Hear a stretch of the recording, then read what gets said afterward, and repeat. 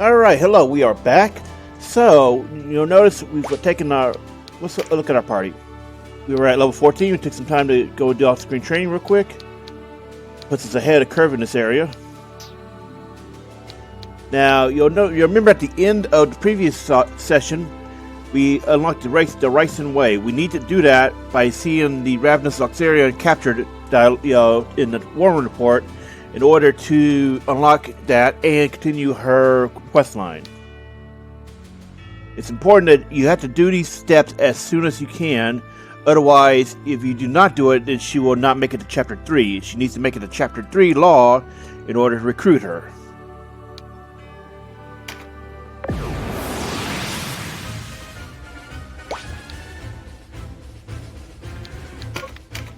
Let's take a look at the battlefield. Okay, so this is an assassination mission.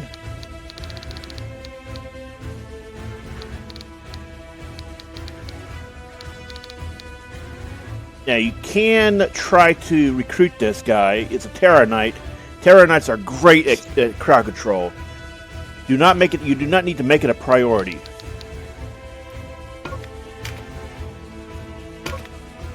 Otherwise, with this party, you should be able to bum rush the boss. Take him out quickly, especially since he's a wizard. Denim of Golia.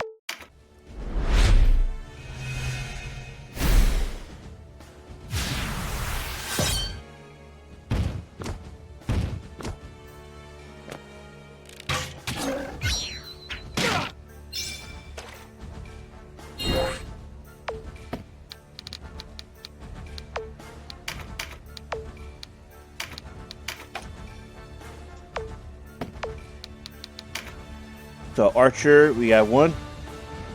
And you get a buff card, okay. So you see the Fire Snake, that is a ninja item. It's their equivalent of spells, so jutsus. Now Air Charm be, well, we're not doing 80 air units, but yeah.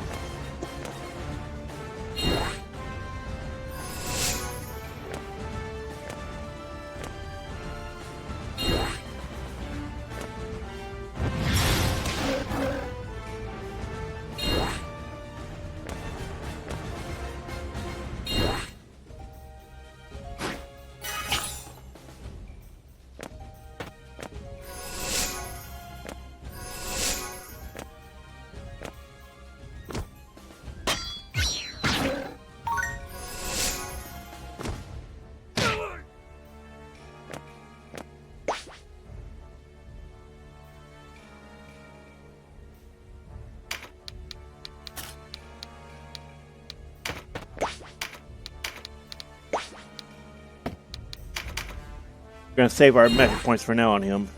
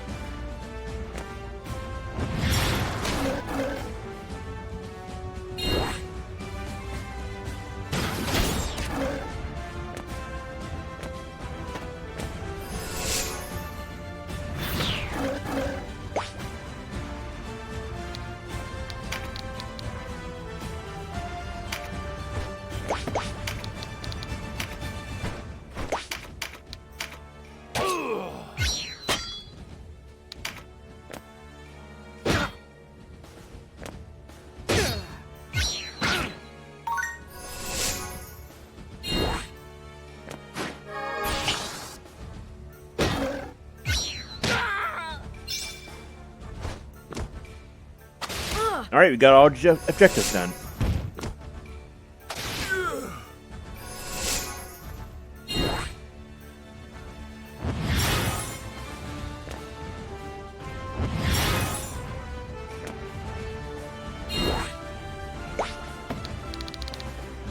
Okay, and the wizard is Earth, so we can just use Canopus to assassinate him.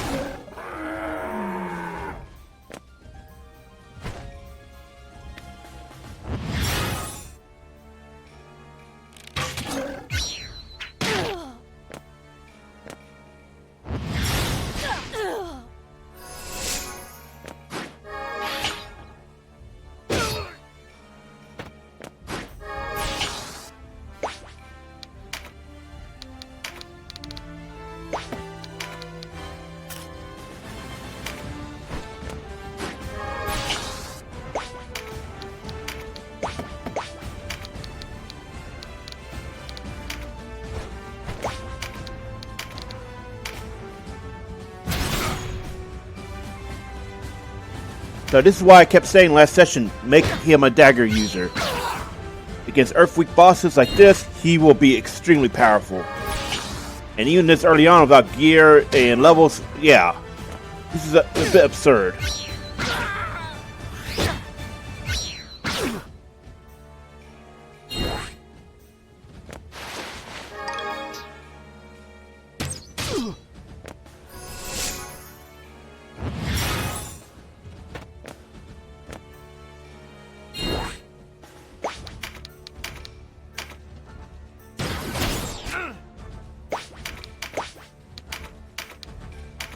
We're gonna try to recruit him.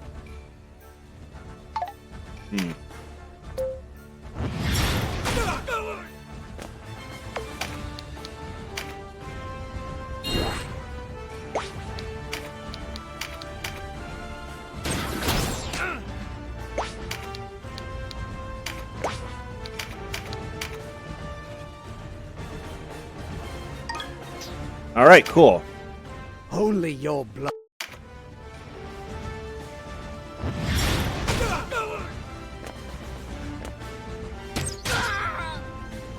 Notice we got dialogue now because we took out a certain amount of enemies.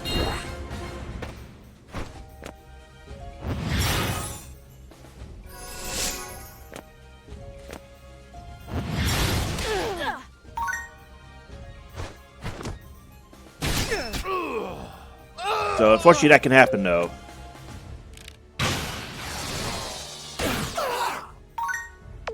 And I'm not really sure it's possible to block it. Well, yeah, if we switch off the AI here.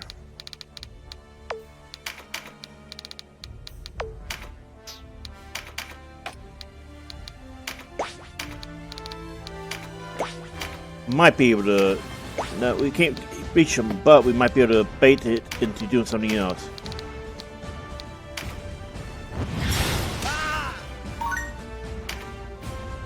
Nope. AI just hates him. So near impossible to get him out of this.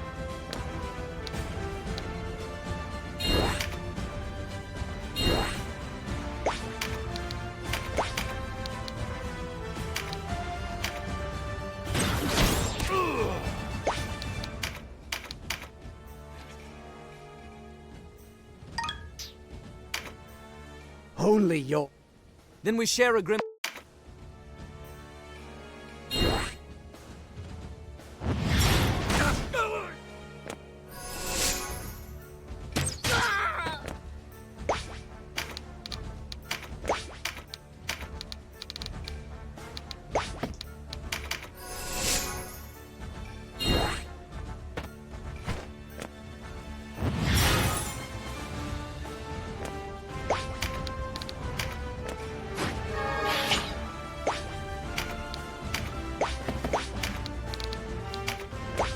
This is a limitation of spell ranges. And I think that Griffin's going to attack him either way, so... Yeah, see? He will always go straight for Denim. So it's best just to leave the Dark Knight, Terror Knight then.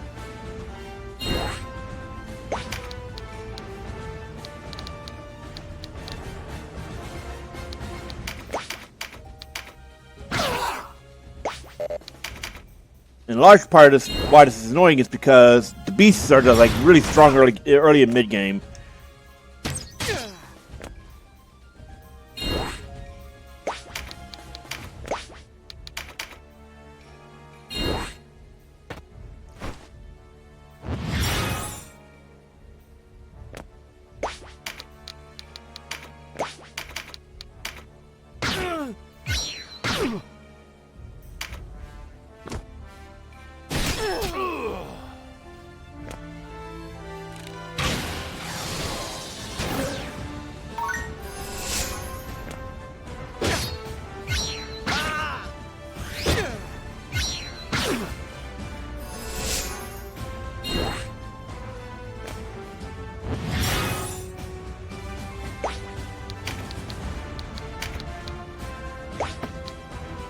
Let's just end it. I don't want to risk anything here. If only I had heeded my...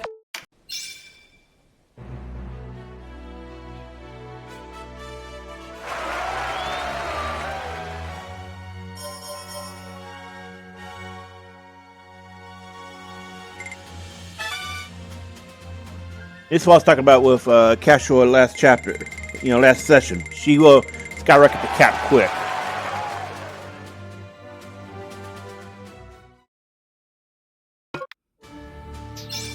And now we can craft. However, until you get access to a certain recipe, there's not much point crafting. Because once you get access to a certain recipe, you can do some, glitching to get money, which is honestly something I really recommend because money starvation in this game is extremely hard. Okay, there's a new weapon available.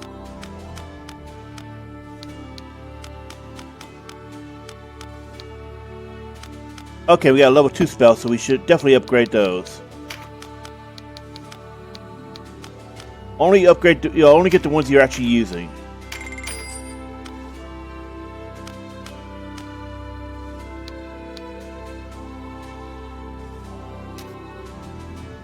Now, Judgment is a great spell, but it's the level 2 and 3 versions that are really useful, as well as the dragon versions.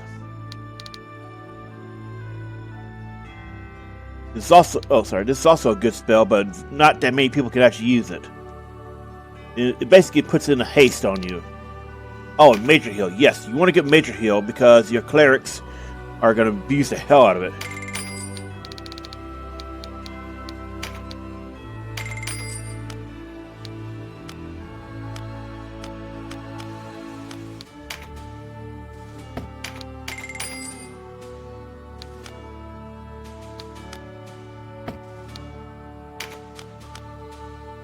Oh, and we can make so we didn't need to go get the Terror Knight after all. We can make them now. Notice we have Beastmaster marks. We did pick up some from Lucky Drops, but now we can straight up freely buy them. This is going to be important because when we get the Phorampa forest unlocked, we're going to be going into a deep to get dragons, and that's going to be an off-screen thing because RNG and all that. So it could take a lot longer than I really wanted to. Anyway, make sure to pick up at least 2 Dread Knight marks. You're going to be 1-1 for Denim much later, but you're going to want to turn your Knight into a Terror Knight.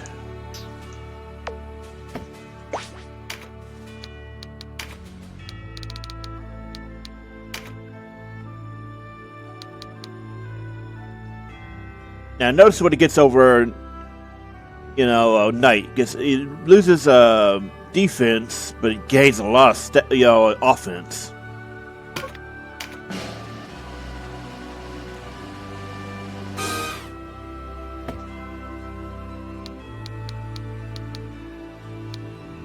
And notice it, switching it from Knight to Terror Knight means you did not have to give up any slots.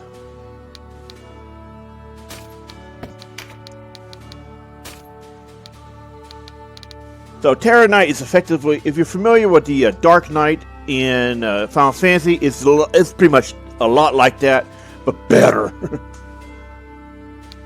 So here, Lament of the Dead is an AoE fear. And the more it upgrades, the better it's going to be. Fearful Impact gives you a guaranteed Frighten. Now Frighten severely lowers physical and magical damage as well as defense. And combined with Breach, yeah. The only thing is, I believe it doesn't work on bosses.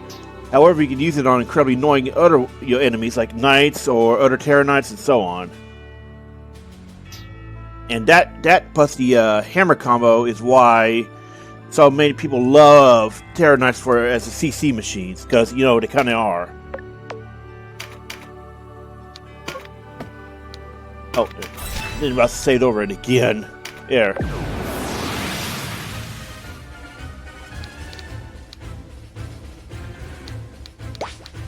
Alright, so let's take a look at scout. Some battles you cannot scout. Okay, so this is an assassination mission. Take out that cleric. She's all the way at the back.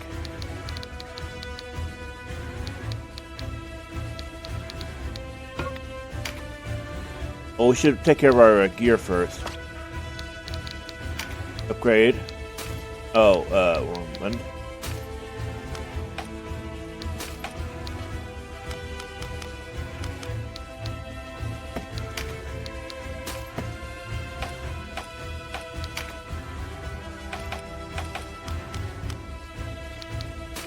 Notice they could use some dark magic, but not much.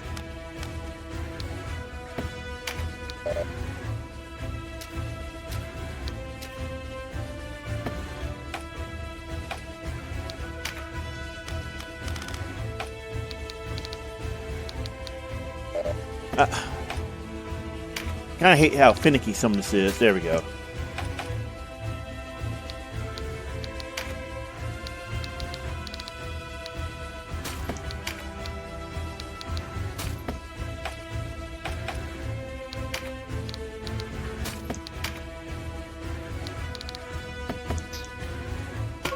All right, go.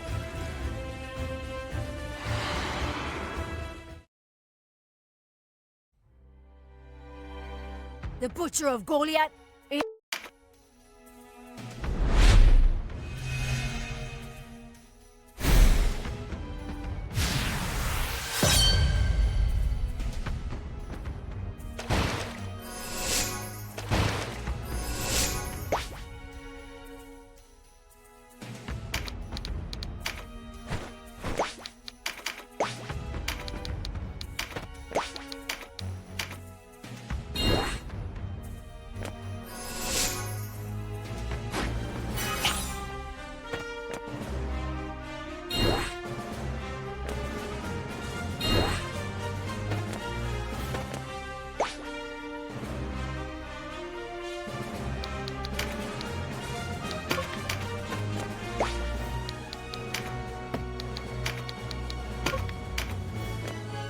Switch him, switch those two back.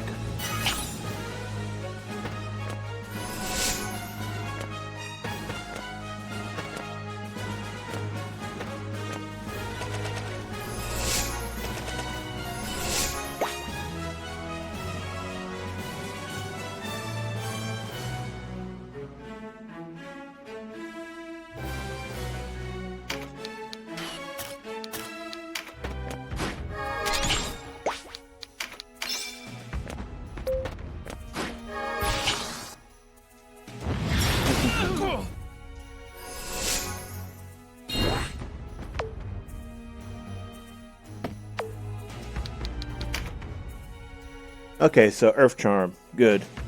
But what we really need is an Ice Charm at some point in order to put it on our Terra Knight.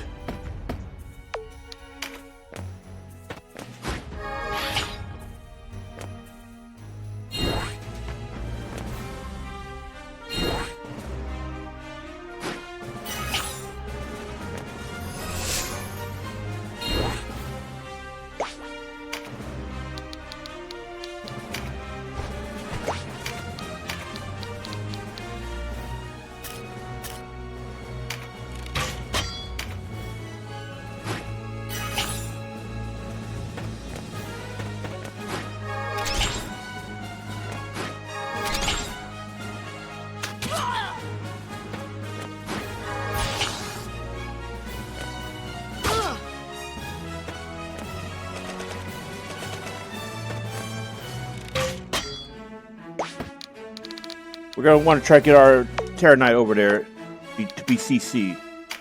And we're probably going to change his AI as well, eventually.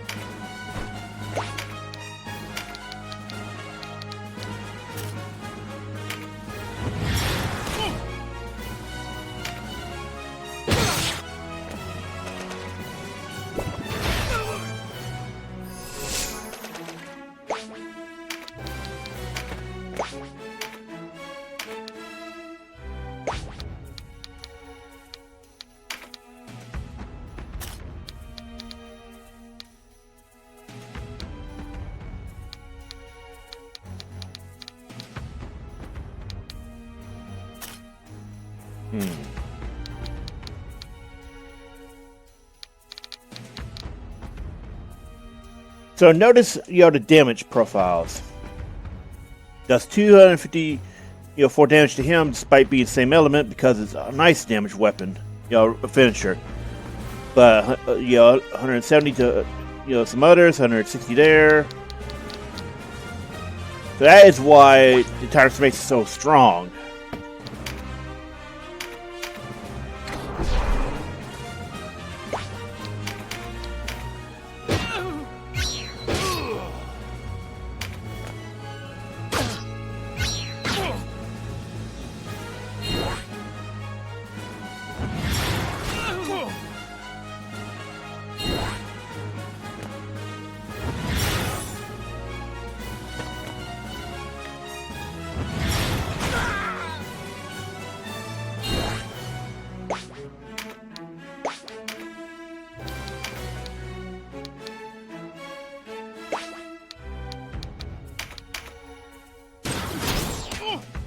Ooh, that looks painful.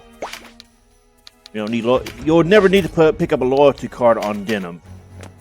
He is present for every single battle. So you might want to consider stuff like stats and everything. Card farming for stats is generally considered a incredible chore and so tedious. And there's better ways to raise stats. Mostly, you're going to be looking at stat charms from missions late game.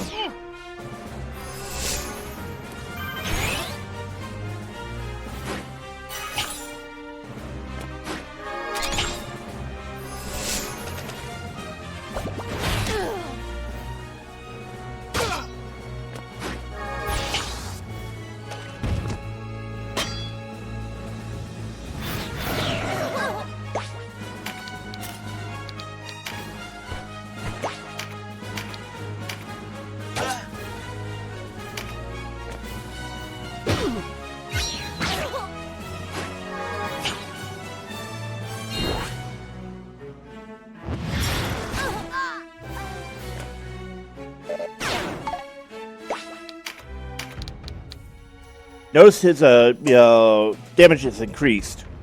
It was around 120 before?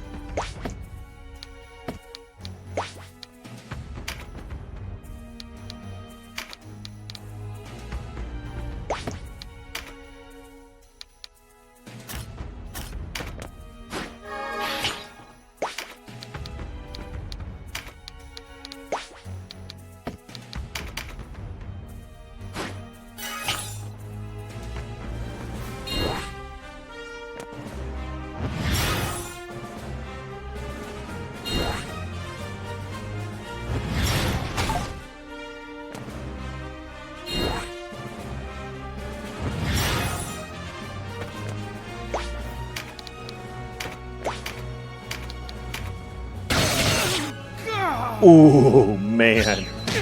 So if we had Beast Tamer here, this would be a great opportunity to try to recruit the 2 octopi. Mostly because they turn into very useful items. We'll go into that when we get the Phorampa unlocked and all that.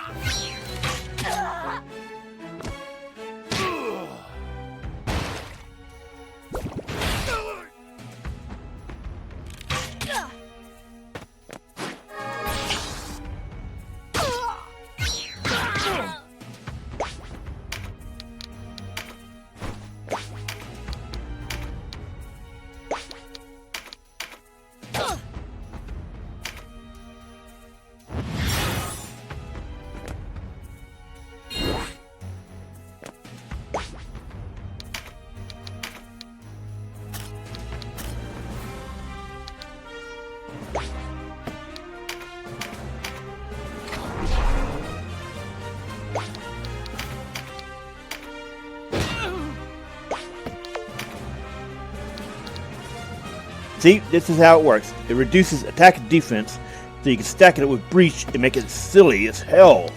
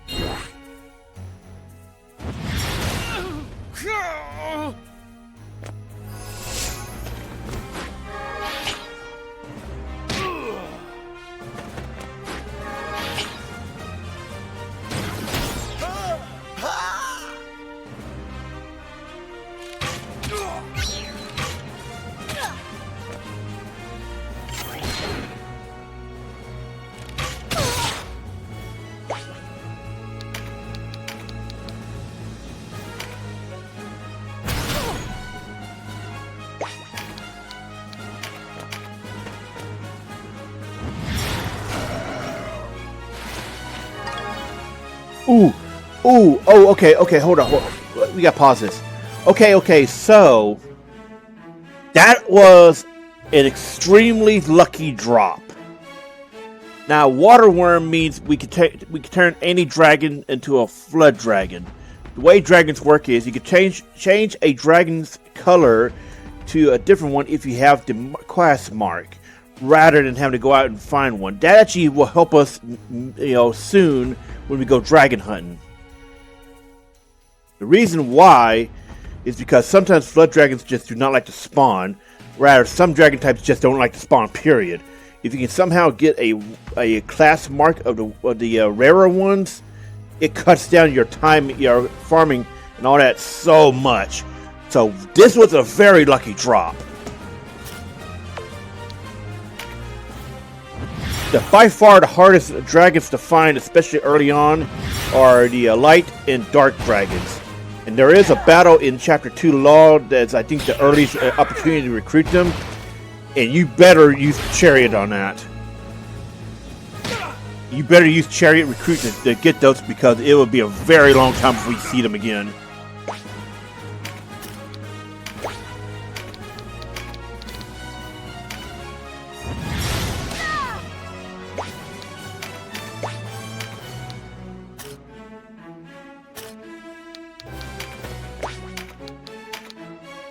Also, you might want to draw this out a little bit to try to get more drops here.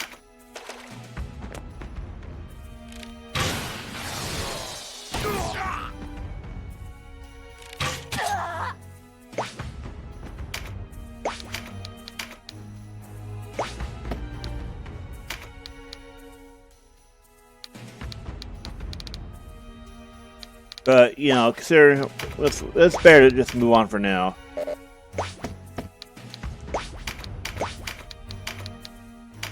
If you're feeling frisky, go for it. I thought my... But it's much easier to deal with water enemies like these guys if you have lightning finishers, and that's not going to be for a very long time yet.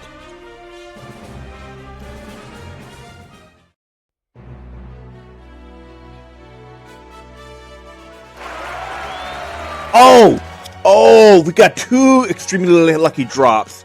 Windworm is for the Cloud Dragon, so that's another dragon type we can actually ignore when we're going dragon hunting. We're getting extremely lucky this game. Like, I cannot state enough how insanely lucky it is we got two dragon types. Because it means we only need to recruit a base dragon.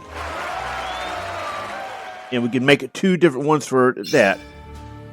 So ideally, I'll explain this again when we get to Phorampa and the dragon hunting.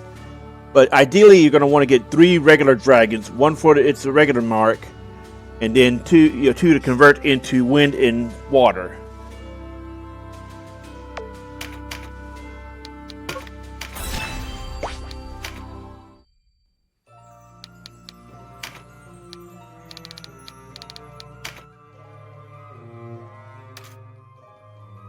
Yeah, notice something interesting here. Despite the fact that she does not have an age thing here anymore, she is actually still in the story. She just becomes a background character and non-relevant until Chapter 4 when she re-emerges. So it's actually deceptive here about why she's listed as not being around.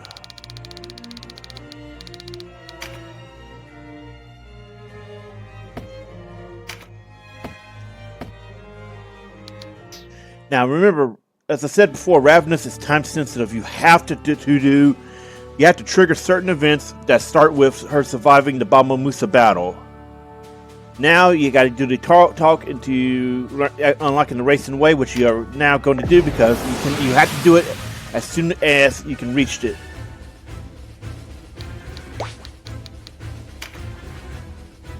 Yep, cleric. Air charm. See, we haven't gotten extra lightning charms yet because we do have one, but we need more. And we haven't gotten any ice charms yet.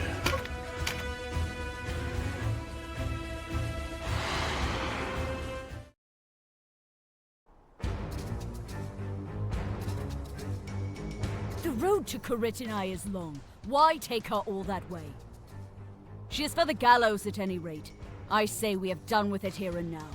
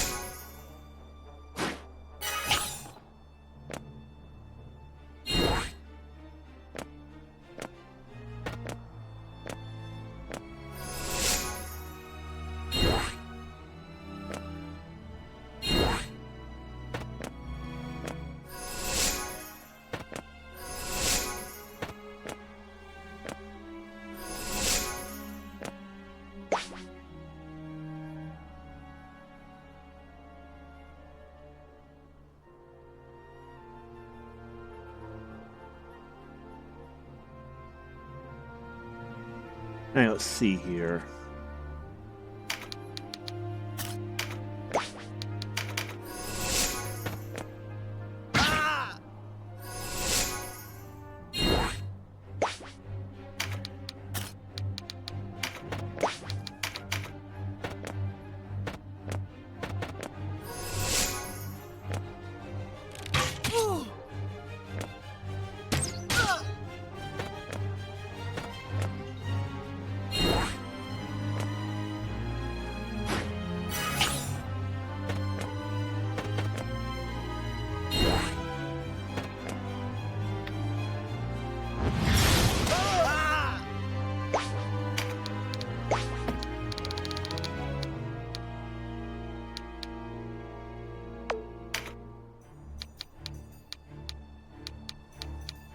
Using junk gear for the most part.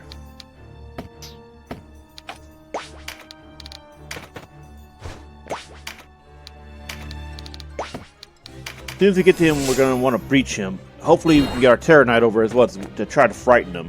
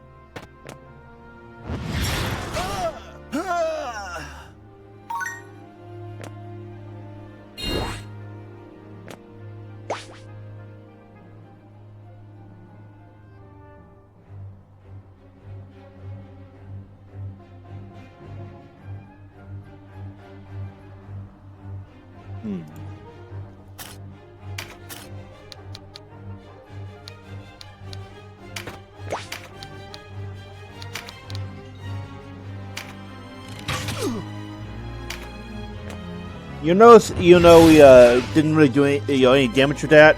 We still generated magic points. So even if you don't, really have a decent, damage option or anything, you can still generate magic points, especially for early on when you have low options for restoring, magic.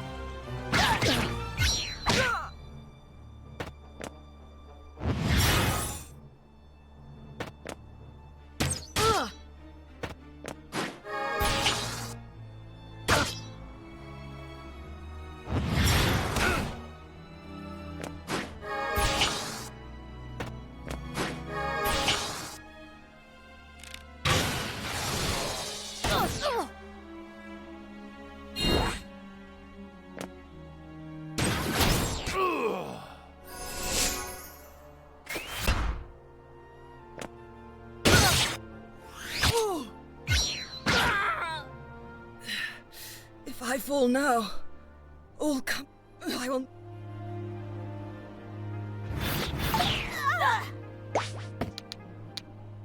Ooh, I didn't realize she was hit point critical. Ooh, we need to heal her big time. Might want to go back a few turns.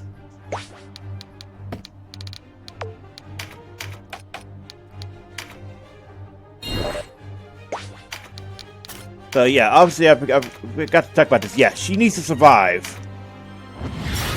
Oh, that's why she got hit hard, didn't she? Yep, that's why. Magic Impact, that will do it.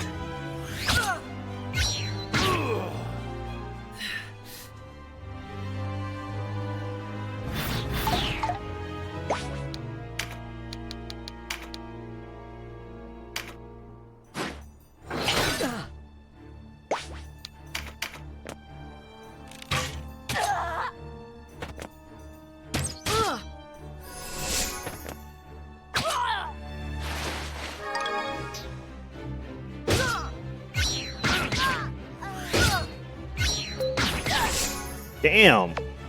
You got the hate your boner for her.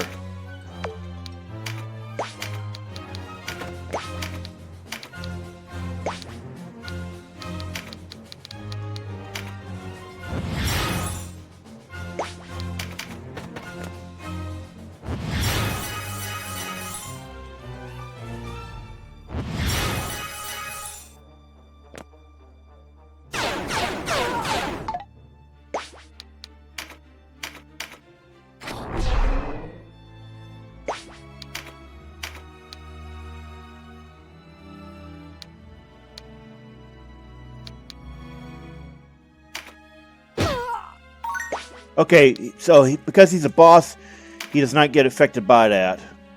Meaning we would have been better off not doing that.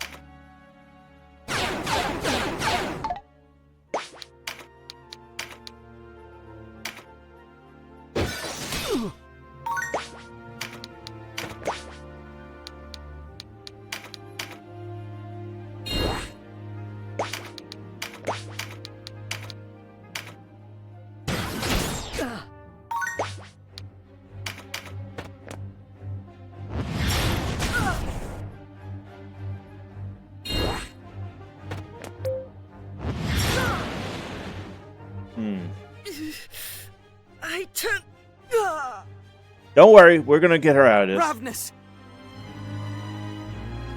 Yeah, that's not how this is gonna turn out. So yeah, we misjudged that one big time. Should have just had Denim heal. Because they are focusing her hard.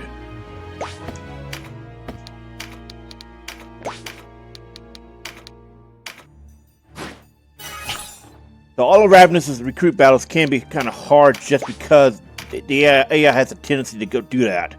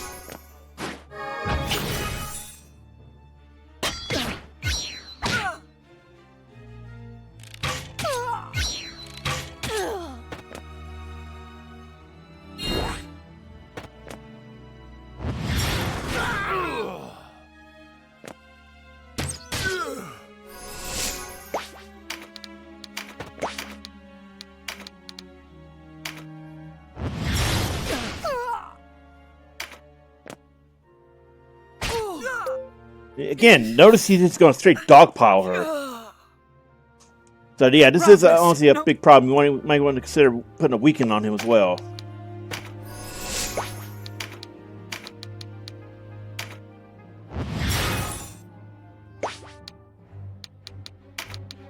Or straight up trying to block him from moving that spot, but you know, yeah. He's always going to fire off his finisher at this point. So protecting Ravness is key.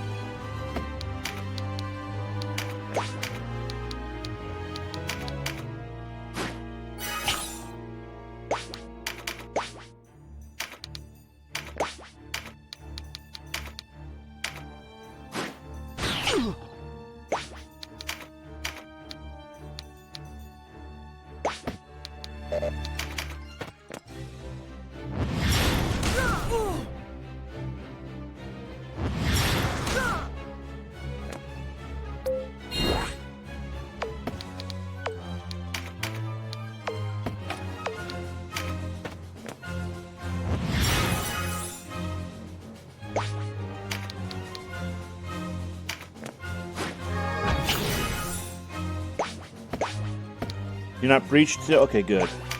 We're gonna block his access to her. And heal up.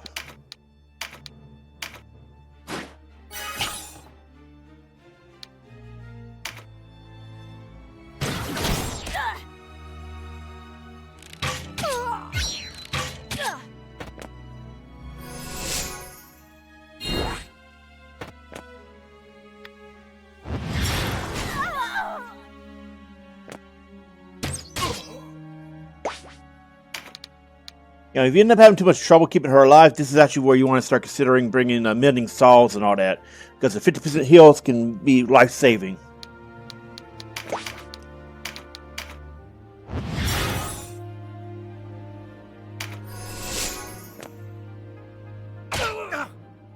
Notice how much damage it doesn't do now once that weaken went out.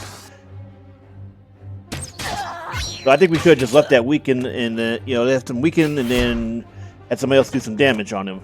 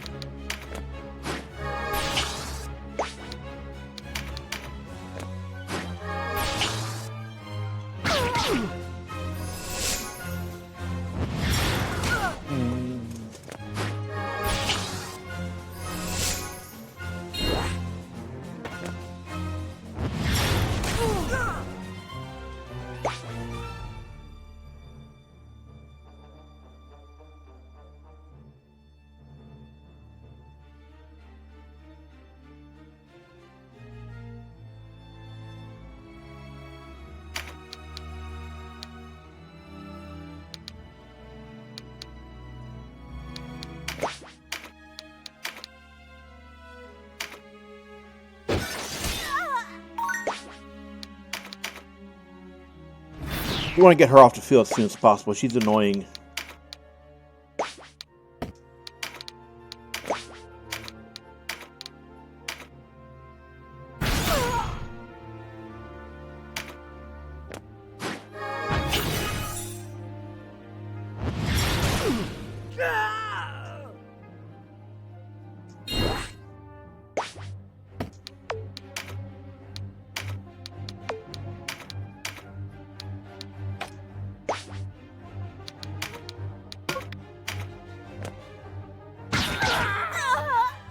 Alright, so we're putting them back on the AI before we lead this battle because, yeah.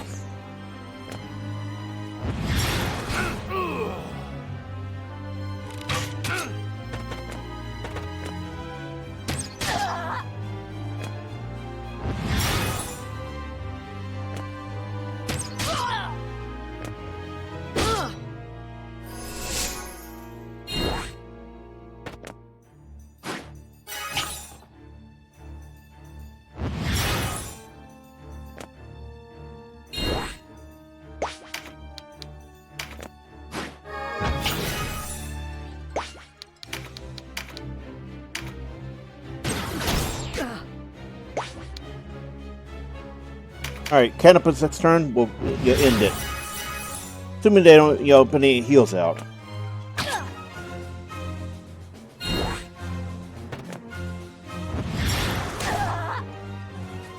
If you mean to seize me as a else return to your duty, tarry here.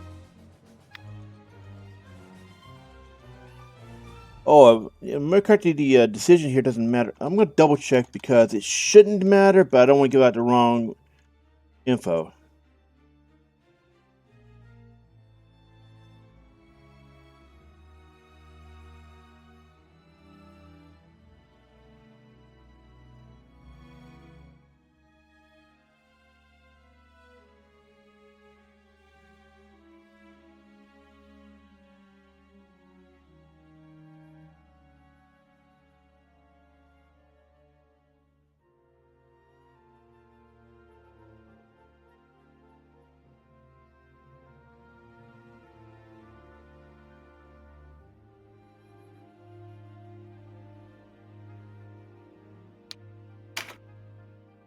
Wherever your loyalties lie. Not words I'd expect from a man. Believe me or... He speaks plain enough. I think I should... I believe this doesn't matter, but just in case, that should be it.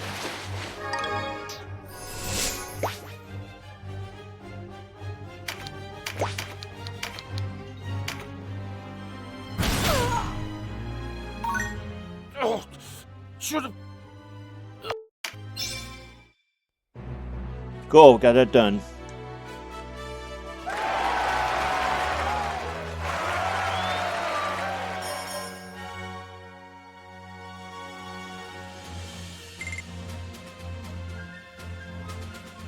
Since Ravness is not in the party, technically she does not benefit from the XP sharing.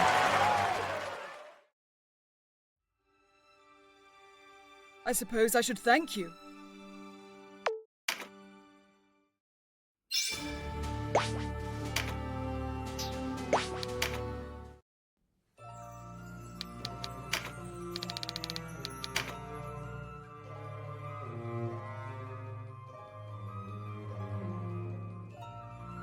And now we'll see here in Chapter 3.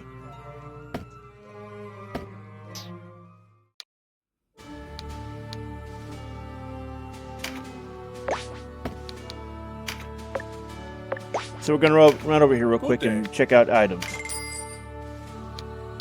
We haven't gotten a shop upgrade yet, since the one that unlocked Terror Knights. But we want to start, considering mending salves at this point. Don't buy too many though, because you're going to be waiting until you do the crafting glitch in order to get your big money going, your big purchases.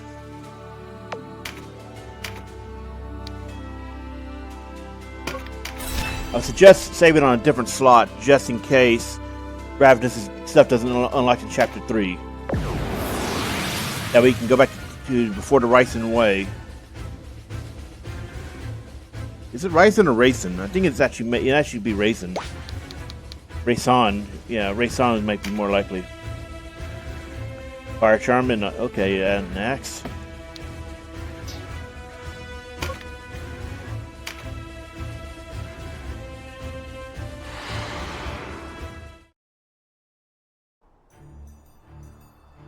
Is this town the prize you've come for, rebel?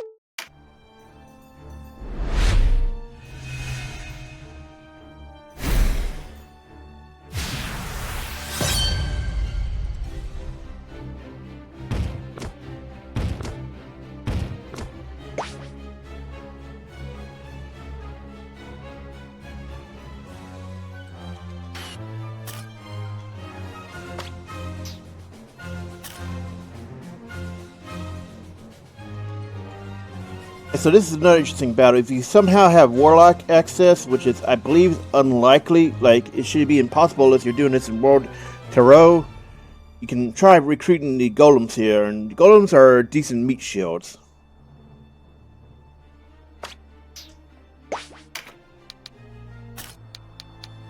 But don't go out of your way to try getting them now.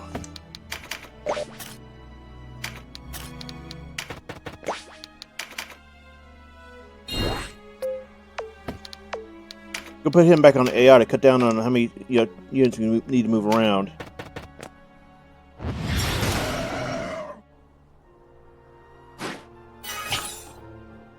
Because this is an assassination mission, which means we could just use Canopus and Breach.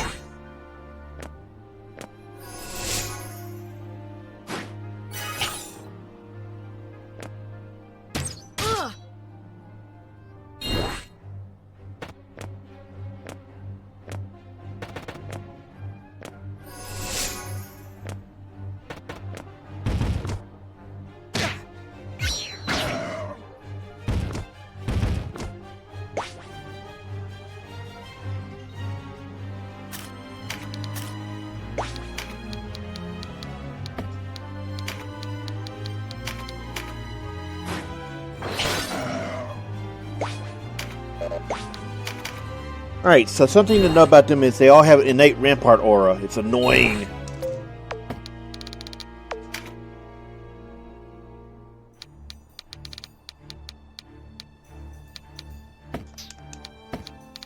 You know, it's equipped here, but generally speaking, all golems have it. It's a pain in the ass.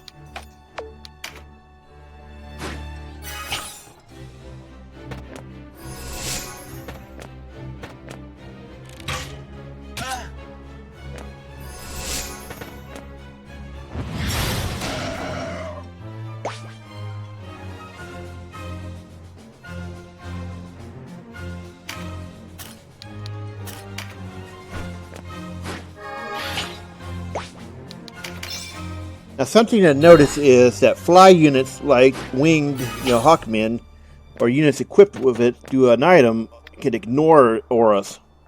You might have noticed it with movement in previous chapters where we had rampart aura to deal with.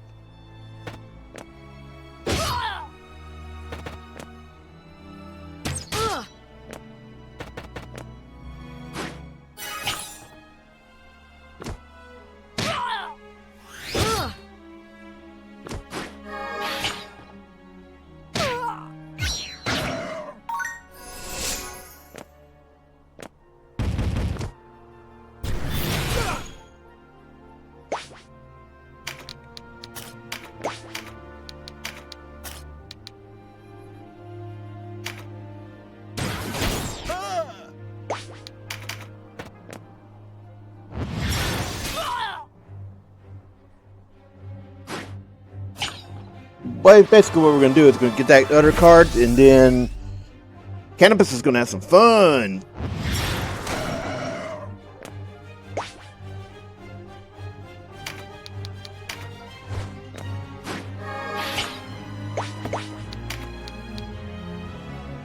Unfortunately, he doesn't have enough money yet. I wanted to show damage increase.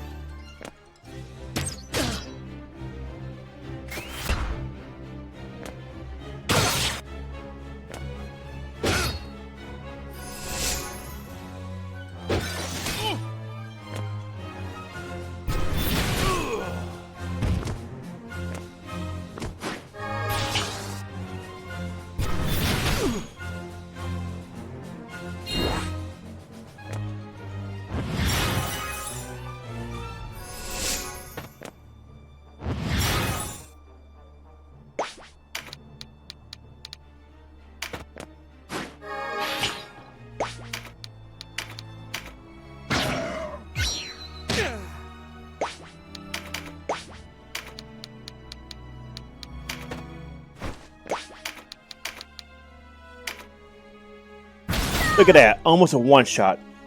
If that third physical card spawned closer before moving on, yeah, we could have just one-shot her right now. 3 cards and a Heart Crusher would just evaporate people. Probably just 2 or 1 if they're, air weak. Most likely she's going to be going into the healing, loot.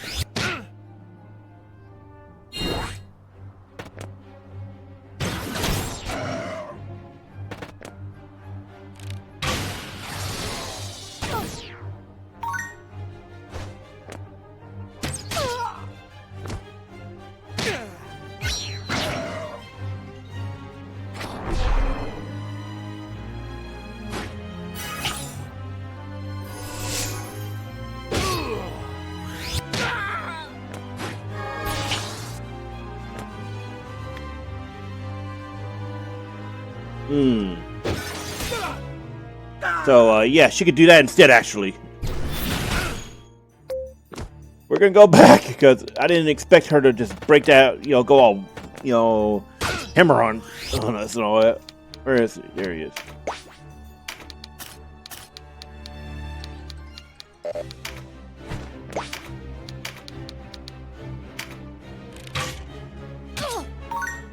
So we're going to prevent her from doing that. Next Canopus turn, he will be able to finish it, though.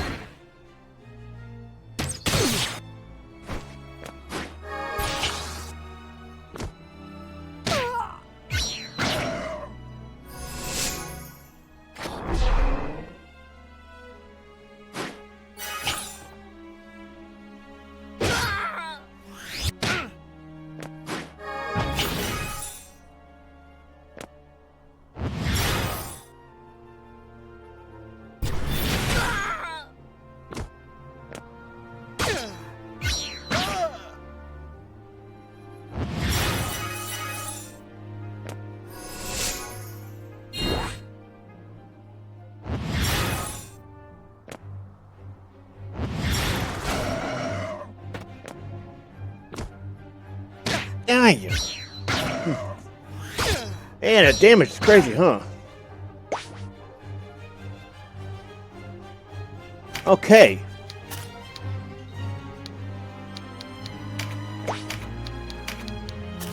That's what I was talking about back in the first session. You need to be mindful that damage in this game is higher than Final Fantasy Tactics.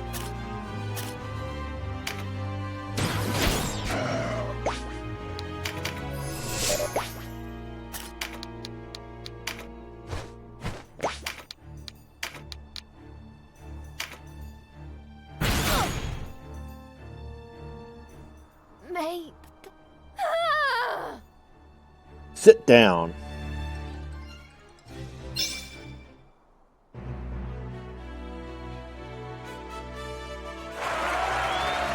And we got one of our first crafting books. In the story, you'll gain access to some by default. You usually do major story points.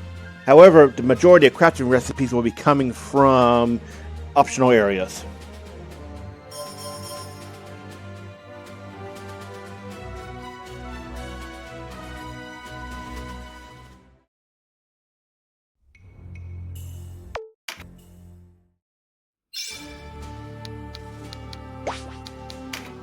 Take a look at.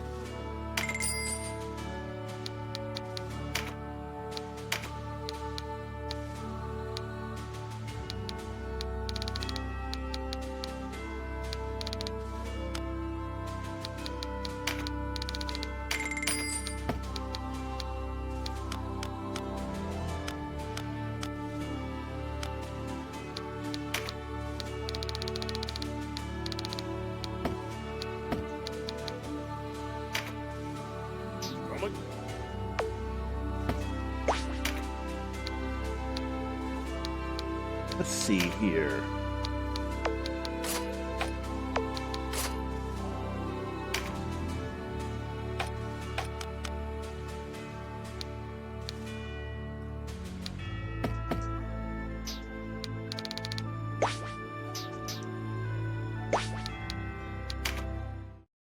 Make sure to keep checking the war report.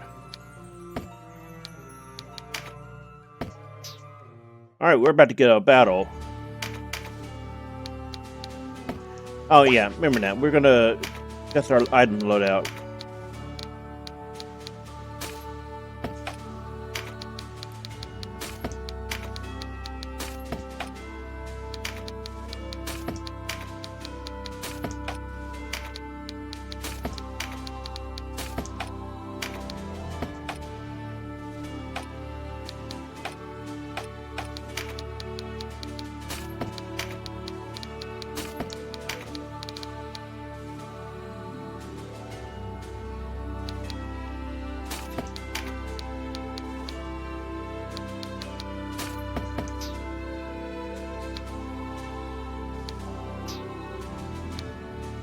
All right, here we go.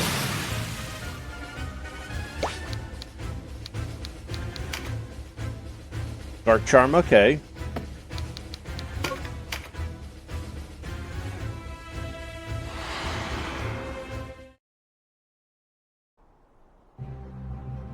At last I find you, Denim. You've given...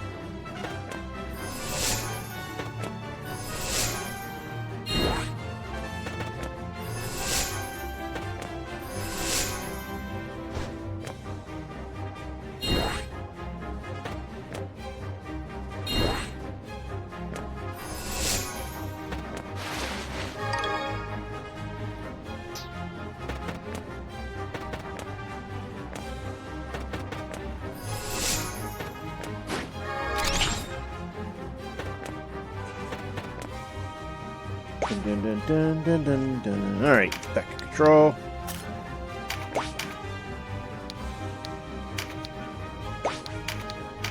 We want to get rid of the knights because the knight has Rampart Aura, and try to get some of the Arycelle. Probably Canopus.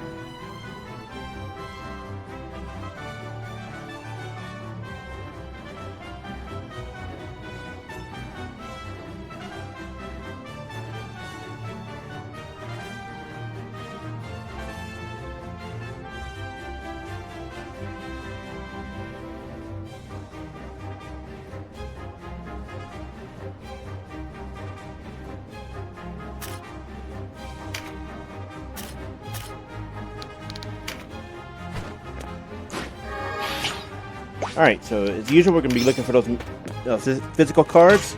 Get them for Canopus right now because he will be our big assassin target. Well, he's going to be a big target for us. Yeah, you know what I'm saying, sorry.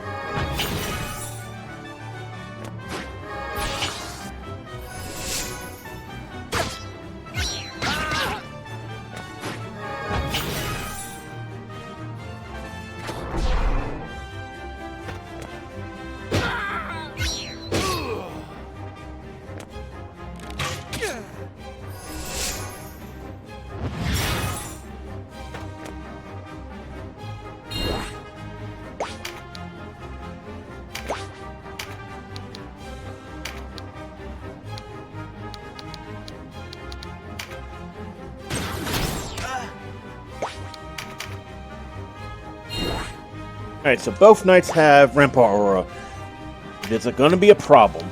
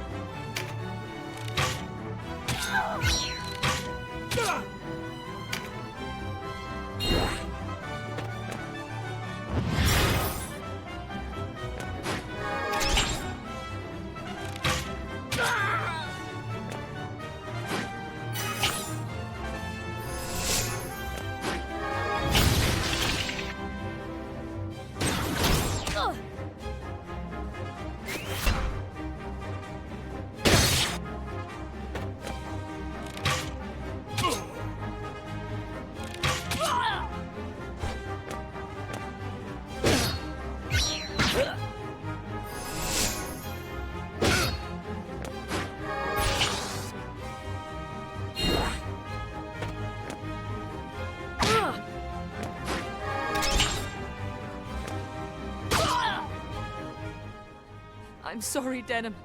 So yeah, this is gonna keep happening a lot because yeah, we get access to weak gear for the most part, and she's a hate magnet from the AI.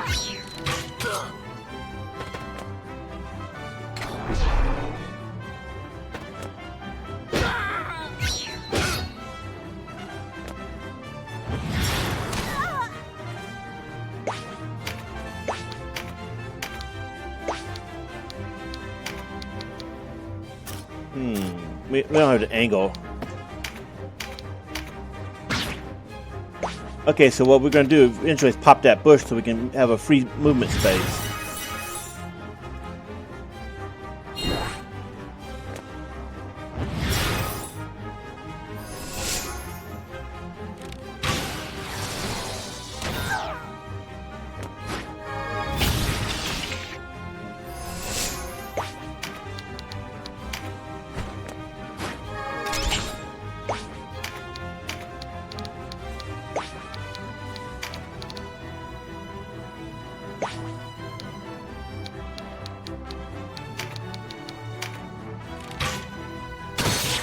We're going to pepper her, and then next Canopus turn, we should be able to finish it because we only need to send her to hit point critical rather than outright kill her.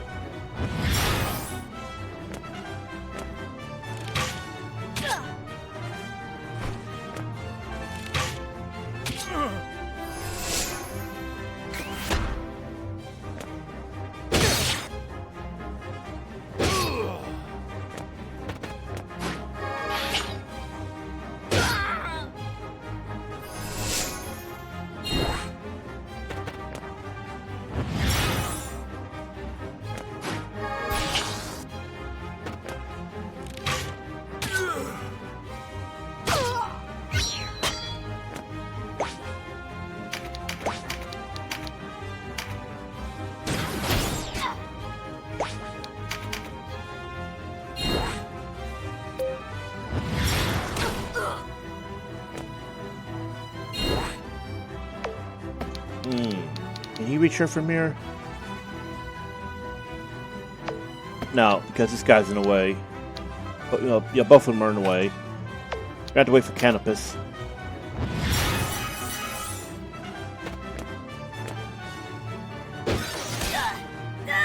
Ah, the irony. That's what I think about the AI. Sometimes they can tell when they're going to be doing stuff like that, if an action will result in that. That's what I was talking about last session with ESP, that the AI can tell when certain actions are about to happen. So it's less, following a priority and more recognizing certain things. I don't know, it's hard to describe it.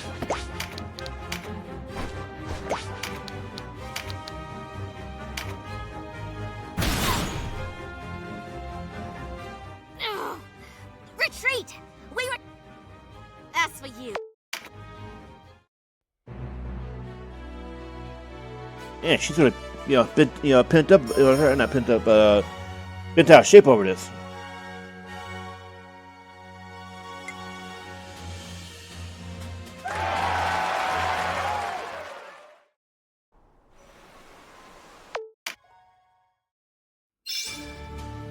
And now we have the level cap increase and a new area to go through. So, as far as I know, in law, this will always be a different battle, regardless of whether or not you cleared Qadriga in Chapter 1.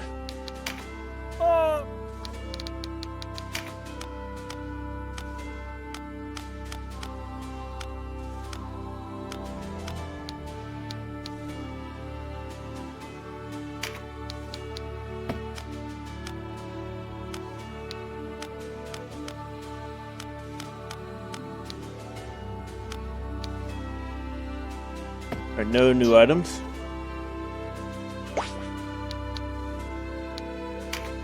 Check the war report.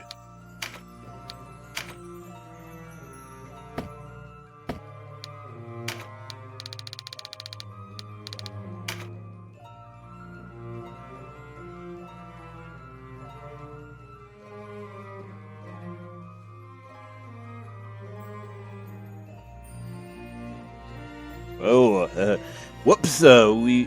It's kind of unclear whether or not Denim actually participated. He just obeys the order to carry it out, but the cutscenes that follow make it ambiguous whether or not he actually did participate. Because in the chaotic version, it still looks the same. He still has a sword out. There's a lot of dead and dying people. So yeah, it's ambiguous whether or not he actually does it either way. Where I should say, it's ambiguous if he does do it in law, but in chaos he straight up doesn't, but gets framed for it. So yeah, it is unclear whether or not he actually does do it in law. But it kind of looks like that he did, or at least he's taking the blame for it. Anyway, since we got a new level cap, we're gonna come back when we get everything capped out again. All right, we're back. We did our off-screen grinding real quick, and now we're going on to Qadriga Forest. Wait, why did I say forest? Fortress.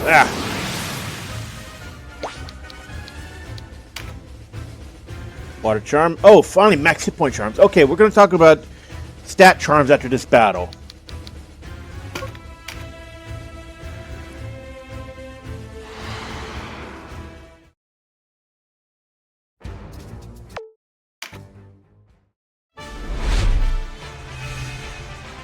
Alright, so this is actually a recruitment battle for,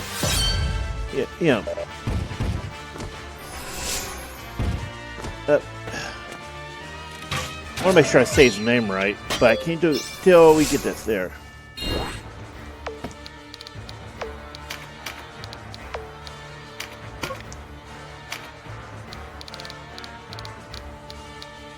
Yeah, Xapan. Okay. I just noticed that banner. Only let me see my hours I played.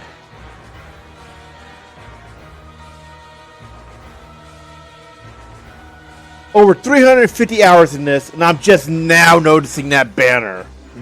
That's awesome.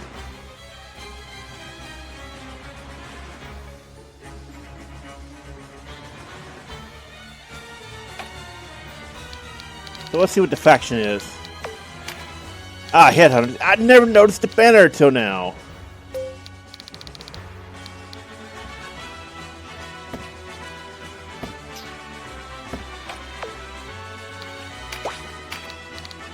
Anyways, upon here, this is actually a recruitment battle. In Chaos, you're actually your enemy and you cannot recruit him. But you can recruit him in Law.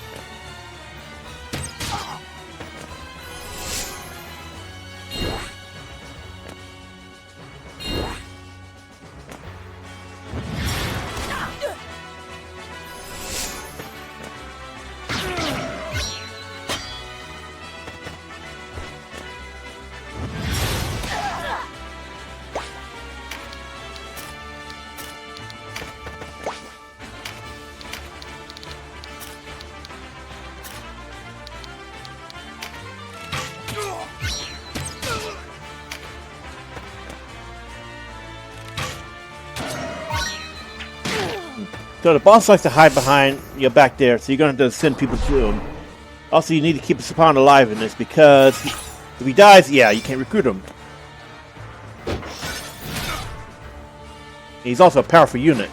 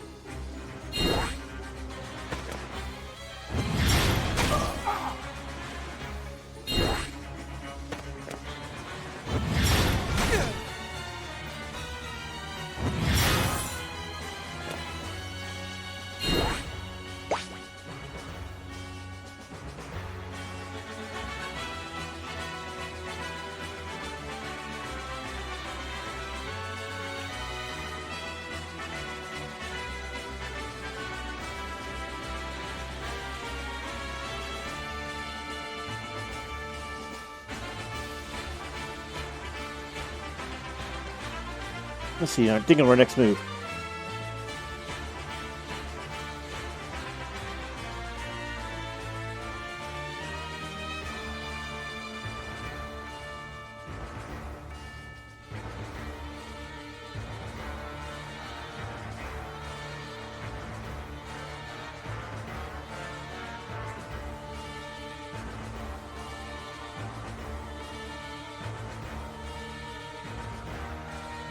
Okay, so we're gonna keep moving them over.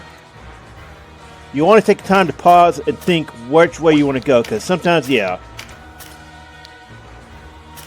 I think we should just let's see. We got 2 Earth enemies here, so we're gonna be taking reduced damage on our finishers. Probably best to just heal up and stall it out a little bit. And this is actually honestly the part where you start looking at using mending salves, because your hit points are going to be very high. You're at the point where a mending salve will heal more than a +2 mending leaf. And having some self-healing will keep your clerics from having to waste turns on you.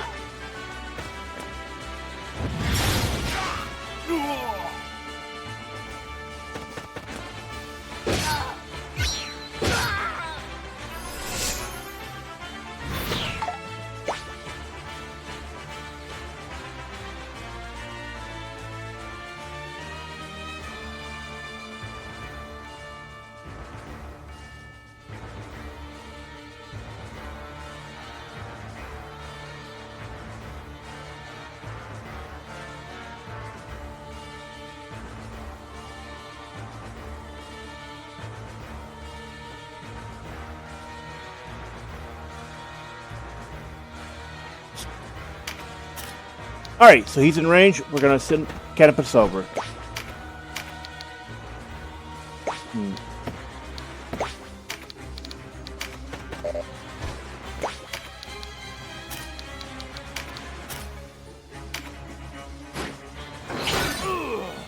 May want to consider weakening if you're having trouble keeping, Xapan alive.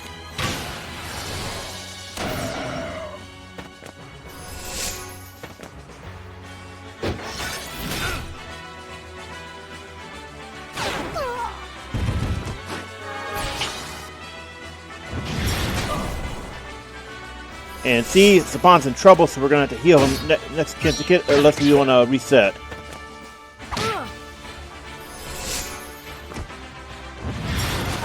Yeah. We probably should have healed instead, breaching.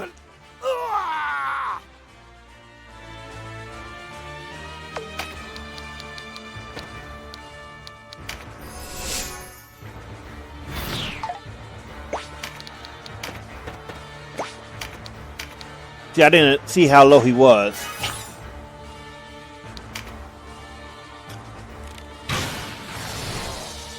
So they like to target him a lot.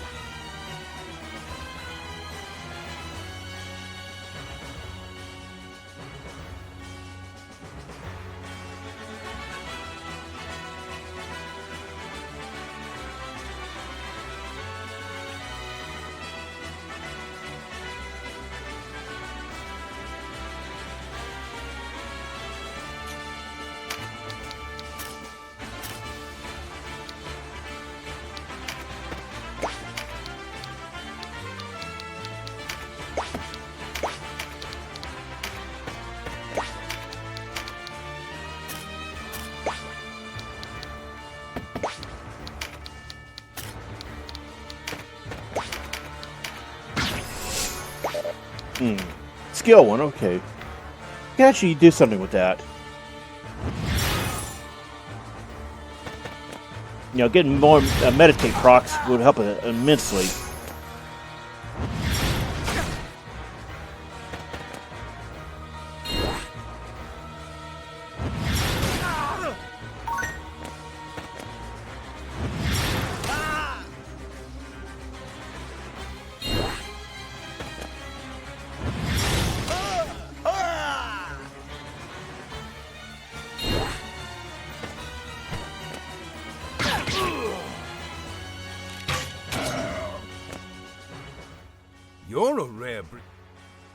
bounty this.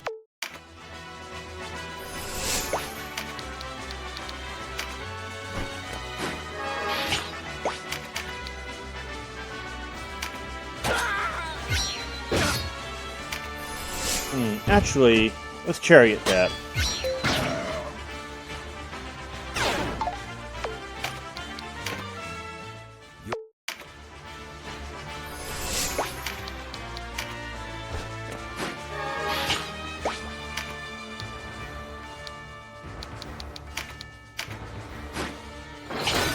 There we go. Yeah, breach instead of auto-attacking.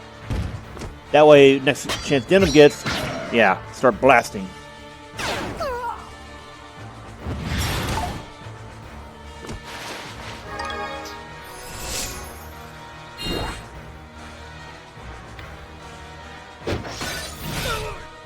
Friggin' owl.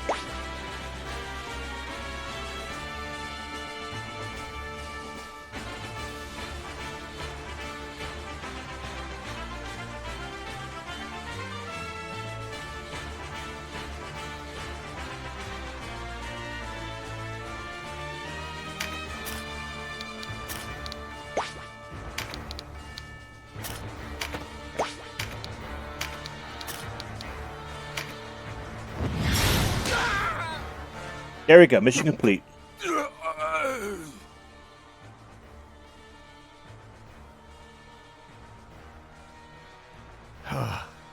A tight scrape, that. I don't think I'd have made it on my own. The pirate. You mentioned a bounty. Who are you? No criminal, if that's what you're thinking. I'm a Wallister, same as you. Hired on with the Resistance. But my boss man died on the Sanji Weald, for I saw a single Goth. Huh? Why, I thought you were all on the way back to Almorica. Plenty dead on all sides.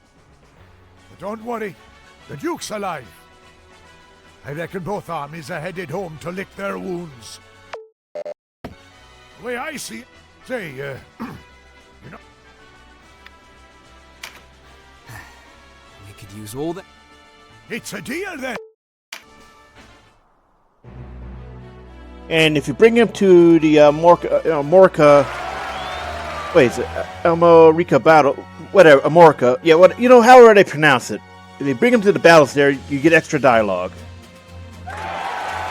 And notice we finally got a new crafting item. The Ways of the Gurgis. Now, once you get access to, once Petricite unlocks, then you can freely craft the bow. Anyway, we're going to talk about charms in a moment.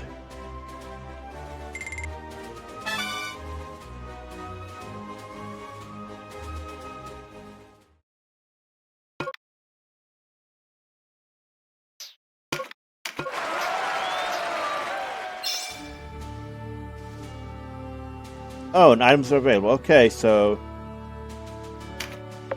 Okay, phew. I couldn't remember if it was a battle there or not. Take a look. Yeah, let's go. Okay, new gear. So let's first off get geared up.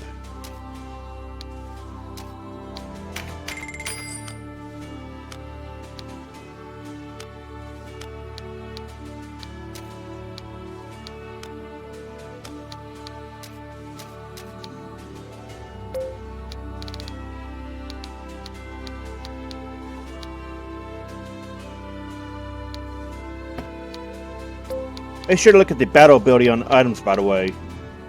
It tells you what weapon will do. Some weapons are actually better lower level than they are than higher level ones because of the status effects and such on them.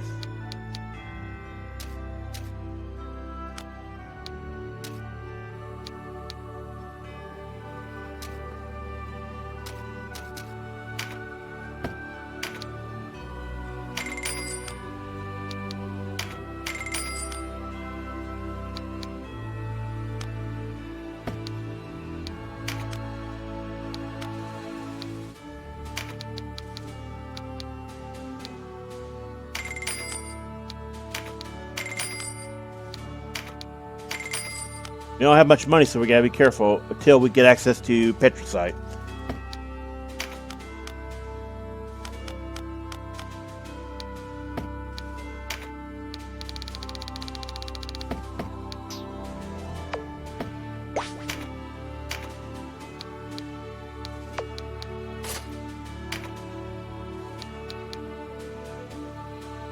In some cases, you're gonna have to tell it to equip certain items.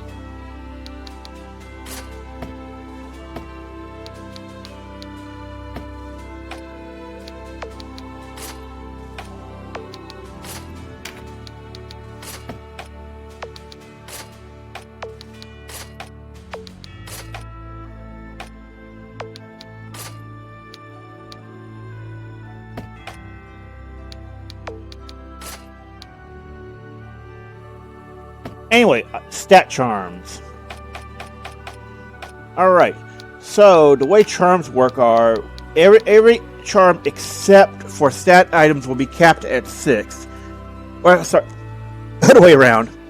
Stat charms are always capped at 6. Any more you get will be thrown away. So any other charm is unlimited, and I do not know why. Now, hit point max charms will give you 16. See, I think it's actually, I've seen it be 15 on certain other ones. Yeah, see, look, it's a percentage, and I'm not really sure what the actual percentage is. On most classes, it's going to be 15, and this is increased to base. It increases the base amount across all of their classes. And I'm not actually sure there's a difference in, say, using it on a knight and then swapping him, or what. Or if you swap him to a job that that has a high value added, like here he gets 16. I don't know if you like switch him to something else, he'll get more, and then that bonus is kept, or if it's just a universal one regardless. Again, I don't know. I've never understood that one. However, what I suggest you do with your early charms is for hit points and physical stuff, as well as dex, put them on denim. Denim is always going to be in every single battle, no matter what path you're on, and no matter what characters you have with you. Then, once you get your designated mage, start putting in the intelligence and mind charms on them, as well as any extra hit point stat charms you get. Mages are extremely squishy. In mid and late game, you are going to be regretting life if you did not take the time to put any spare hit point charms on them. because the damage gets crazy late game, and the AI gets a lot smarter about targeting your squishies too.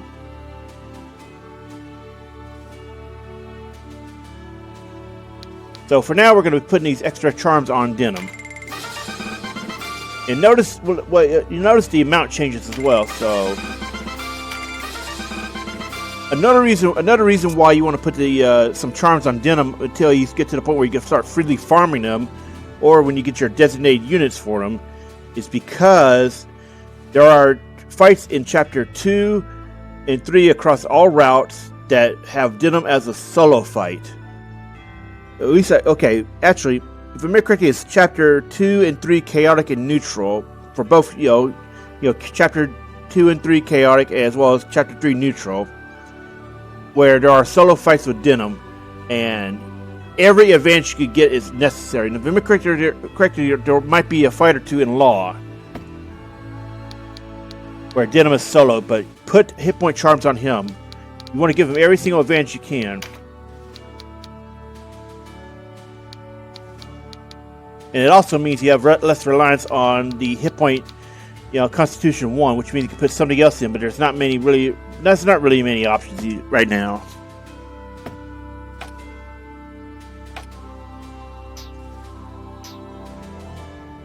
And when you get access to, let's see, the intelligence and mind charms more, those mostly come in Chapter 3 and 4. By then, you should have your designated, mage, because you're going to want a mage for one. Mage. It just depends on whether or not you're willing to wait to Chapter 4, because one of the best mages in the game is you get access to her early in Chapter 4. And I would honestly just suggest waiting until then to have a designated mage, because she also gets an upgraded class that makes her obscene. Like, we're talking war crimes. Well, not literal, but this game does have war crimes, But either way, I would honestly just wait until Chapter 4 any path to get this mage, and we'll be getting into that when it's time. So I'll make sure to check the warning report.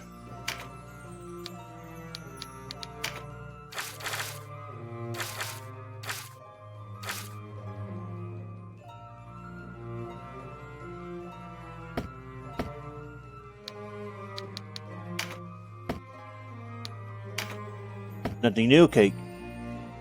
Oh, we got an in cap. When did we? Oh no. When did we get an in cap?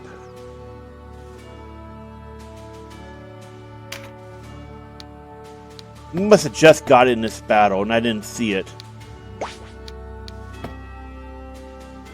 So we're gonna have to reload that battle and do it again. We're gonna do it off screen, and we'll be back when it's time. Basically, we want to get no in caps and no deaths because it cheats you out of titles. And as far as I know, it's actually if you have any deaths at all or any in caps, you cannot get the title, even if you go to a new route entirely into the final battle. So yeah. So we'll be back when we get that redone. All right, we're back. We replayed the battle, got our party trained up. Oh, that's not what. And we got the no in cap. I should have been paying attention, really. But that's something you should be paying attention to as well. Make sure your party members do not do in cap on you. Okay, assassination mission. You can bring Xapan if you feel like you need the extra beef. Okay, experience charm and Petri burst. So Petri burst is what you need in order to craft the blowgun, which is used for the crafting glitch.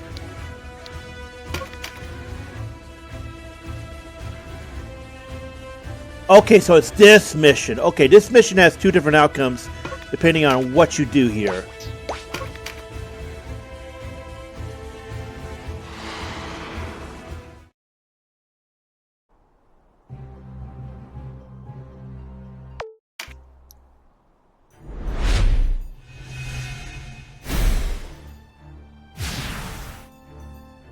Care Denim. That Gatialo is Dane. Okay, come on. There we go. Alright, so this mission will actually have major impact for a battle later in the game on Law Path. You do not have this battle on Chaos at all. He does not appear in the Chaos route.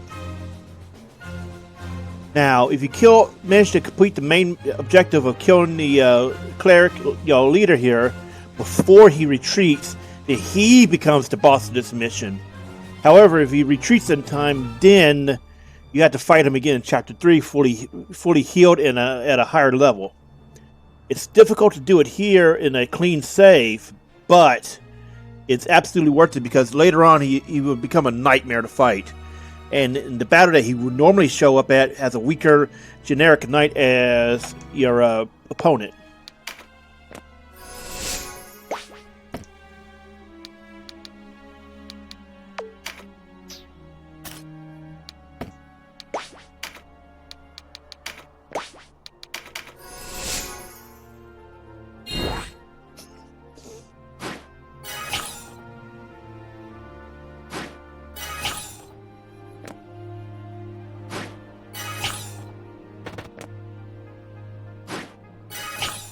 Now, what's deceptive about this battle is, they're all clerics, so they have little attack magic and attack power, and they only have 2 archers. However, they can keep chain healing.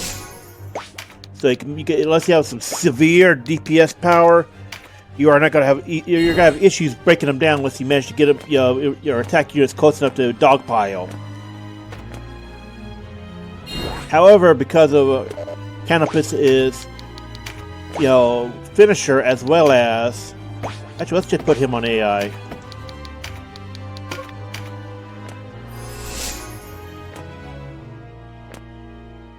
So, because of Canopus' finisher, if you can get physical cards on him, you can take out clerics quickly before they can start chain healing. Chain healing just means, at least 2 or 3 will be able to put, heal spells on anybody you injure. In a clean save, again, that's a problem. If you're in World, Chariot Tarot, sorry, not Chariot, but World Tarot, not so much of an issue.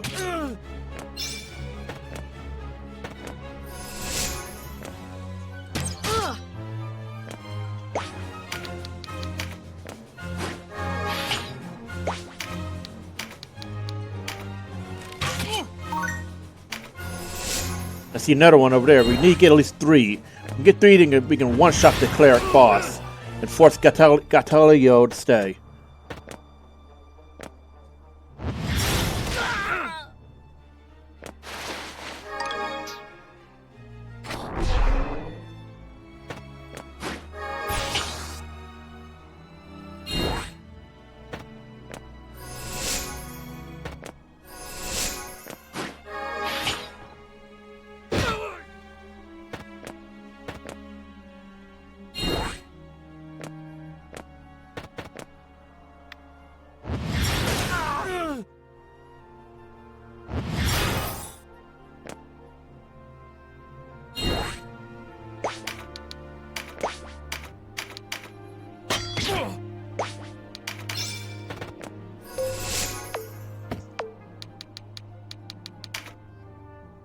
Oh, I didn't see it. I just saw the reward, not the objective.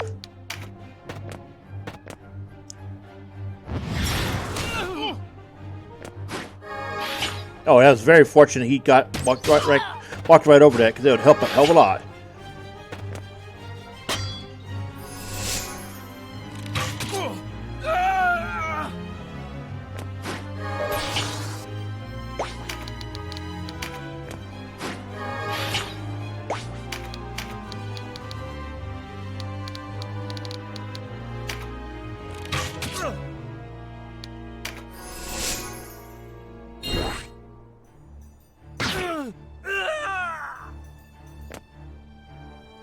It's fortunate our people are pretty strong as well. If you're playing this for the first time, then you don't know the strategies on how to deal with this. So clerics can be a real problem for you at this point. If you're under geared and under min-maxed, so to speak, under optimized.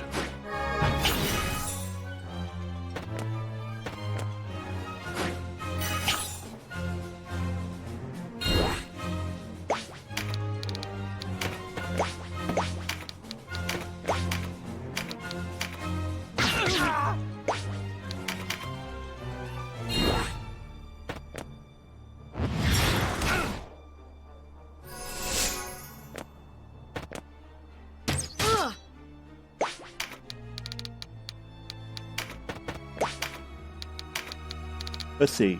Oh, she is almost one shot. Can't hit her from a bow from here. But we can take him out and reduce how many units are on the field.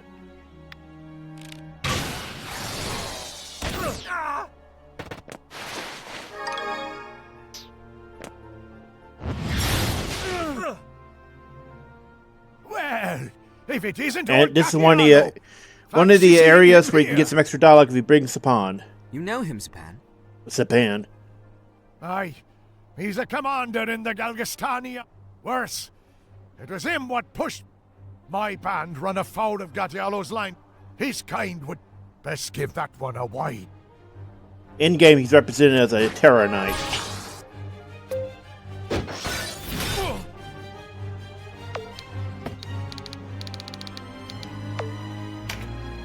Notice his pretty high hit points for this point in the game, and this is him considered him to be weak at this point. He's also got 2 finishers that hit very hard. Plus, he's got massive CC. So yeah, don't screw with him. You don't know what you're doing. You need to make sure he dies. So you got weaken, breach, and just dogpile him when he decides to stay.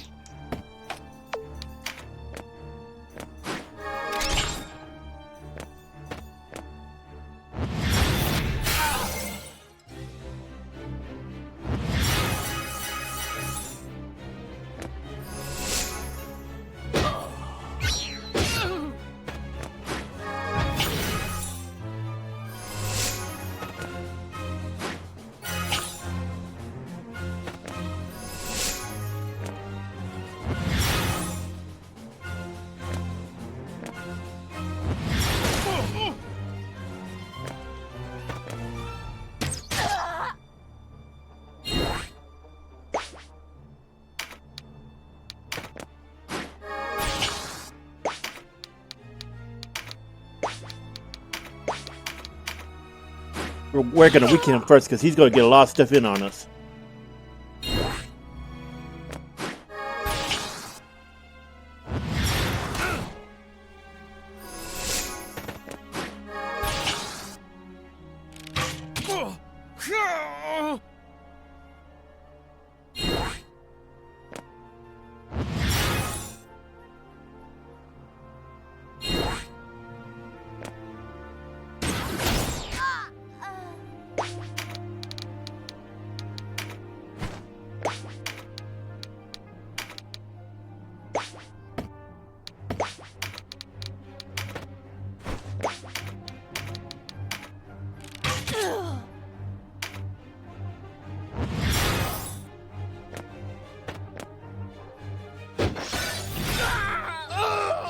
Kaboom!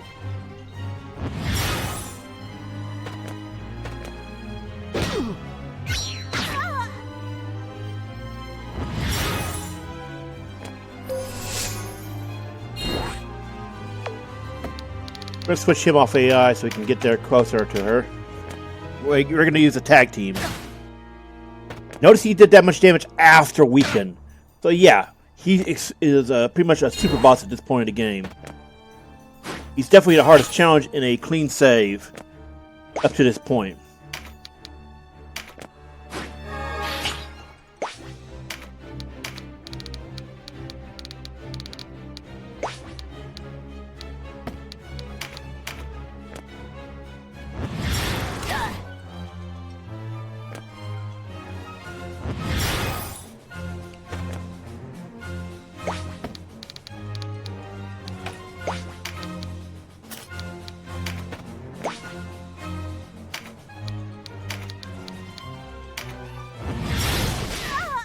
Oh wait, wrong target. Crap.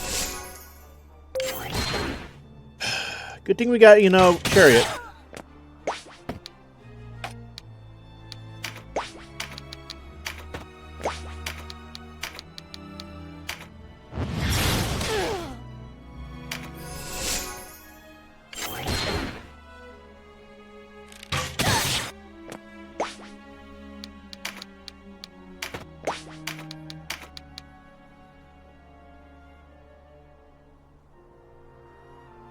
Going by turns. No, I think we should have said. No, he can't reach her from here. She's the one we need to have attack.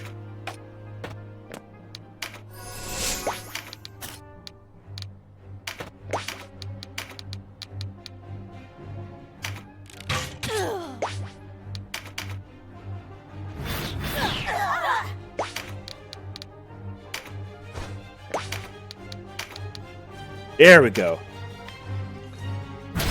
Now the original boss is dead, we should be able to force Gatialo to stay. The killing of there we go. Is one thing, but to slay Archaeatros with such abandon, the Wallister are a plague upon this land. We kind of honked him off. See, now it changes.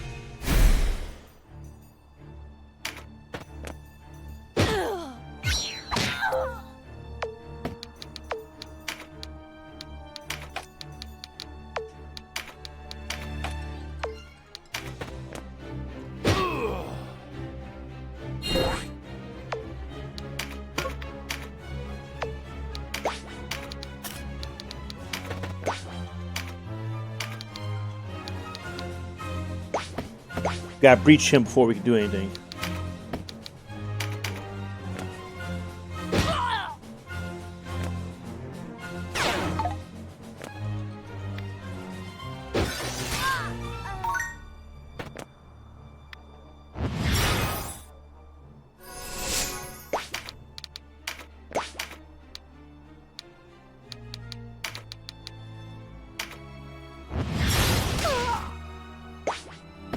Actually, we're gonna chariot that.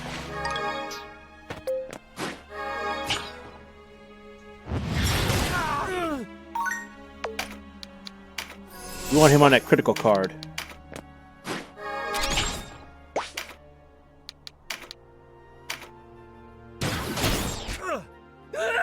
There we go.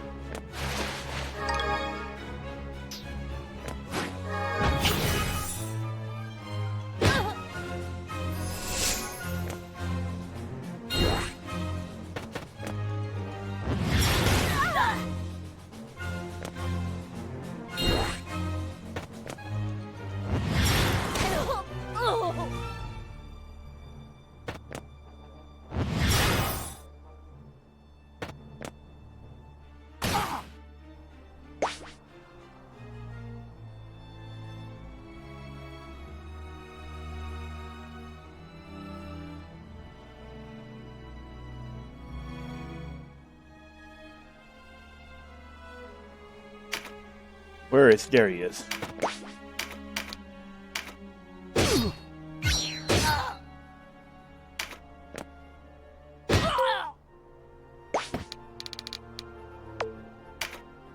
Man, breached and he's... Yeah, that's how much damage he does less. Oof.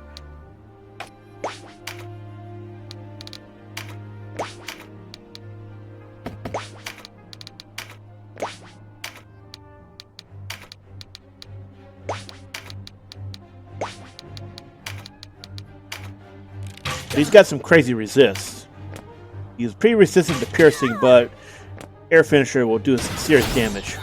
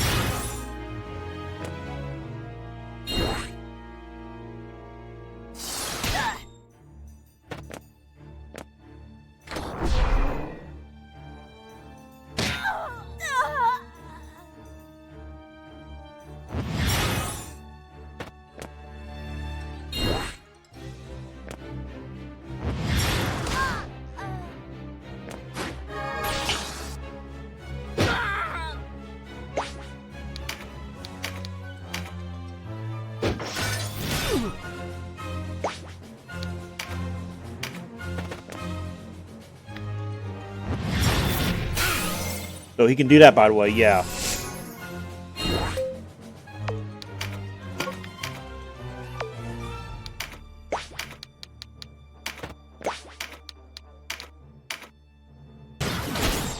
You kind of want to lock him down in one spot.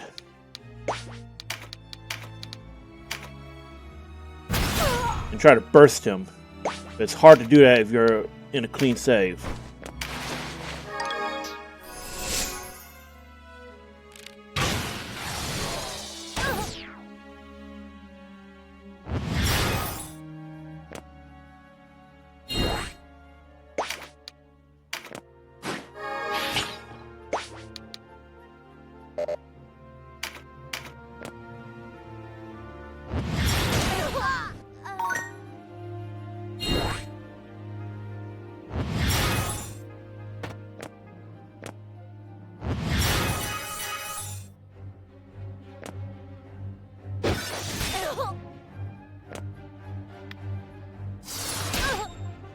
There we go.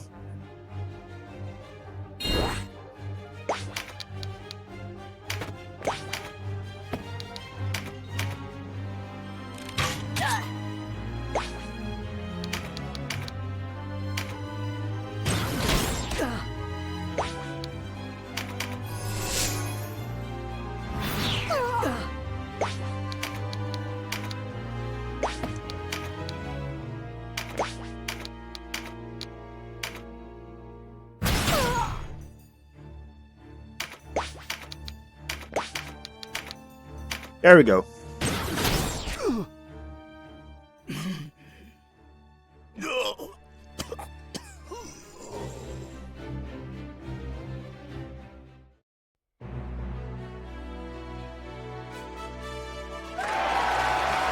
And you get Terror Knight, marks here.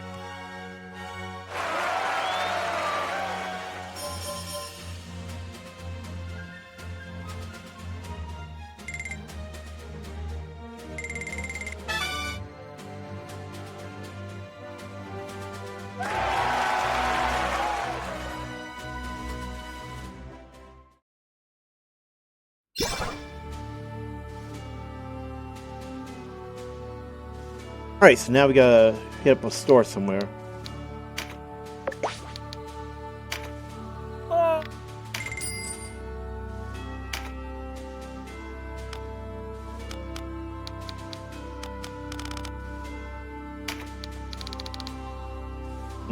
Not available yet.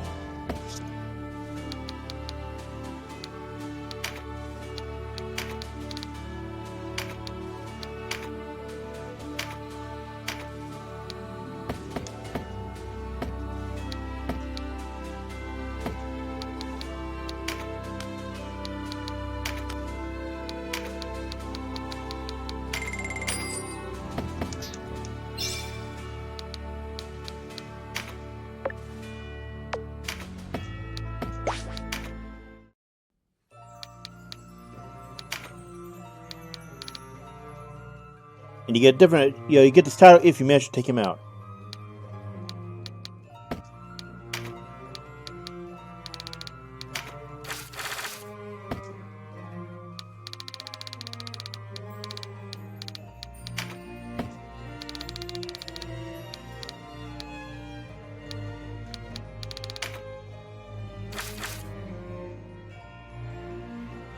That's a hell of a name. Dukas, Windabond, Gatialo.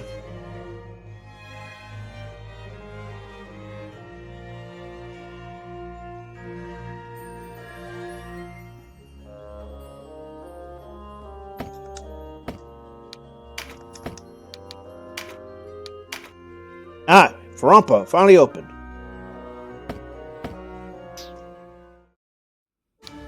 Okay, so this is actually we're gonna wait until we get level 20 cap. Then we're gonna go into there, do dragon hunting, and I'll go into more why you want to do it at this point.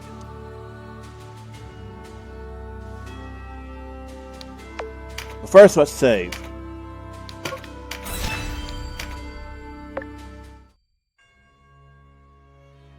I am heartened by your return. As you live, so too does the Resistance. Hold up there!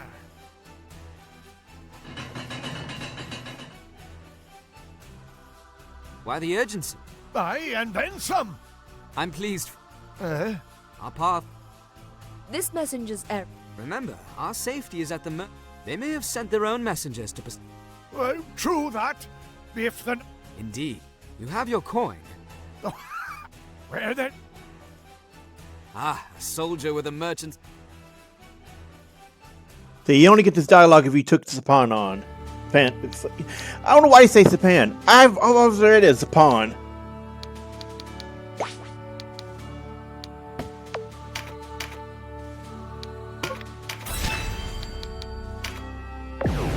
Ooh. Forgot about this ambush battle.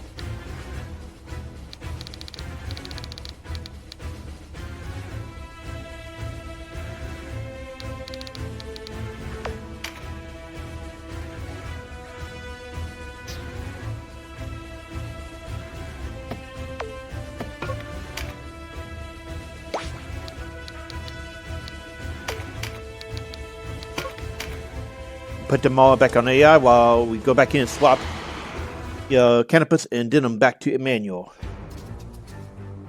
You're Den? You must be part of the new... Cause you abandoned her. Listen up, boy. And they're so pissed about that. Get over it!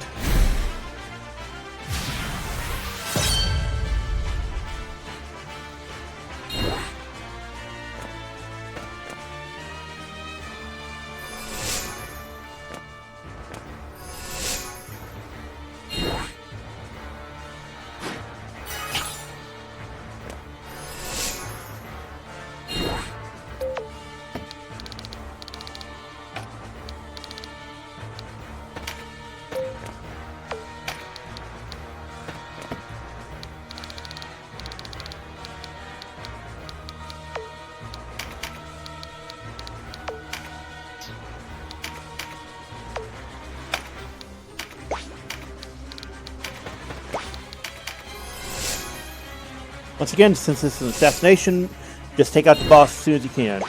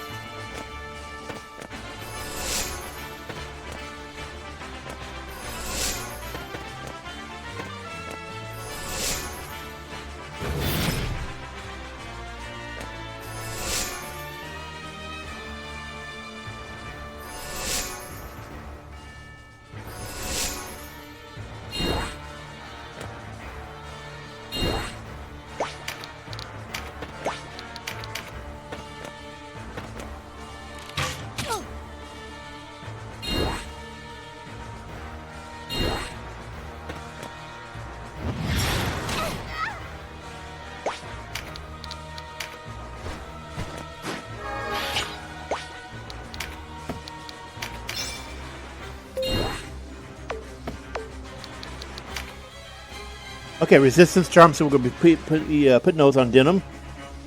We'll try to use a recruit skill so we can get that other one, and as well, if we have an archer, so we'll get that automatically.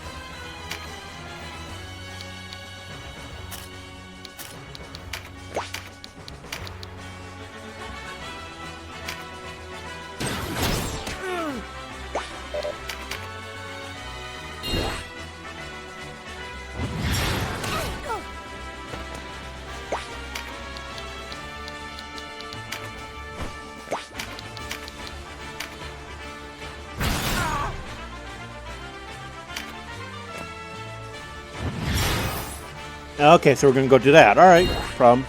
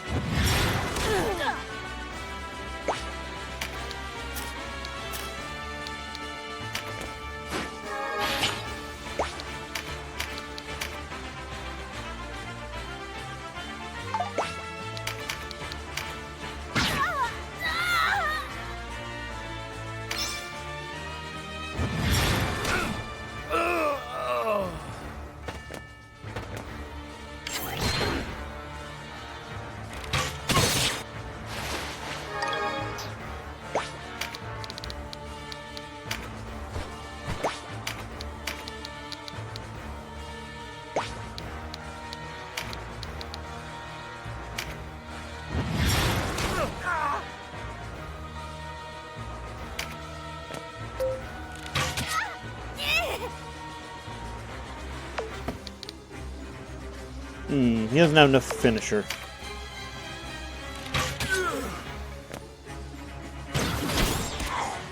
But you did, and I should have noticed.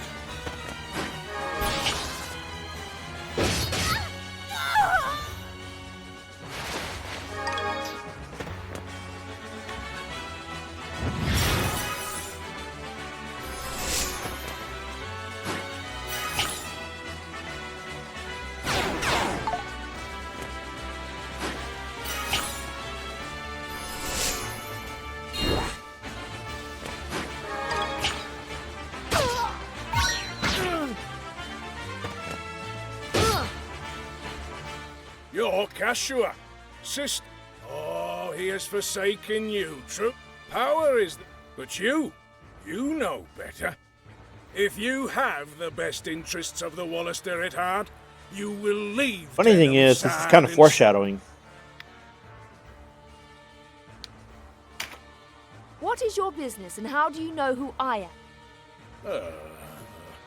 Well, what?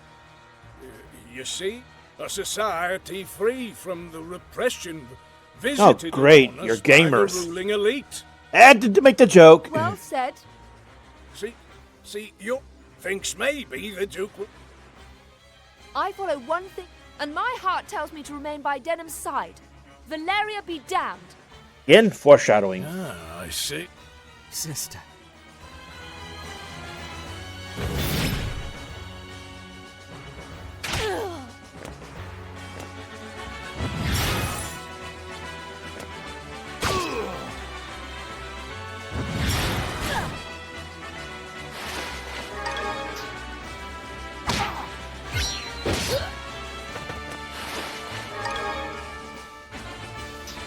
Not a big deal to lose those.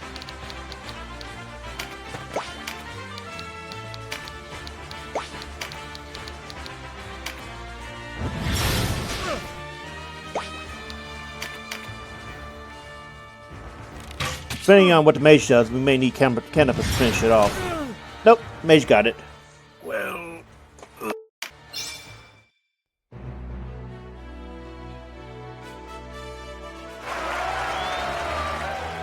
And we got Ninja, which is useful.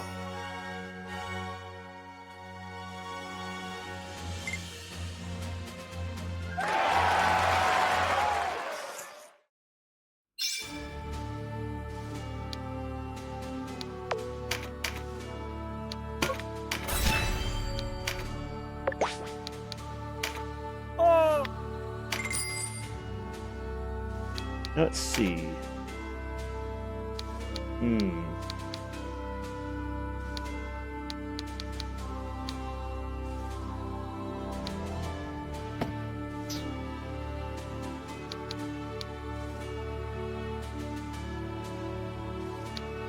Remember correctly, Aqueduct starts the events at the end of the chapter. There's a chapter ending area in chapter 3, but I don't remember if it wasn't 2.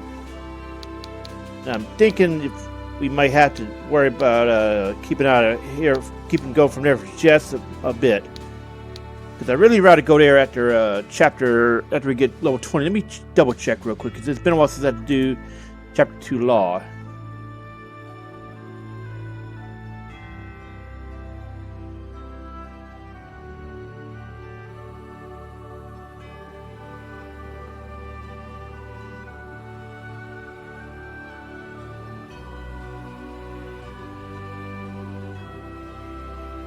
Let's see here.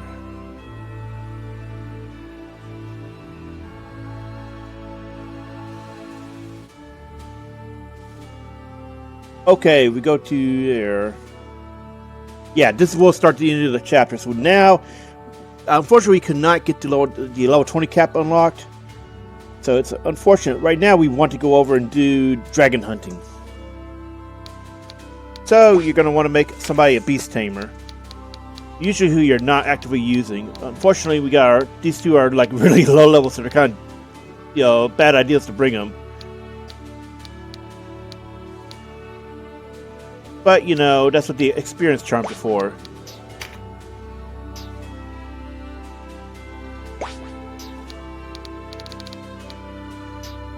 You can also hire somebody, so we'll just hire somebody who has a disposable unit. Well, not really disposable, just our big specialized person.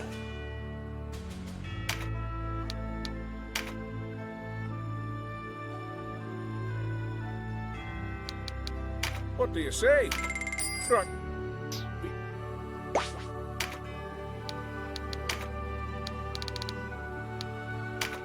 But it doesn't matter what their starting class is. You'll be changing the Beast Tamer anyway.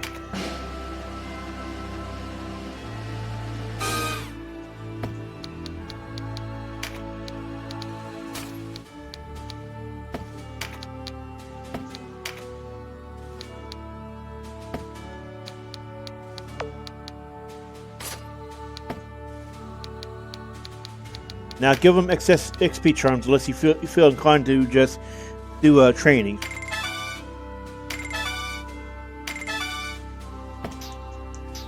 You should get a weapon for them as well.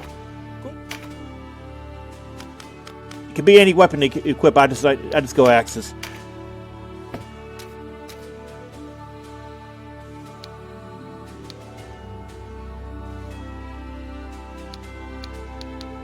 Huh, Beast Tamer cannot... Where is Beast Tamer? Oh, wait. Oh, because we didn't have a spare one. Ugh, of course. I'm being dumb.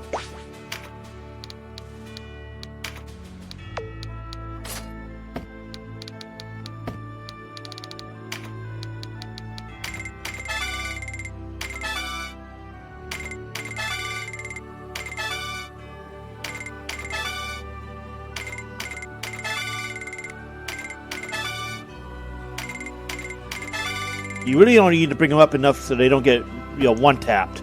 Because you're going to be going against level, 17 enemies or so at this point. Because Phorampa scales off your level. At least if I remember right anyway. We'll see soon enough.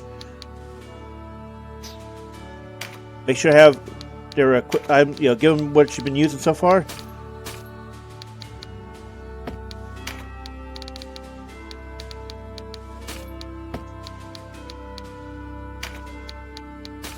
Make them tanky. Make sure I have both of these because you're gonna want to try to get both types.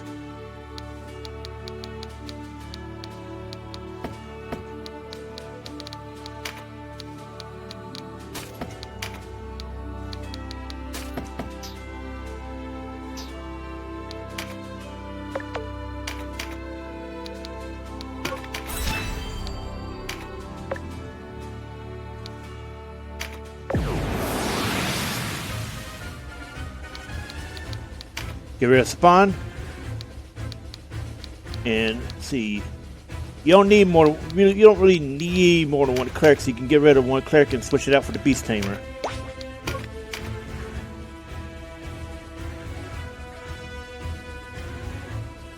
And you're gonna want to try to recruit the Griffin. All enemies in here are neutrals, so you shouldn't feel bad about beating them up or anything because they do not count against you for your kill counts in terms of weakening clan relations.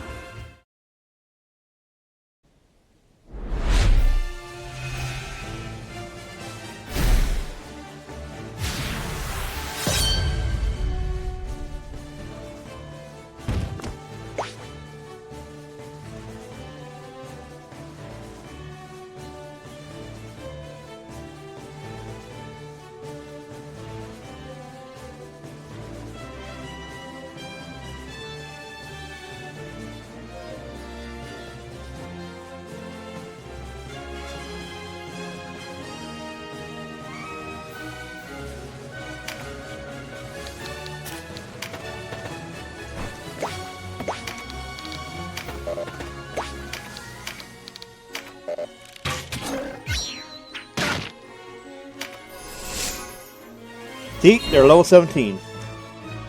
So you can go early if you're underleveled somehow and manage to get to Phorampa unlock. But yeah, here you can actually get some mid and late game, well, not late game, but some mid game classes that you cannot unlock yet, like Swordmaster and Dragoon.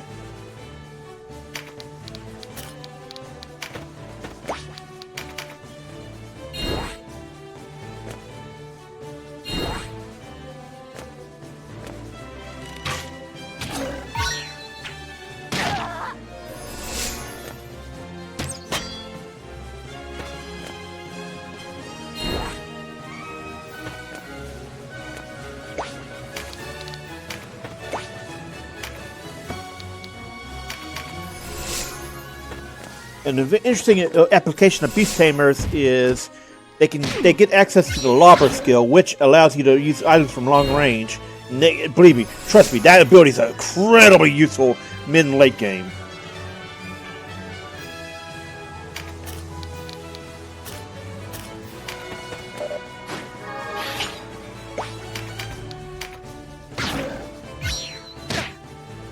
If you get him low and you start doing the chariot in order to recruit, have healing on standby.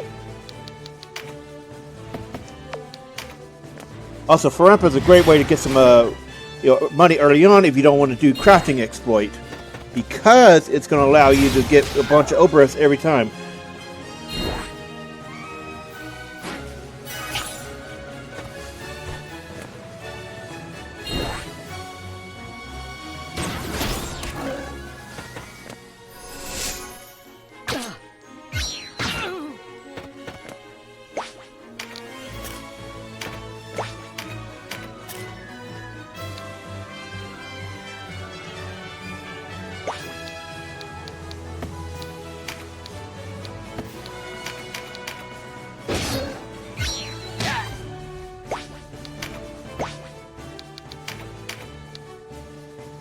We can try and see, but we may not get it. Yeah, see? You want to conserve your MP as well, because early on, it's going to be rough getting the MP. Don't use it this time, and then we'll try next turn.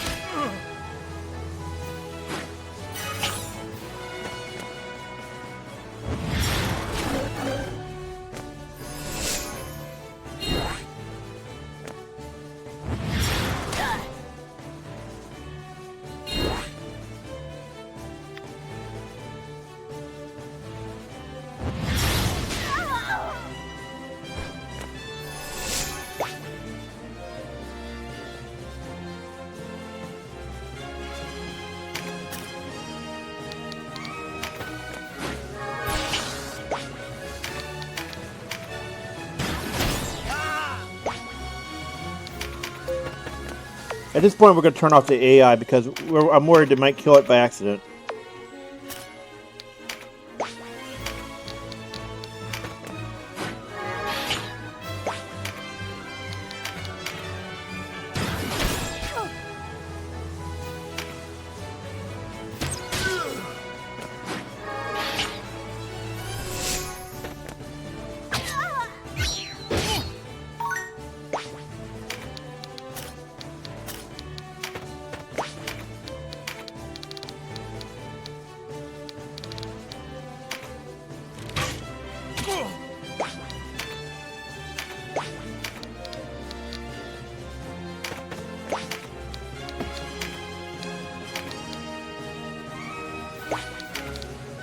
We're not close enough.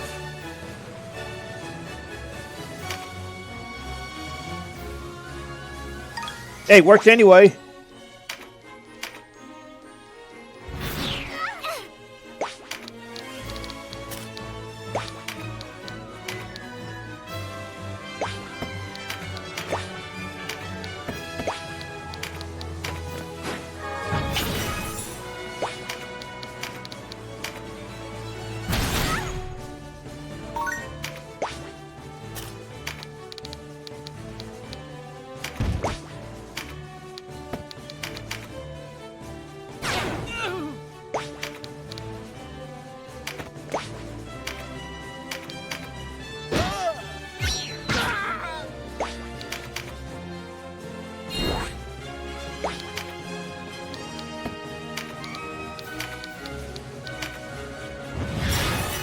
That should save him for now.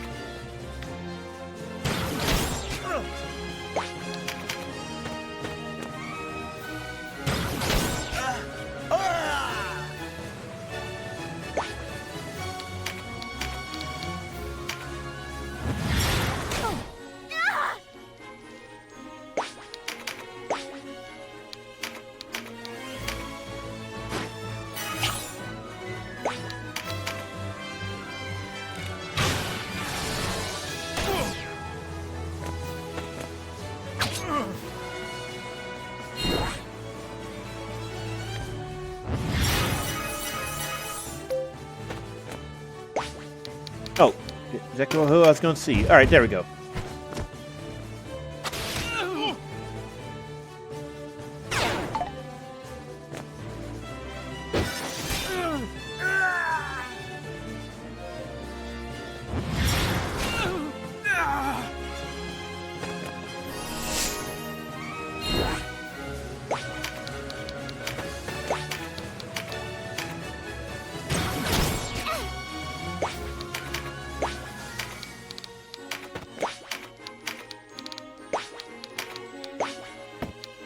Completely out of range.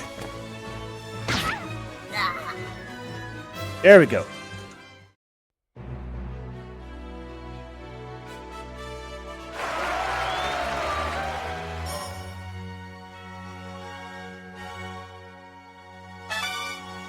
See, she caps out anyway.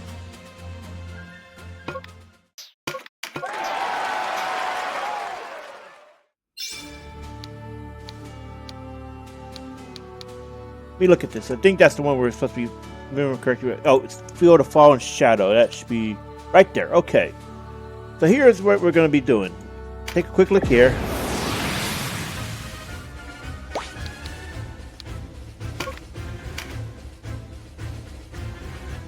And we have flood, dragons. So we have flood dragon, your red dragon, your flame dragon. So 2 flood dragons. Well, yeah, 2 flood dragons, 2 flame dragons, and a cloud dragon. Oh, frost dragon. See, cloud and frost look pretty similar on the model. Okay. So this is actually something you would consider getting all of them if you can.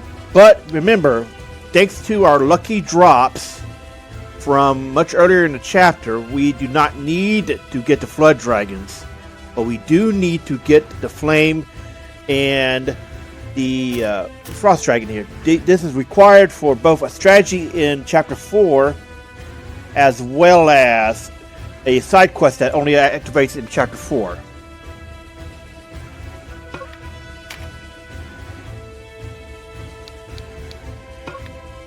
Alright, so what we're going to do here is we're going to come back after this battle, because this could take a very long time.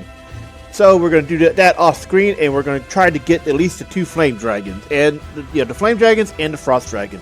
So we'll see you soon. Alright, so we're back. It only took us to 1 battle, actually. So we got really lucky, and it didn't actually take that long, except for near the end, where it was kind of spooky because we had to do a lot of chariot in order to get out of, losing, party members and all that. So what's the thing? So why dragons? Well, first off, you need to have 1 of every dragon color for a side quest in chapter 4, and when you auction them off, you get special items. We're gonna take a look at the rest of this area, though.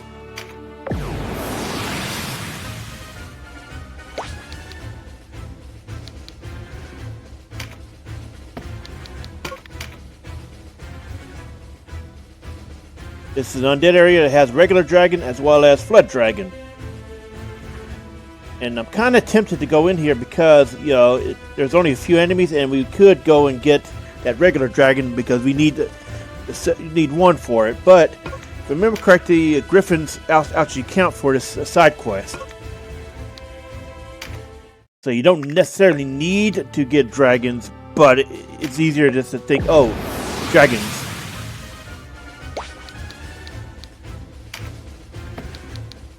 And it's also why I was hinting that if you somehow had Beast Tamer for the first Octopi encounter, you can use them to get the help part of the side quest. So let's see what's over here. Griffins and regular humans. Alright. So, technically speaking, we've actually accomplished our mission here, so we don't need to stay here anymore. If you withdraw, you go back to the starting area, then you have to fight your way out.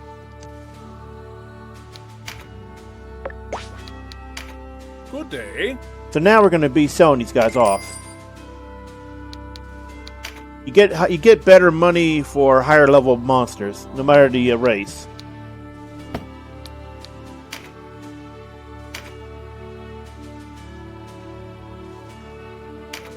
You sure? Just give the word.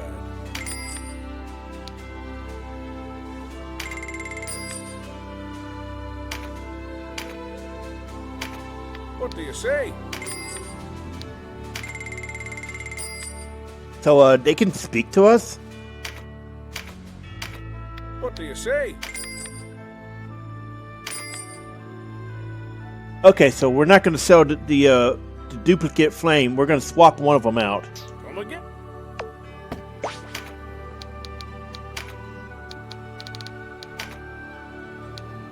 Okay, we can swap one to clouds. That's what we're going to do.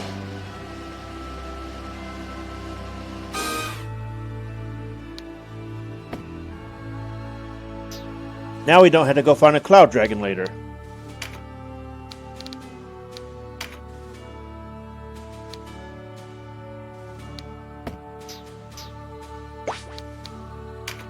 Well, just give the word. What do you say?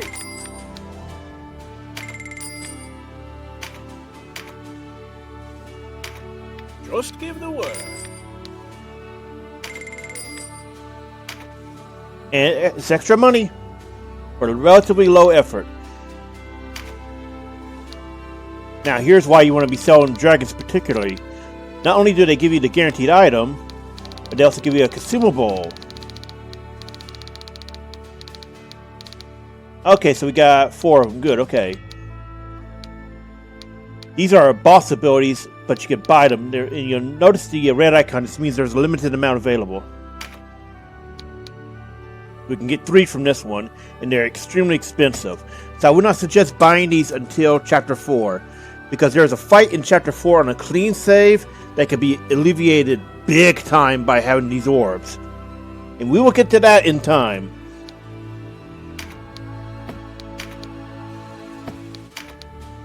Notice how many of these you can buy right now. Ice, fire, water, and wind. And in Chapter 2, Law has an opportunity to get access to dark and light dragons in the same fight. We are going to have to do that one. It's going to be a bit of a pain, but our party should be strong enough by then.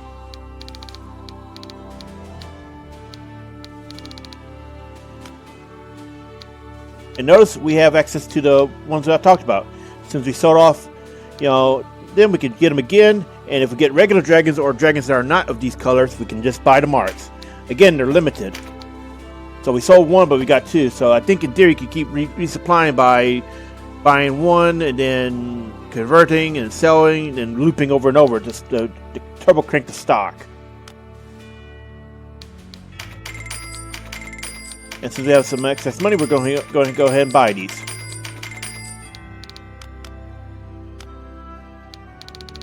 Anyway, where is it? There it is.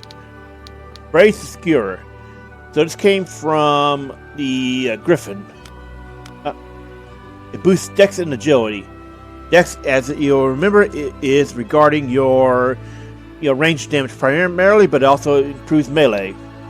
Strength and Vitality. Now this is a great one. We got 2 Dragon Stakes, 1 Brace Skewer. Now it's odd because he sold. Generally speaking, you should be getting one of these Dragon Stakes for every single dragon you sell. So we should have gotten 4 available here, but I guess not. Oh, it's our. Oh, okay, yeah. Look at that. Sorry, it is 4. We don't have the money to get them all. That's why I was thrown off.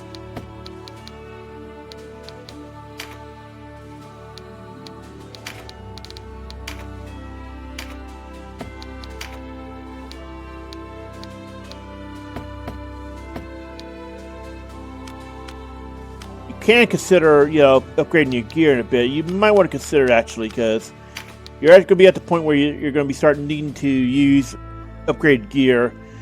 At the minimum, enhanced versions of whatever you're wearing, because you're going to be going at the point where damage and all that is going to be much more important than it was in the previous chapters.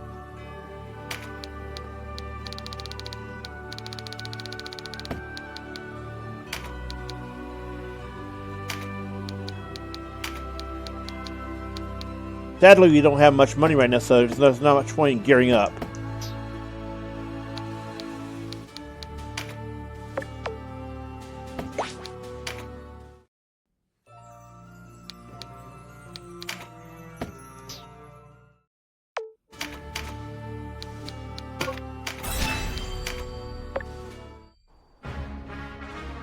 such...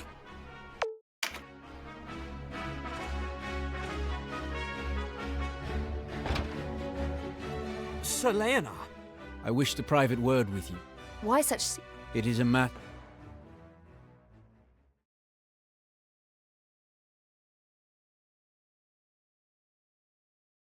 The resistance teeters at the edge. More or less, Duke Runway always dies. However, the nature of it will depend on what path you're on and what choices you make. In Law, you do the killing. In Chaos, in Neutral, he dies executed by the enemy. Well, Denim?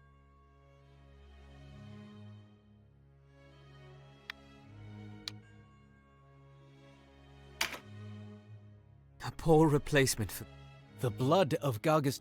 The sins of that day are mine. I stood by as men and women were slaughtered. Okay, so I was wrong. It wasn't ambiguous. No sin in that. It's ambiguous in the cutscene, These horrors touch you less but than not Your heart is still pure. yeah. Otherwise, Please. he did not torment actually do my it. brother no further. He is ill...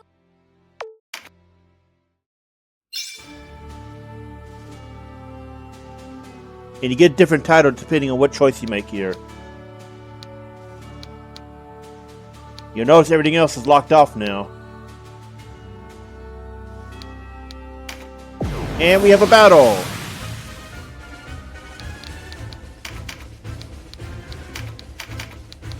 Put your main team back in. But you could also, at this point, since you're not going to be going against beast enemies, switch around. If you still have a beast tamer, put that lobber on. It's great.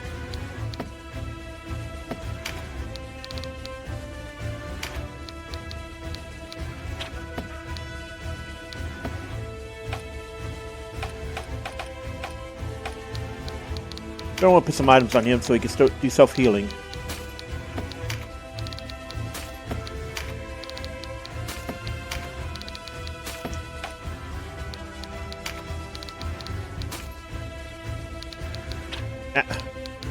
There.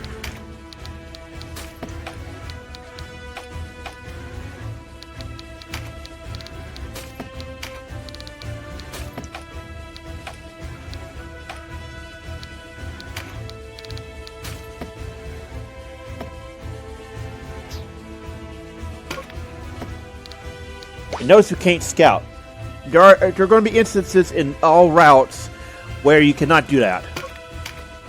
It's meant to heighten the suspense.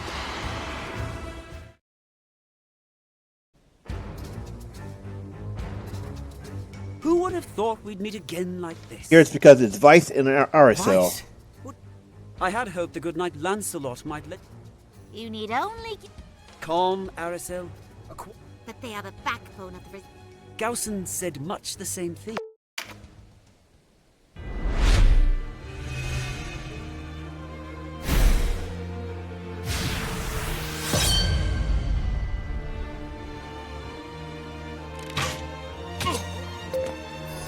Notice she hits very hard. She has no buffs, no buff cards. She's a rightly feared archer. She just hits that damn hard.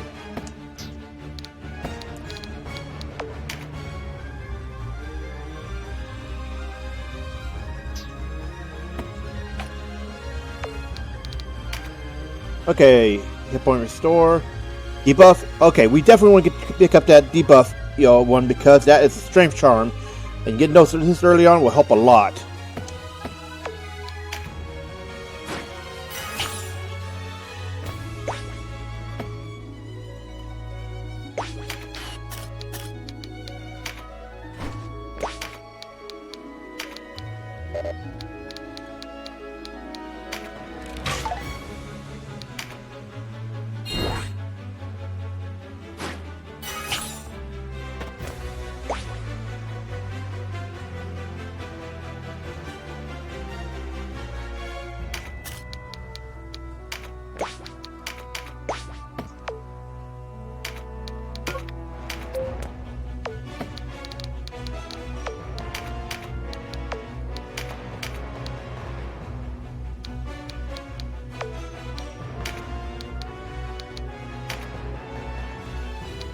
That should make it where she'll go and heal people.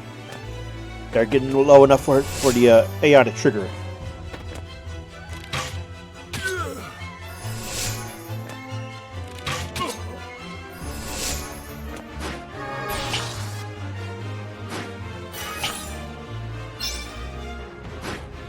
Damn, double objective.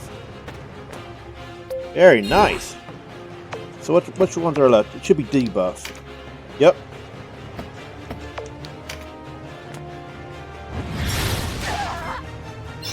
There it is. Wow. It's been a while since I've seen 3 pop off at once like that. Effectively at once.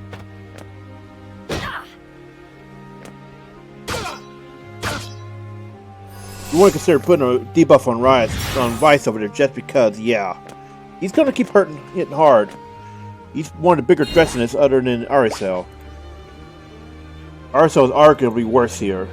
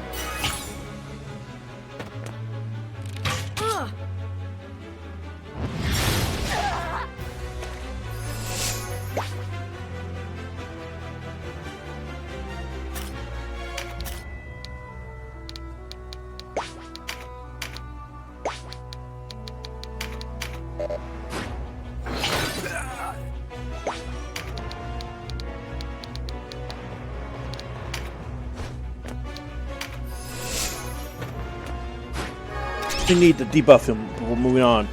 I would have preferred weakening, but we need to take him out quickly. Arycelle and Vice hit hard on clean saves.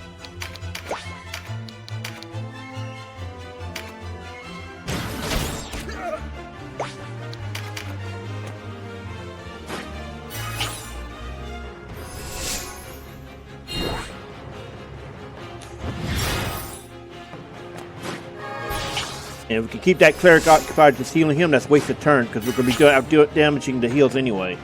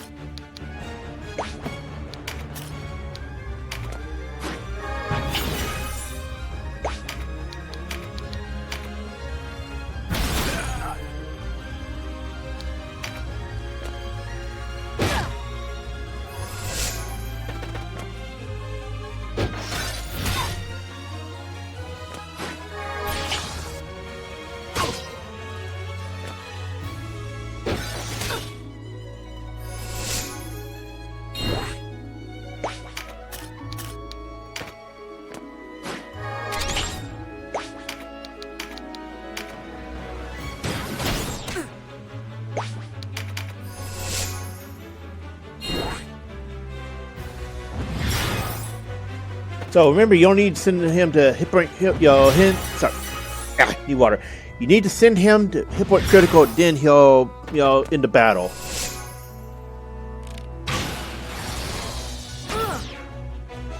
Friggin' ow.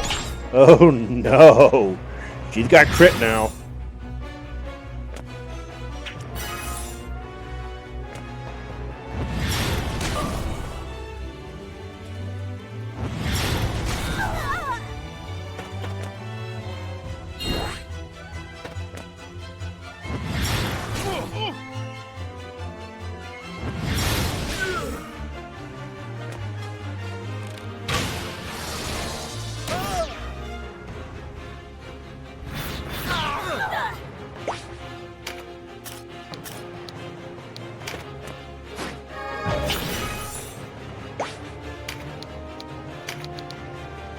Like, Jesus, I didn't see how much he healed back up. Oh, man, that's what I hate about clerics mid and late game. They can really drag out a fight if you're not fast enough. Or does that debuff him?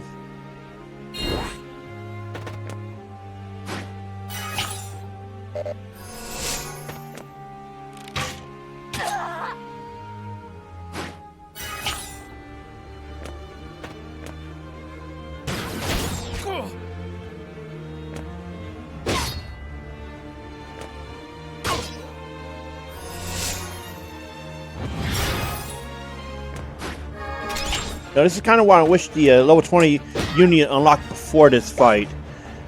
And before we went into Phorampa, because we could have really used the level 2 spear finishers right about now.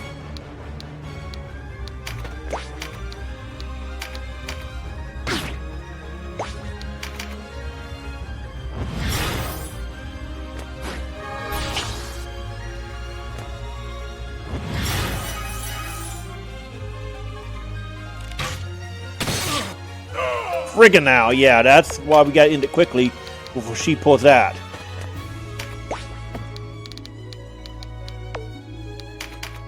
Especially since she's got the crit now.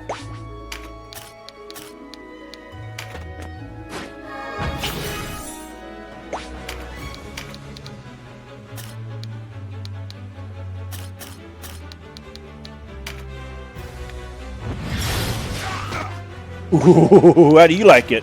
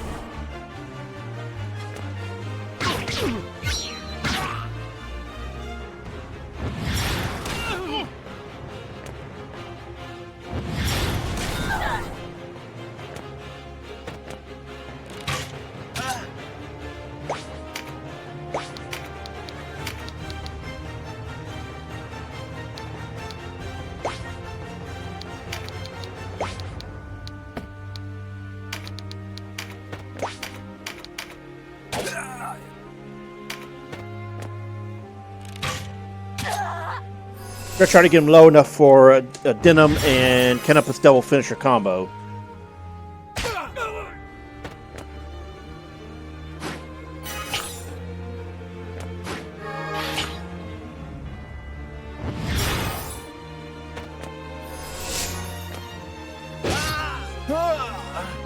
One annoying bastard out of the way.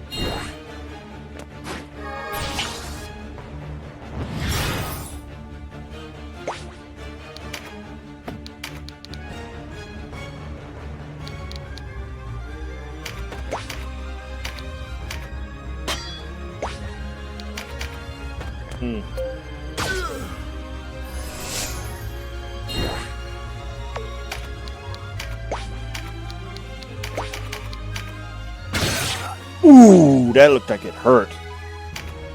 Okay, and Canopus will get a turn before he does, but it's the healers I'm worried about. I think they're gonna manage to heal all that up. Yup. Annoying.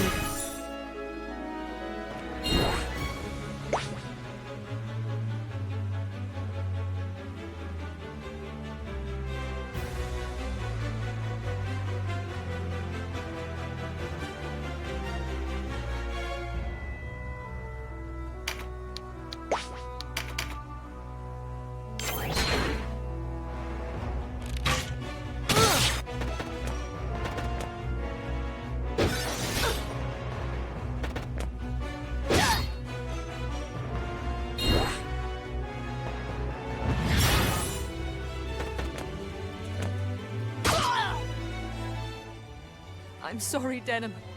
I cannot remain here. Actually, the only purpose here is just be bait.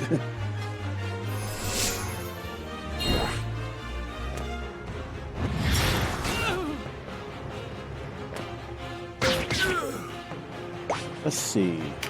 How much damage did they heal? Oh, not that much actually. I think our archer could. I don't know if she's in range. I think she might be from the angle. I'm gonna turn her off on AI.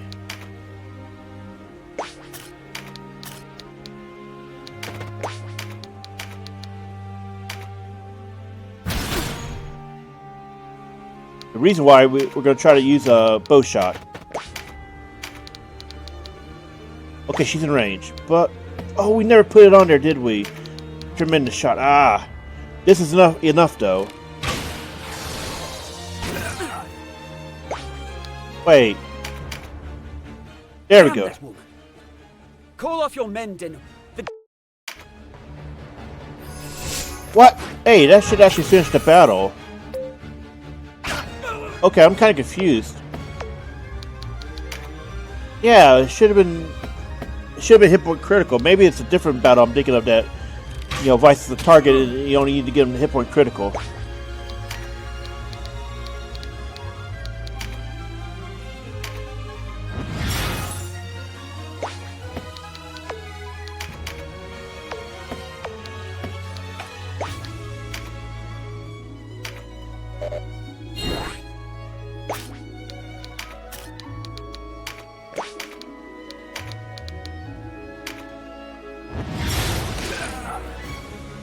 There it is. No hope of prevailing.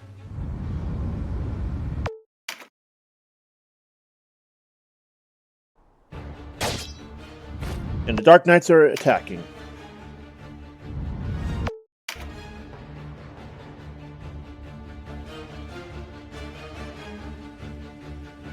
I didn't expect the Bakram and you, the Duke. If the Bakram expect us to... What?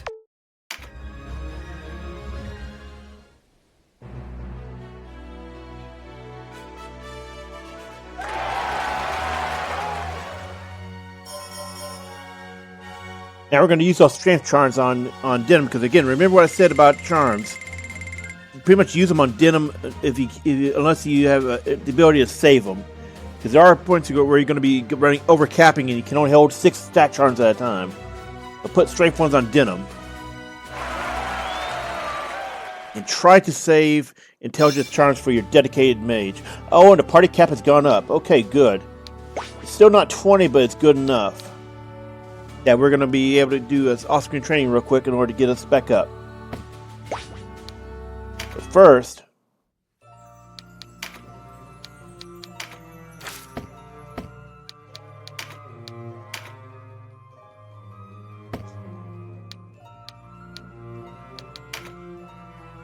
And Barbas is the guy I'm talking about back in the first session where he is an earth enemy, and you want to consider being able to target his weakness big time later or Canopus cranked up, because that air finisher will do a lot in his fights that will shut him down.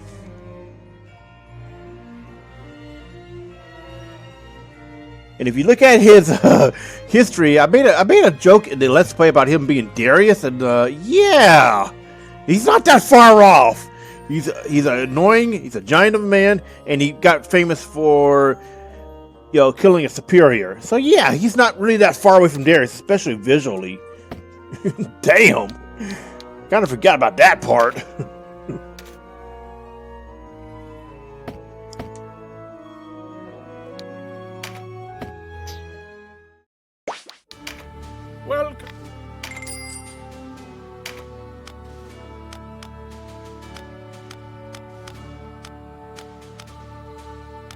Tynemouth are now available if you have a Swordmaster, which you cannot unless you went into the Phorampa long enough to find one. They're deep inside.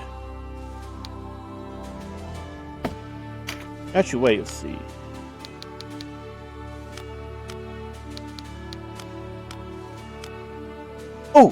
Oh, okay, so items have unlocked. We can actually do crafting now.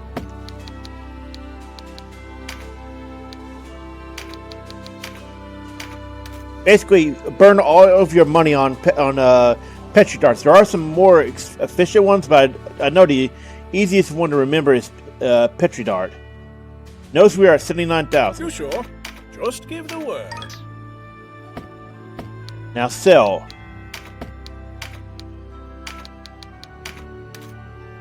Look at that. We just shot it up to over double our money. And you can only do that one or two times. You don't need to go crazy right now. It's actually much more effective late game when you have a lot of money to begin with.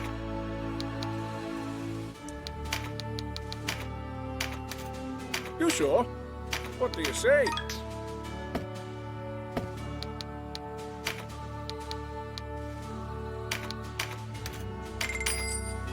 Now we have the money to go and craft.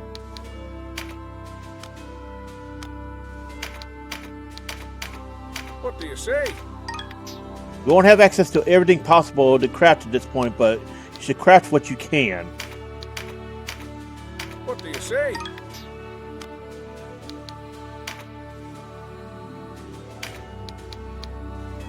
What do you say? You sure?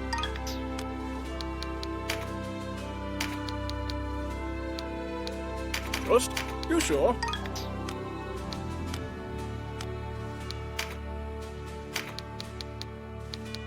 What do you sure?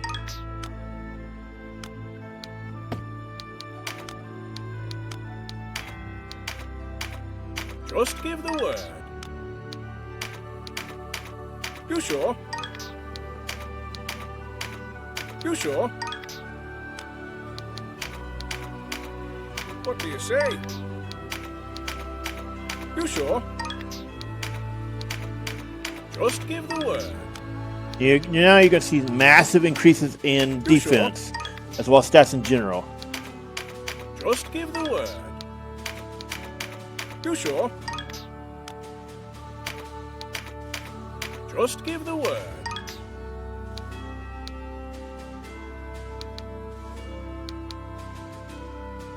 And we can't get access to these until chapter 3 or so, when we get access to the Gem Codex.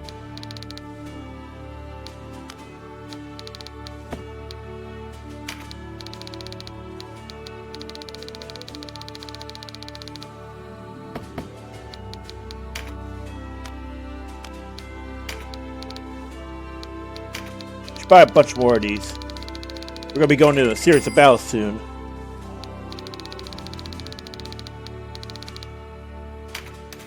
We could buy out the Dragon Stakes, stuff. We don't necessarily need it in this Let's Play because, Let's Learn, because stat charms are plenty in just the main routes. And honestly, stats, this is more for post chapter 4 stuff like Sanbronsa Ruins, Palace of the Dead, and all that. That is more for post game stuff. Going for the stats off these, as well as stat charm farming. The stuff you get through the first, do full law and full chaos should be more than enough. Especially since on your first run do law, you're going to be looking at doing the shaman quest, and that will carry you by far. It's unlocking shaman, and we're going to get to that in time too. Anyway, we're going to be doing off-screen training real quick to bring us to cap, and then we'll be right back for the rest of the chapter. See you soon. Alright, so we've done our training. Also, we burned up some of the charms, the stat charms, so Denim's a little bit stronger and more resistant. Now, notice we have a nice charm. At this point, I was just going ahead and making your Terra Knight, your CC unit, if you decide to go with one, packing the hammer, Make him ice aligned if he's not already. If he's already ice aligned, sorry. The water. If he's already ice aligned, you don't need to do the step. Now, here's something interesting. Some classes are hard-locked to never allow certain alignments.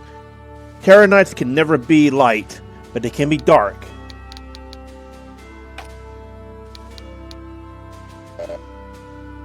That's interesting because archers should be able to. Yeah, see, rune fences can be light, which is true because look at Ravness. She is light aligned by default, and she always has Valkyrie as our starting class, so it would not make sense if you could not swap one to that. Clerics can be light aligned, but they can never be dark. Casual being able to go light aligned is actually an indication later on that she could be like this when she gets access to Princess. And some knights can be light, so yeah. Anyway, we're going to make our guy here ice. And now his finisher is going to be extremely powerful. So against any air units, he is going to do some serious damage. And there are some air units that you really want to take out later on.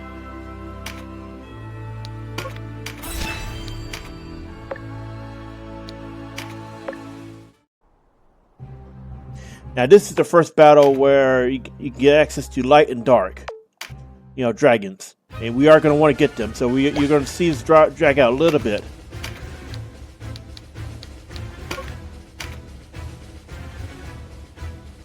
And there it is. See, light and dark dragons.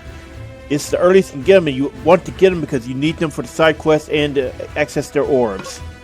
Their orbs are actually very strong. Okay, stuff we're going to be doing anyway.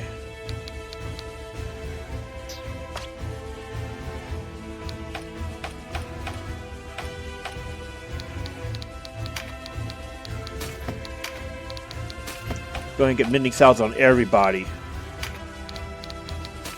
If you're properly set up, you should never need the Blessing Stones.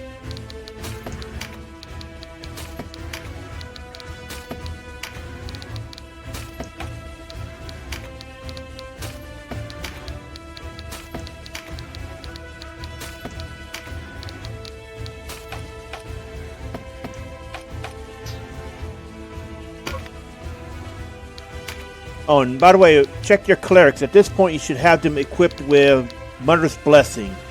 So, this means every now and then you're going to get double healing, and that can make or break mid and late game fighting.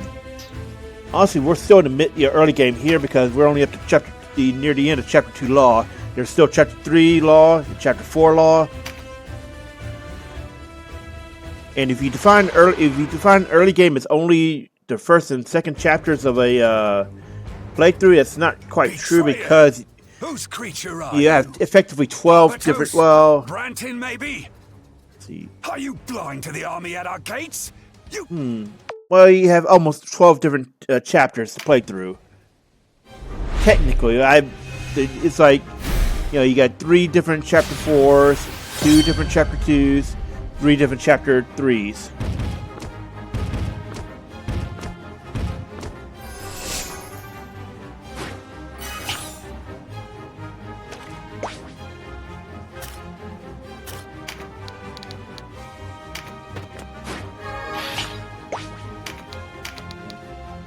Notice this is he's earth and water. So these 2 dragons are always going to be these elements.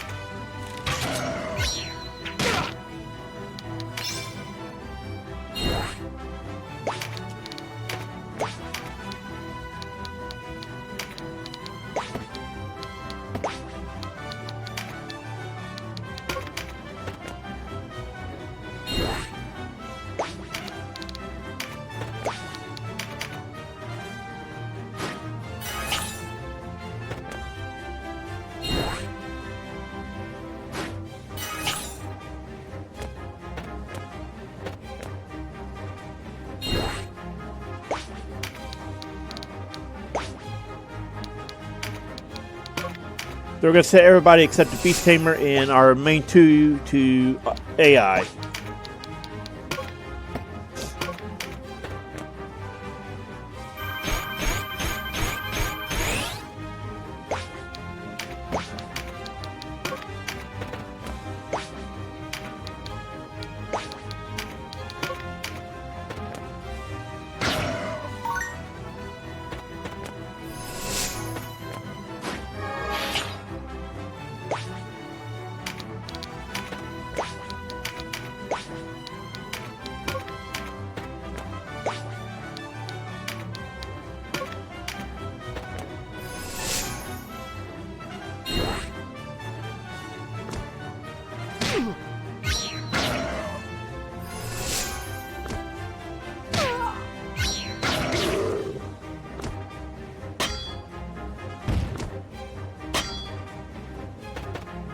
Now, it shouldn't matter which dragon you go first. Go for first, but I would suggest getting the Dark Dragon under control.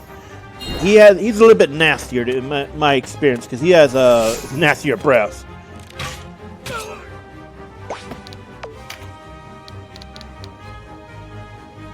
So, look what you can do. Leaden or Enfeeble. Yeah. So he could debuff you pretty badly. Leaden, Spoil Spell. So if you're a magic heavy team, you could be in deep trouble around these guys. And Enfeeble helps out the boss.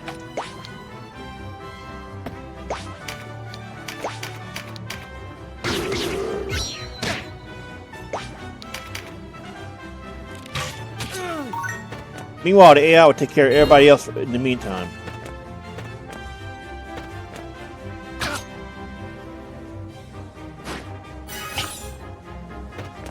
And you can consider getting a Warlock if you really want to get one this early on.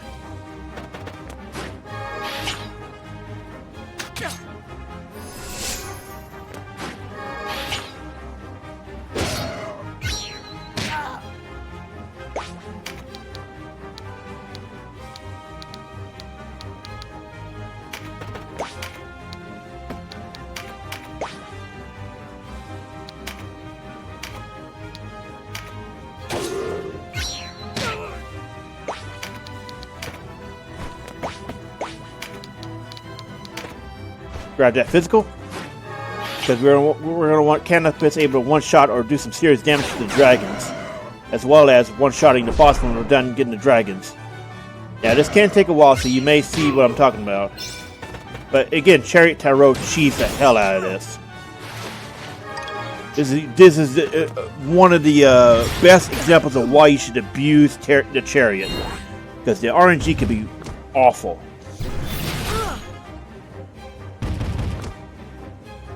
Fortunately for us, he decided to go towards our people.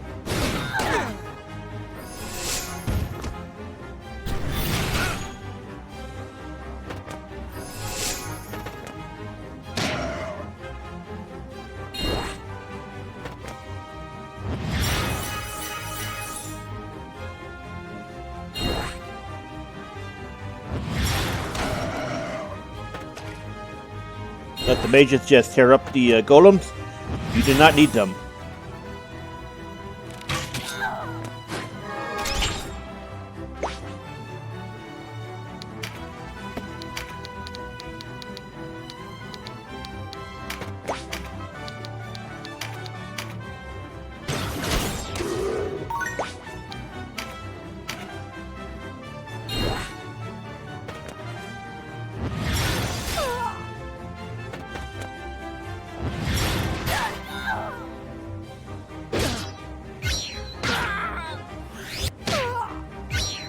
We need to start healing him real soon.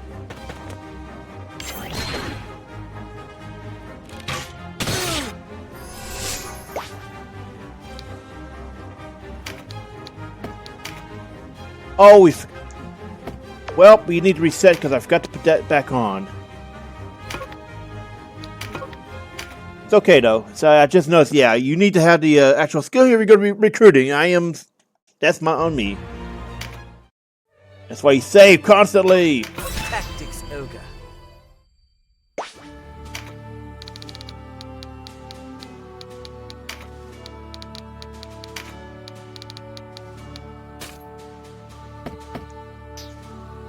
It also allows me to check our items real quick.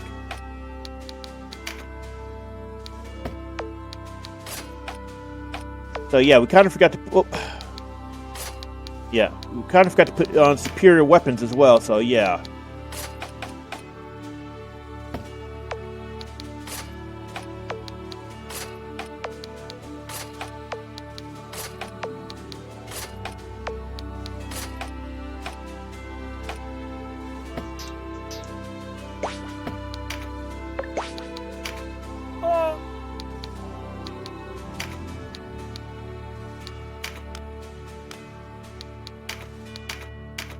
What do you say?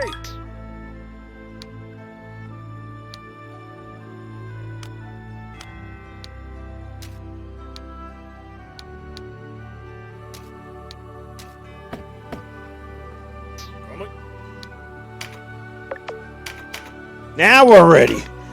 So yeah, make sure you pay attention, cause think of it as a test. Were you paying attention? Cause I wasn't. Fortunately, we weren't very far in. I would have been mad if we got him down to hit point critical and then found out we didn't have that. That would have been honestly infuriating.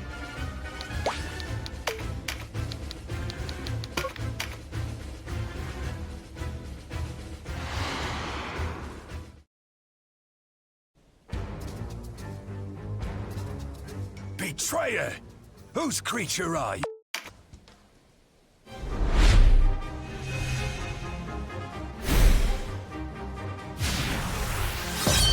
So what I said before still applies. You may want to consider the Dark Dragon first.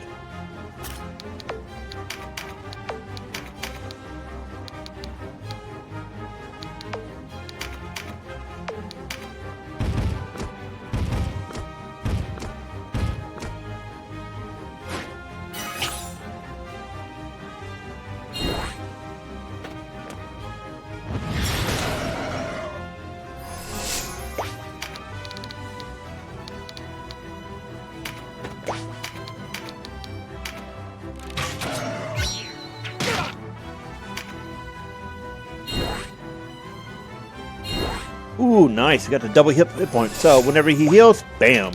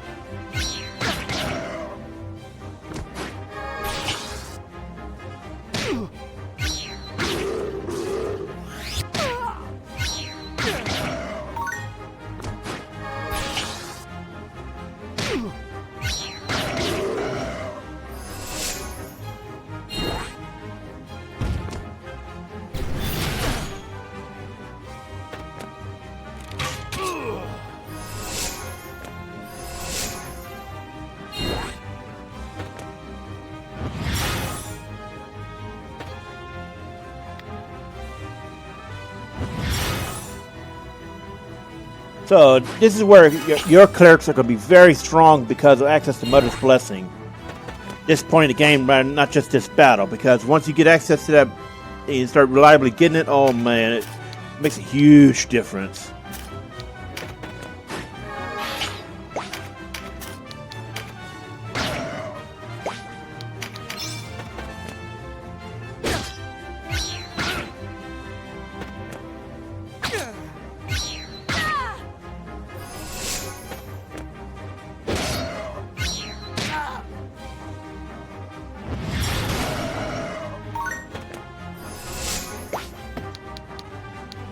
Okay, one water, one earth, so we can't just use ice to, one-shot them.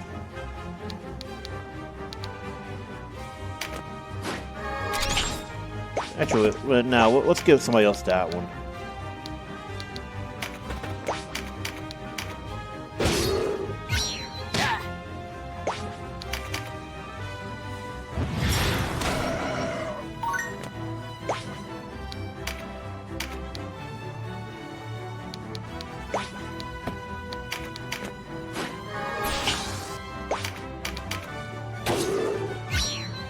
If you have a Terror Knight for this battle, be careful about having them around the dragons when you're trying to get them.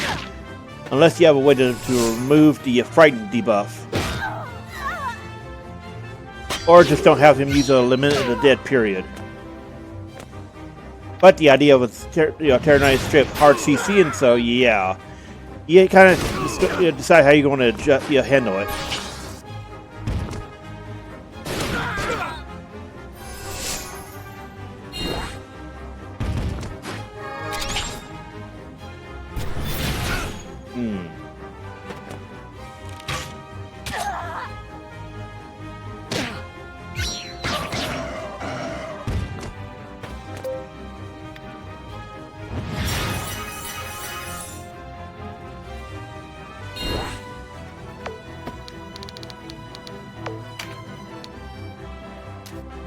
So note the breach.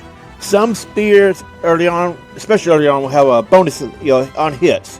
It's kind of random when it hits, but oh my god, when it does, it does. Here we got breach, and the remember correctly, the standard one does not have that. Only the upgraded one. But we'll check it after this battle. Rather after we get back to the world map.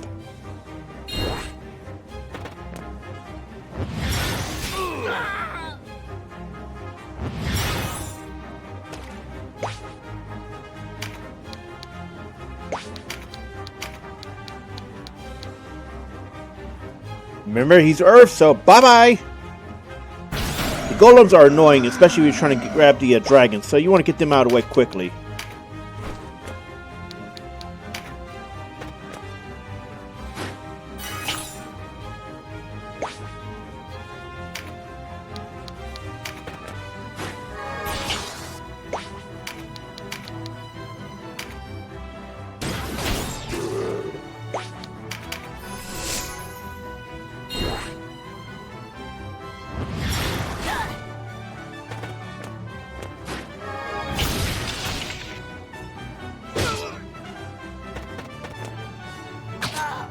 So for the most part, the boss is going to hang back. Once you get the dragons, just heal them up and then go dogpile the boss.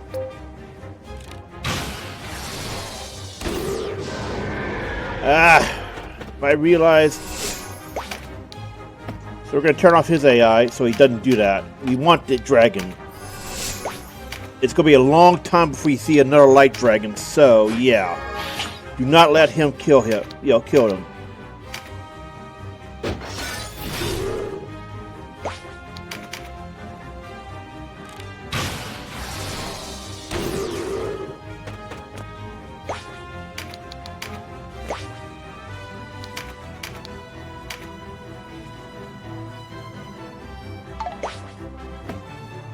Chariot! As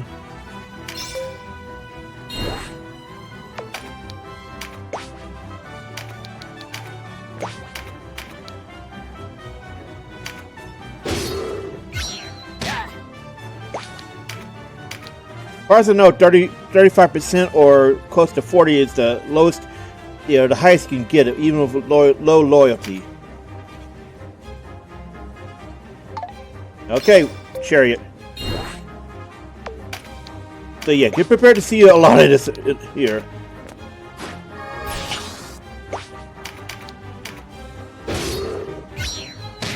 So basically what's going on here is every time you change your action, you reset the RNG seed.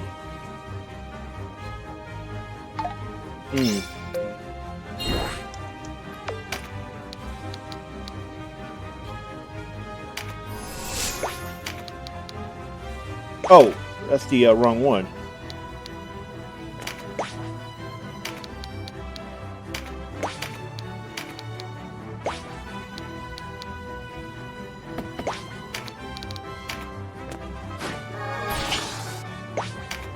No, this should change it because we need an attack first.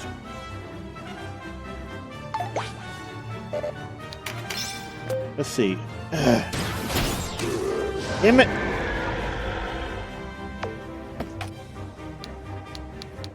Yeah, I think it did give us another one.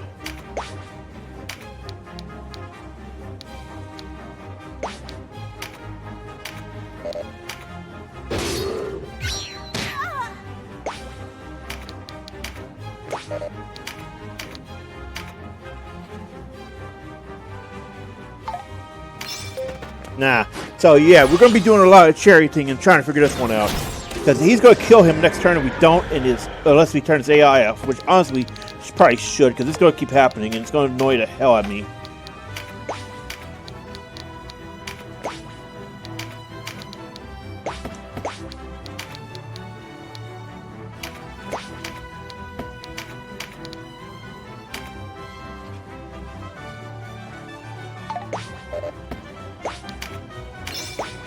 May have to wait for a fresh seed and by getting some, getting more units around him. Actually,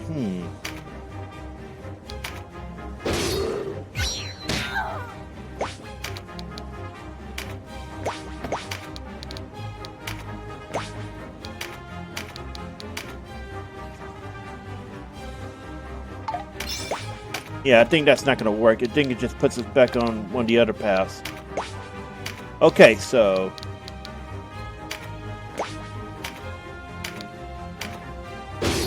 Gonna leave him low, and hopefully the AI doesn't kill him.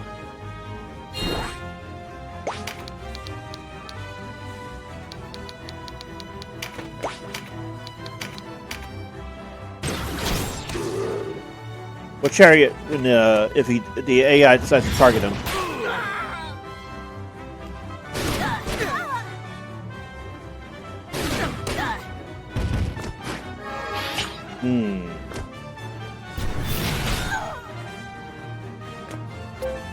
They gotta hate hard-ons, don't they?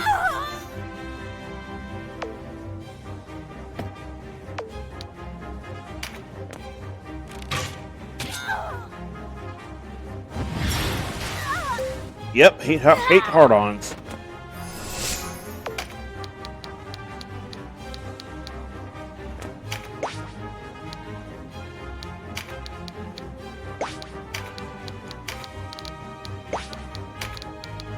There. That way he's less of a concern. Oh, and it also counts as a different action, so...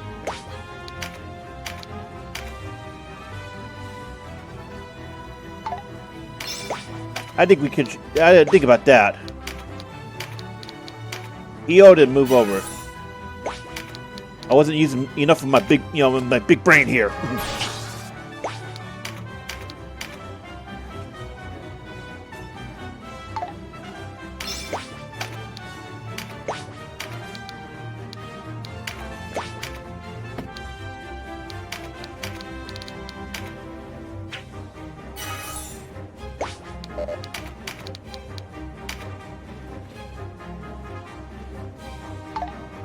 Hey, it was worth a shot, right? My God, we found so many different variants. Anyway, we want to keep the front line healed up, and we'll pull back a little bit.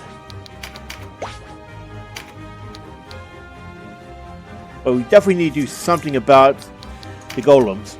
This one's getting annoying.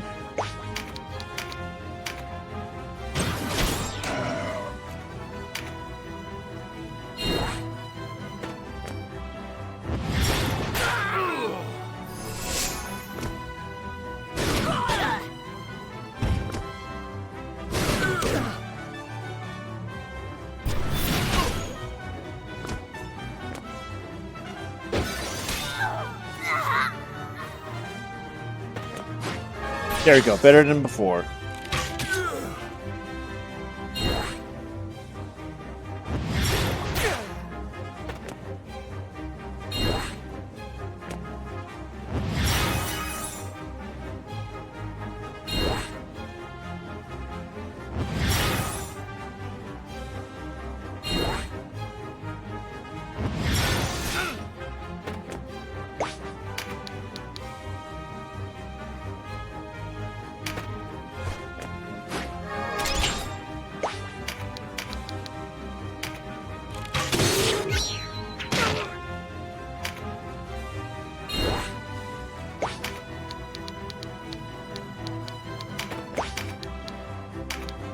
There we go.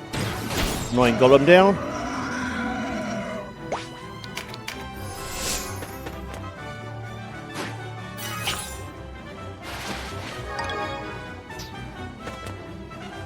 Three Bowder armor, nice.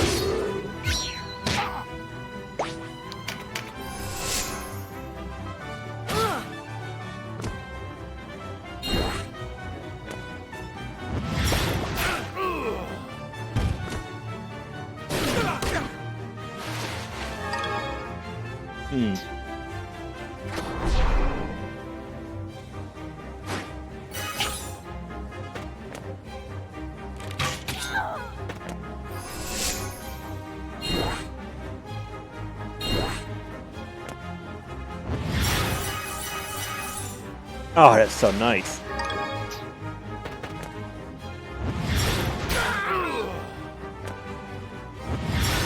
Alright, come on, let's process these turns.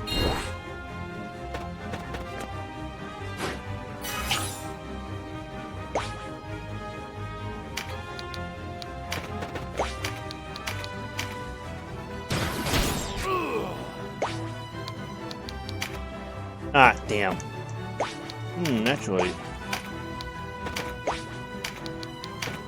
So, hey, would you like to join up, bud? Ah, son of a... Of course we knock them both back.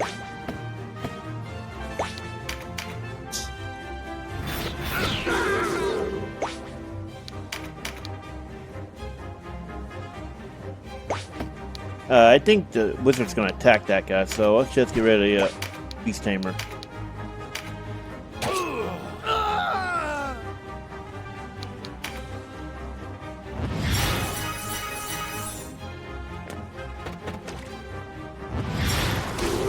Called it!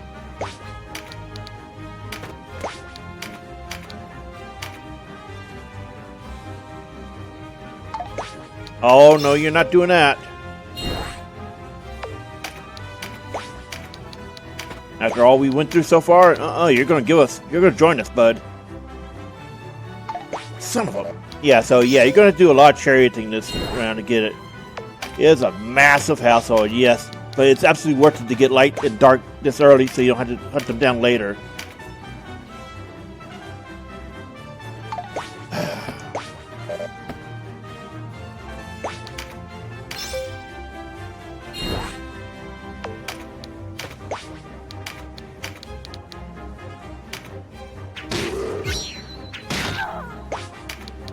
Reset the seed.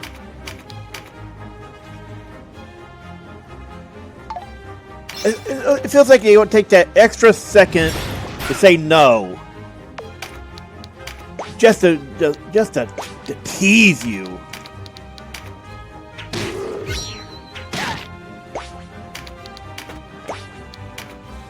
So since there's 4 spots around them, we can do a lot of permutations of our action in order to get try to get a different result. He always gets meditates. That slows it down a bit. Who needs healing on our side? You do.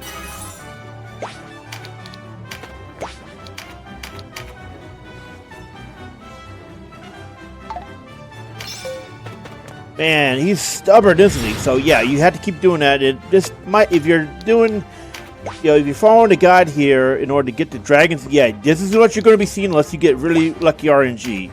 That's just unfortunately part of the game. It's that the RNG sucks.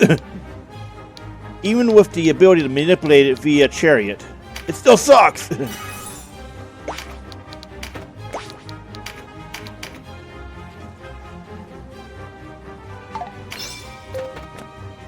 I'm really getting tired of this damn wizard too. This gets much easier when you eliminate a lot of the people on the field.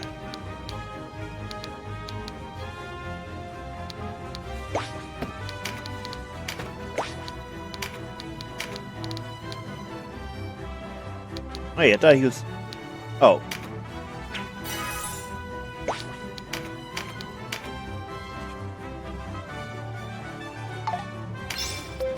It should be... I don't know.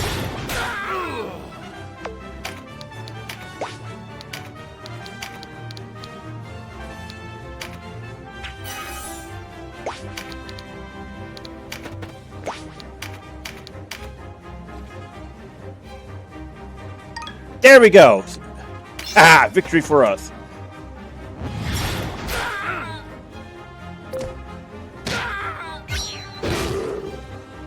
Oh, and unfortunately he's frightened, so we gotta wait a while for it to wear off.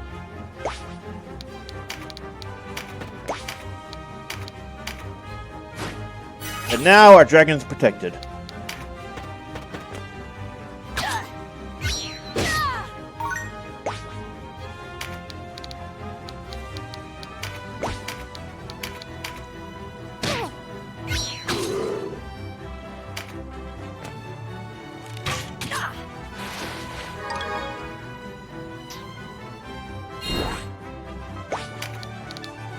And it's Unga Bunga time for him.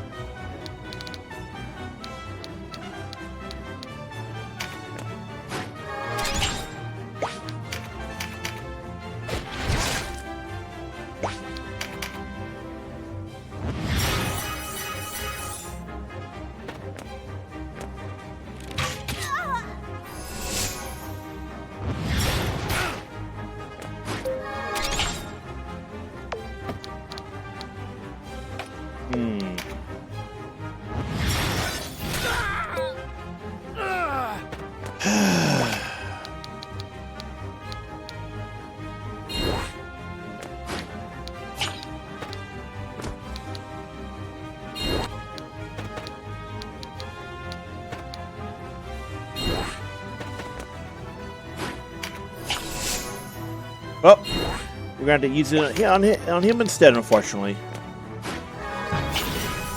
He's a huge target for mages that far out.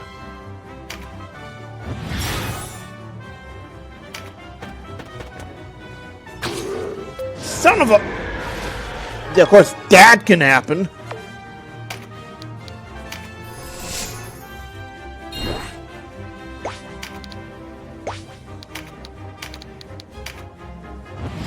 I feel like he's in a bad position either way. I don't know why the Terror Knight went all the way out there anyway. The AI can be really stupid sometimes. Wait! Hold up. Why is she doing so much damage? Hold on. Let's check her weapon. It's doing so much... How did... I'm so kind of confused on how much... Why she was able to do so much damage with the whip. Huh. Yeah, that's... I've never seen whips do that much damage.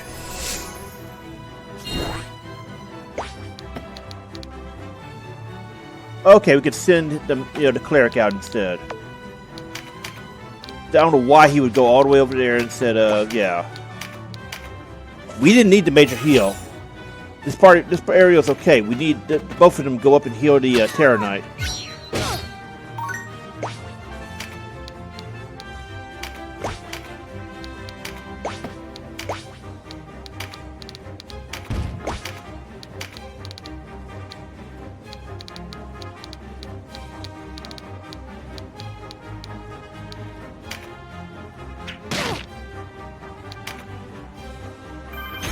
Change the seat around a bit.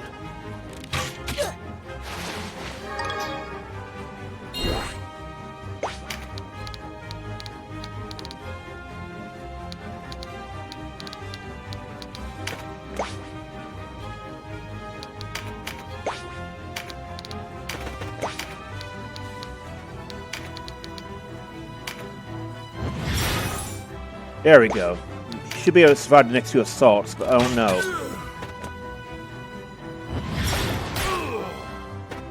There's straight targeting hard, I don't know. Every time, I don't get it. Alright, alright.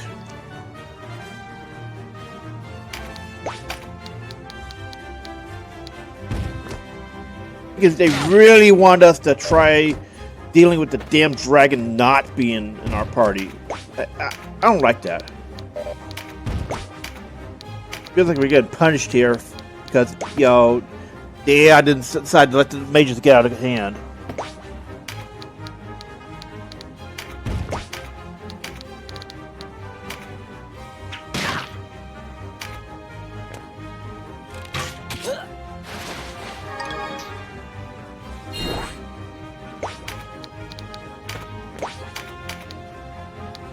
Oh yeah, that's gonna kill him. Nope.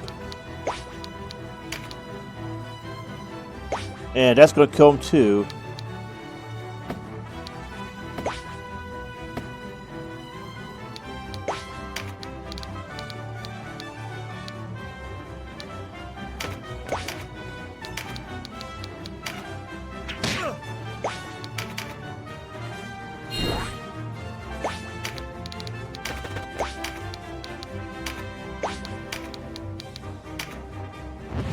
There we go. We got Divine Blessing, so yeah. Now he's okay. He should be okay. I'm gonna be annoyed if he's not, because he just got, you know, enough healing to get through these next two hits. Oh wow, they decided. See, that's the thing about the RNG. Sometimes they'll decide not to target the guy that they were just dumping on. It's so weird.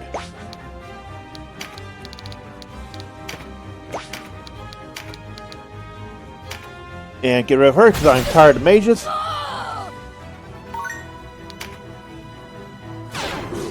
Ah, great.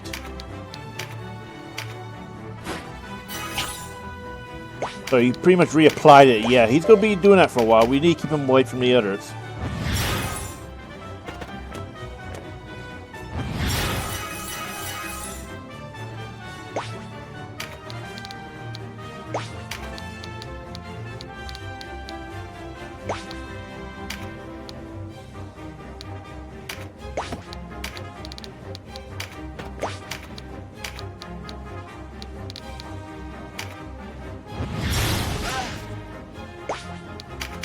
So let me see. I'm going to check while this is going. I'm going to check how long it takes for, you know, fear to wear off.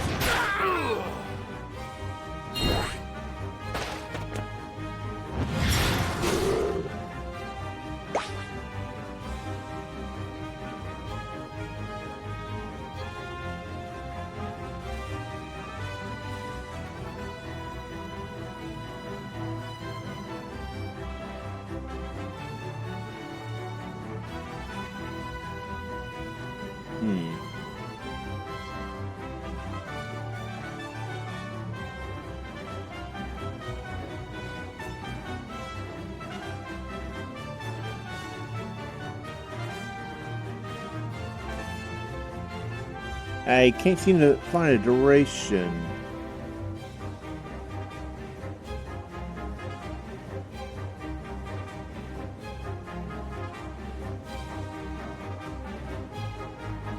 Whatever.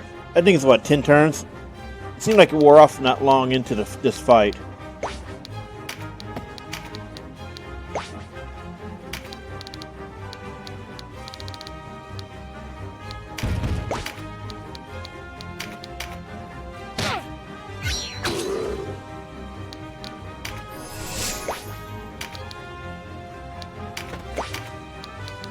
Toss a heal on him because he's in danger of dying to AI. We do not want him doing that yet.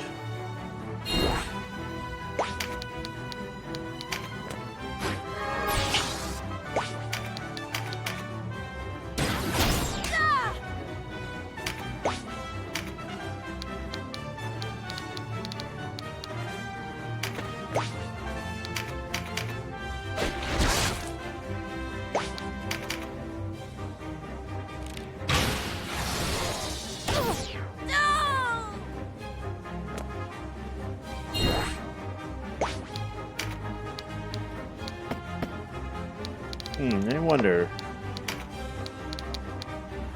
Okay, only sweeps and charm. We don't have anything that removes fear.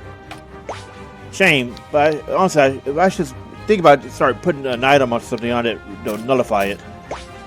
Just so we stop having this problem.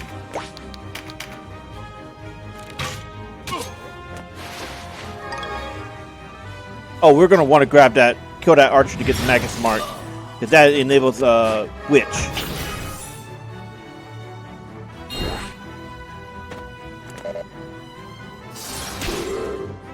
Casual, what are you doing?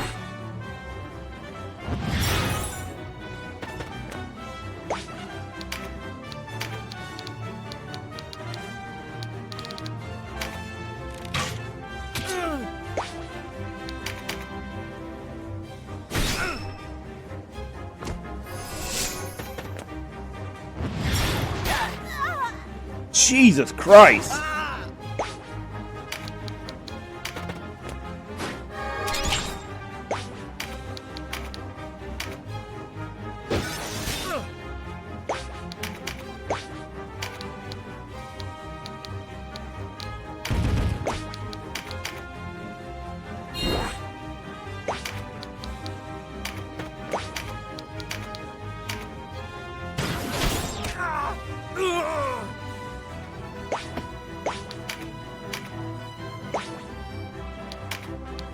But yeah, she just took a crap amount of damage because she's fire, and he threw ice at her.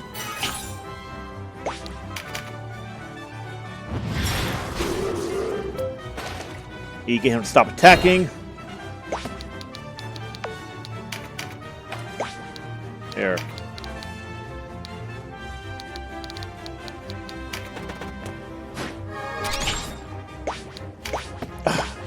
Wanted that.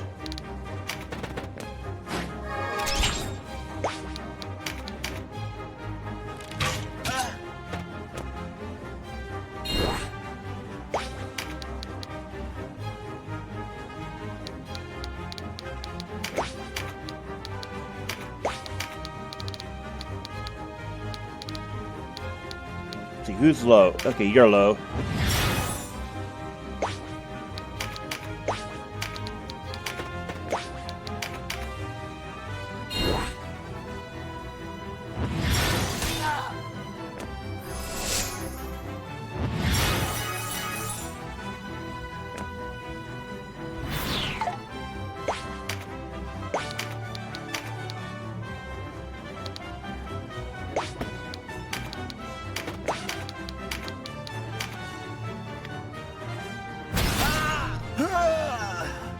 Okay, we just need the fear to wear off.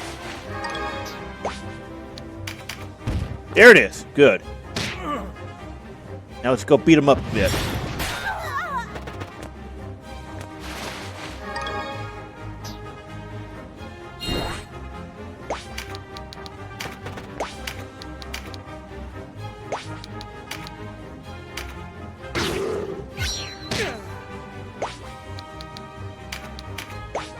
Good thing she's right there.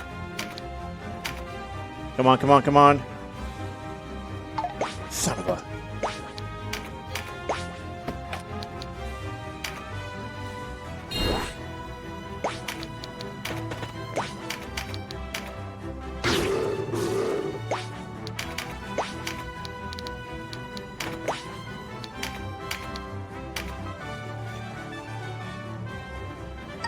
There we go. Good.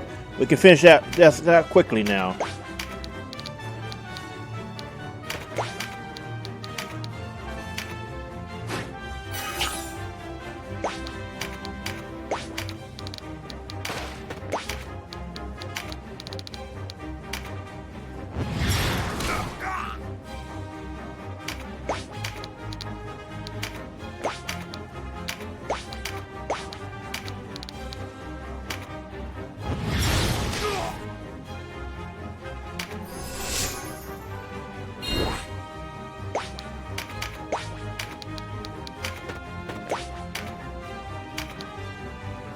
Go boom! Cool. Alright, so now we got that section done, and then we got the last battle of Chapter 2, Law, just ahead.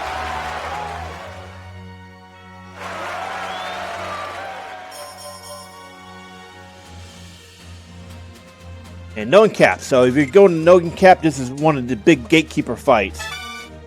It's going to be a hassle. But abuse Chariot Tarot.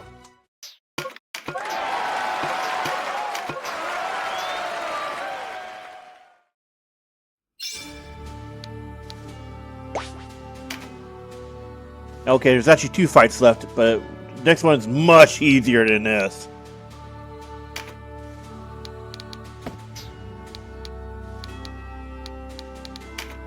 And we shouldn't see any more for a while, so we're just gonna take that off.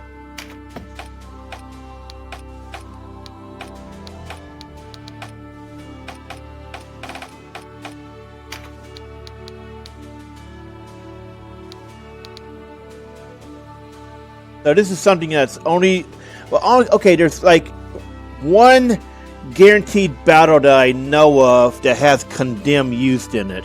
And even then it's kind of random when that actually pops off. So this is kind of a very specific counter ability, the Absolution.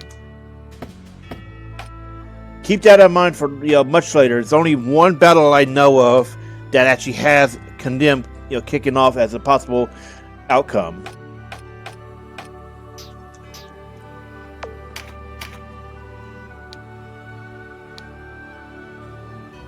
Much as I hate to do it, we are probably going to have to overwrite this save. Oh no, just make another one.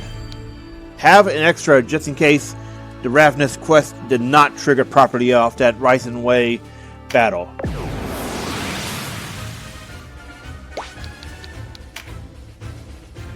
Okay, lightning archer. Okay.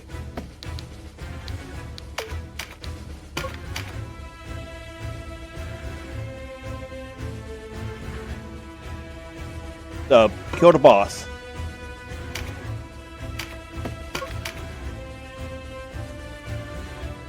He's a Terror Knight, and actually this is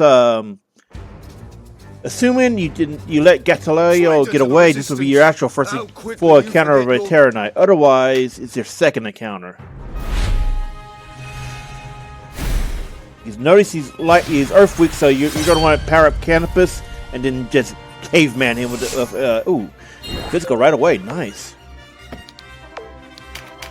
But yeah, Heart Crusher time.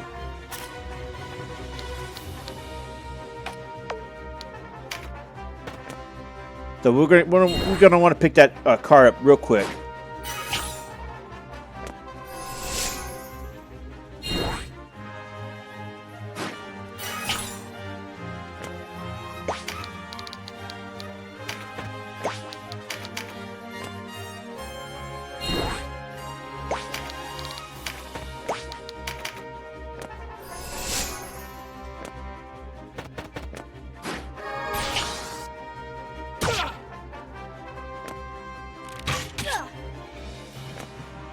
So at least 2 physical and breaching should be able to take him out. Or at the least do enough severe damage that we can take him down quickly.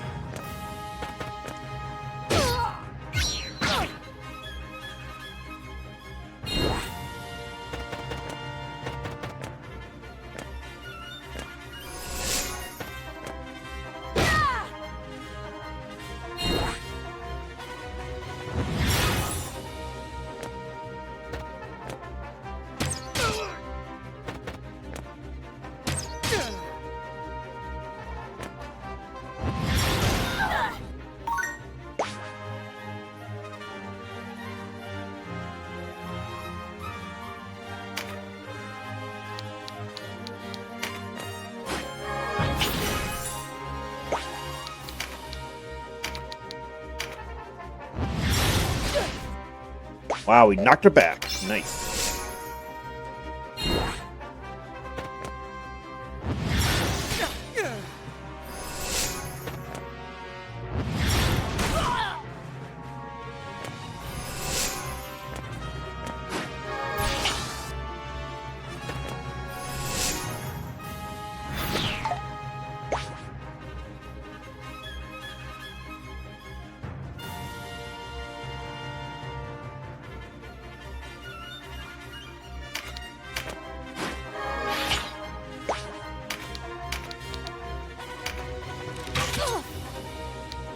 Alright, sorry, right?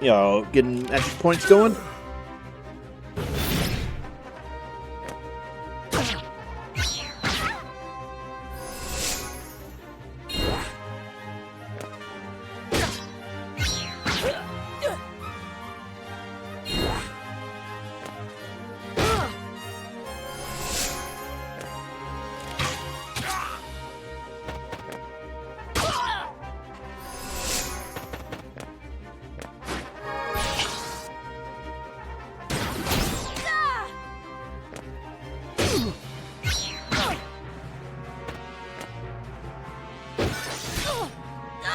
And here we see the power of that ice finisher, just blopping these people.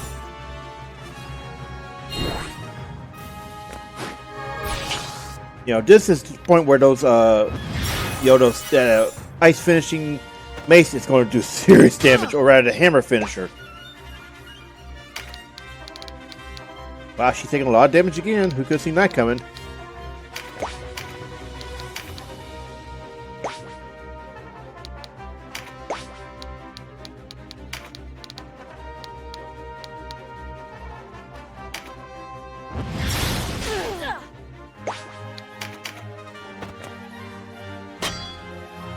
Wow, Karian, really?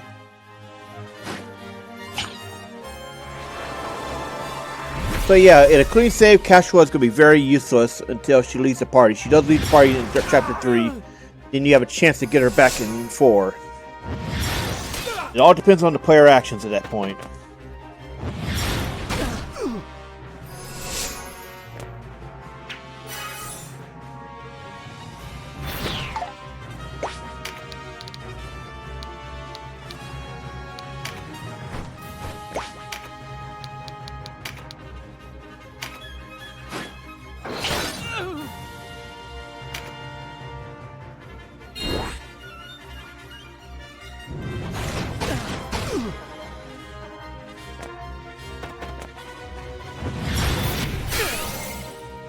Bro, already popping that? We didn't even damage you yet. But thank you for getting closer, though.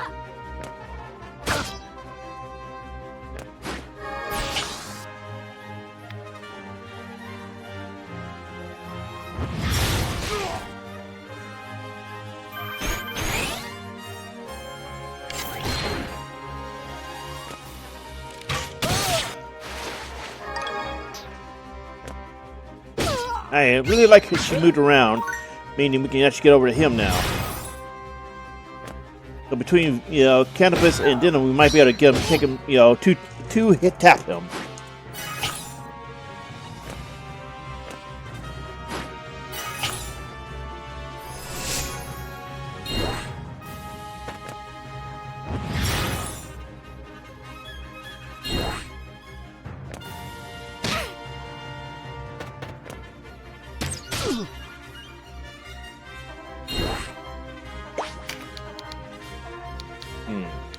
Of course, cheat would be in the way, right? Get a physical card to be sure, and we'll delay his, whipping later. We defer his whipping for a little bit.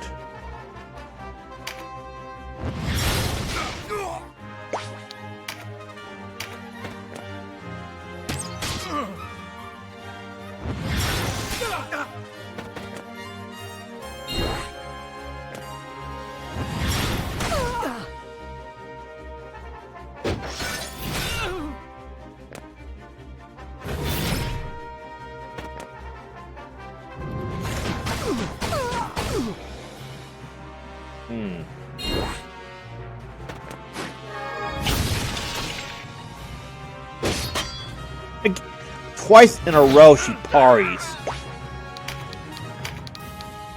Oh my god, that's a lot of damage. I'm pretty sure they're gonna jump him next turn though. And we can't get over there to heal him.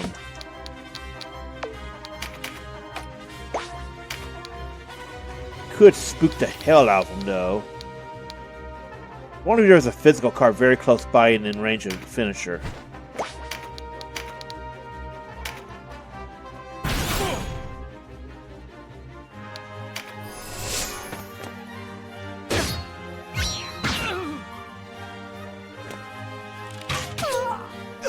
Yeah, see, I knew it. I knew the damn archer was going to get him. AI can be really stupid about getting themselves in trouble when they shouldn't be getting themselves in trouble.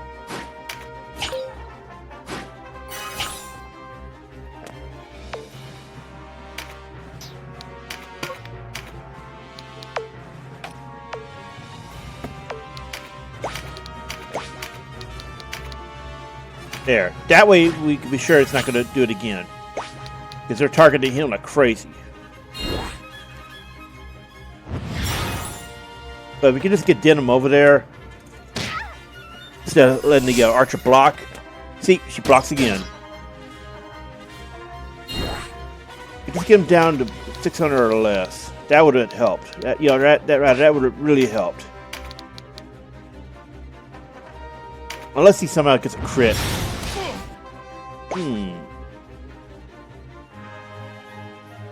Wait. That was 100 damage.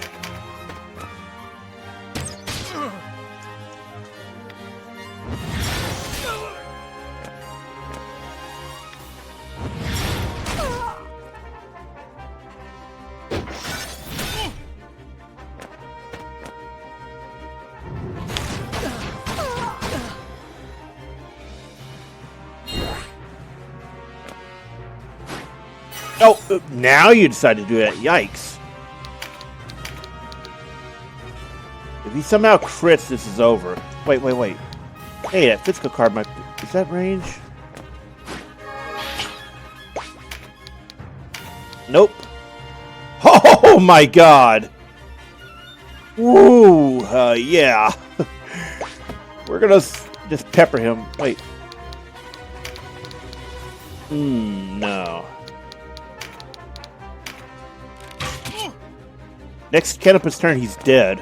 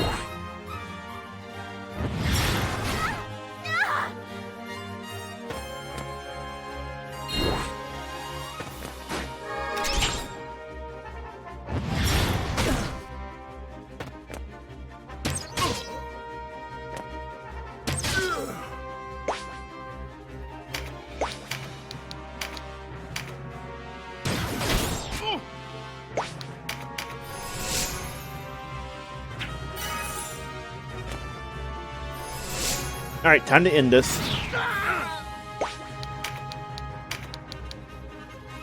Wow, look at that. Almost an actual one-shot with 2 cards. Yep. There, this is over. You may have stopped me. Your uprising's done as far as I'm concerned, bud. And 3 Terra Knights. Yo, marks.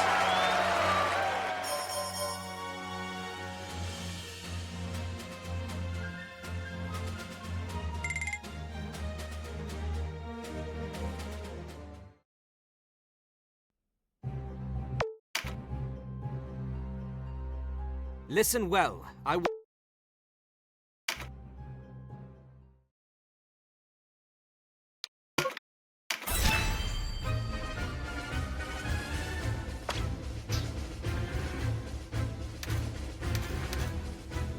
And this is what I was talking about. You're going to have a 1v1 battle, effectively.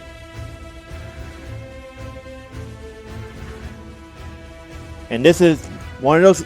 This is why you want to consider putting stat bonuses on Denim, as well as having him in something that's pretty resilient.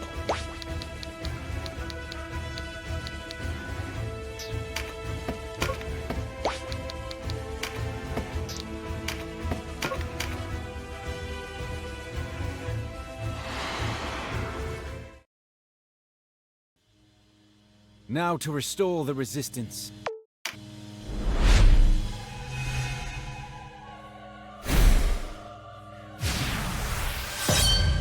There's often a 1v1 duo with Leonar, depending on the route. The circumstances change, but there's almost always going to be one, or the ability to have one.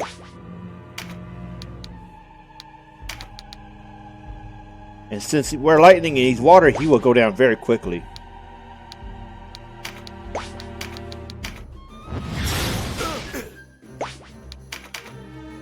I thought you different from all the rest. If the nobility can provide...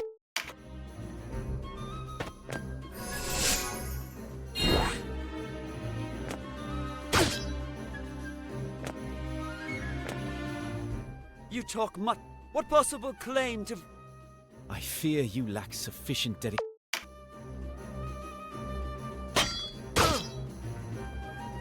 Vice. Our paths cross.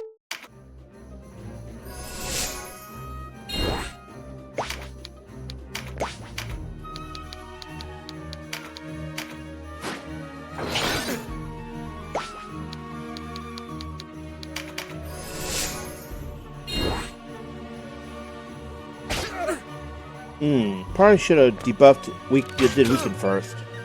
Ah well. Leonar, put...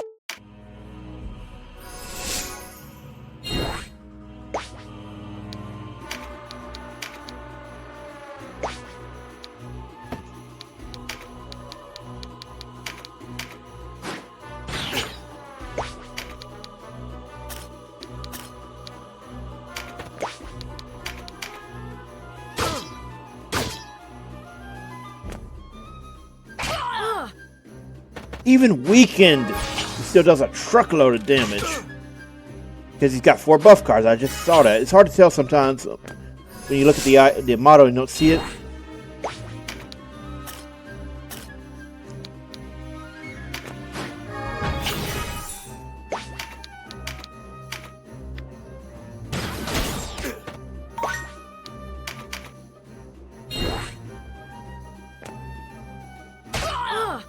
Man, just loves that getting that flank spot.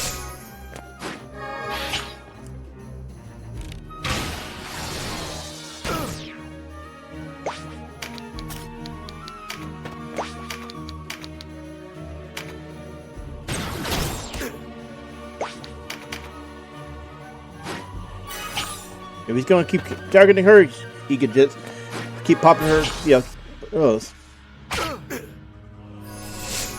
Wow.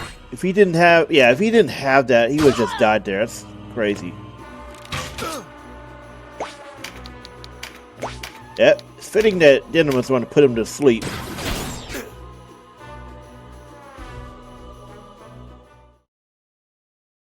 It's over. Go on.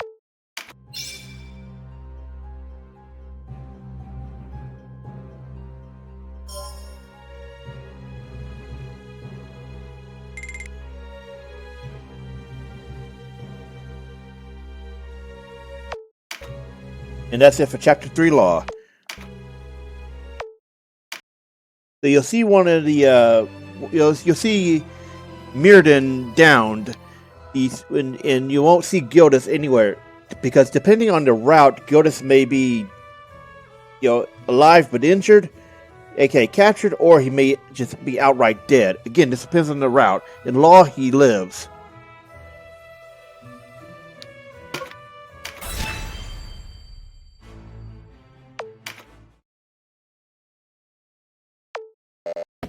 Right, you can't skip the title screen.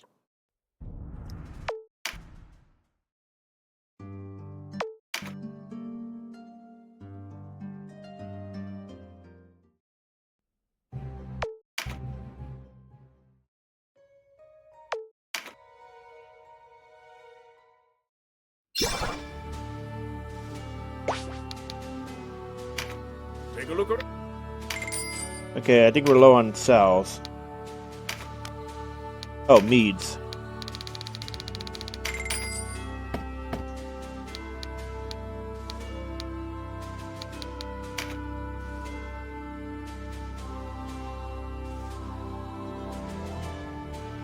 Alright, let's see here.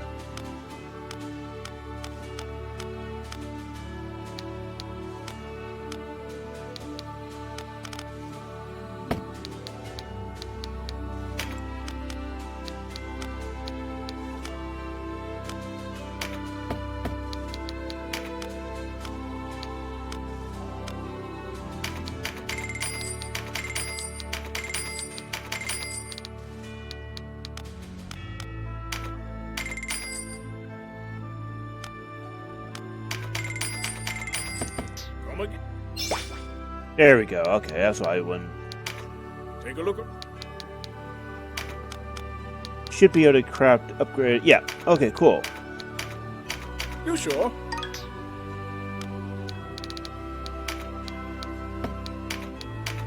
What do you say?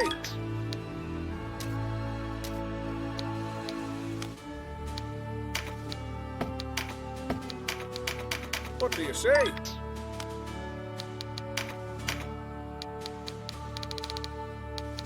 What do you... Just give the word.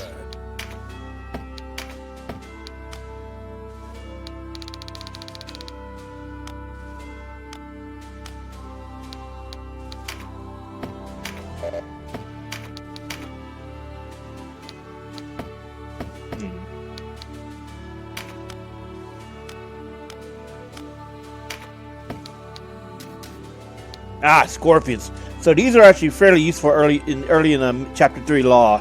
Unfortunately, we cannot get them because we do not have the base weapon right now. But look at what it does. It does poison, which can be very useful because poison scales off max hit points. And it's powerful in this game.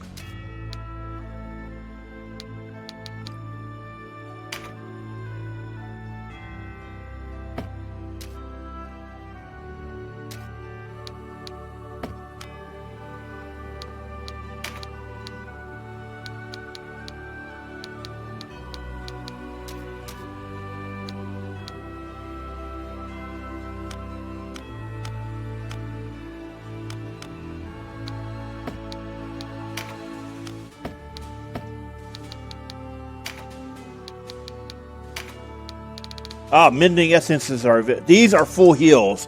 They are as stupid as they sound. And since we have the ability to craft it... Yeah, we'll just go ahead and use this to buy up... You sure? Yes. You sure? There.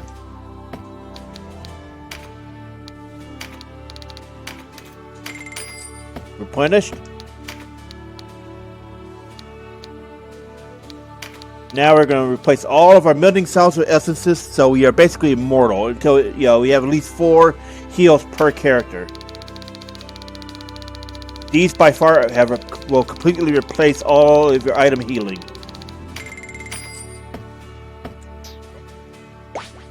Now let's take a look at the war report. Okay, she's still alive in the war report. Good.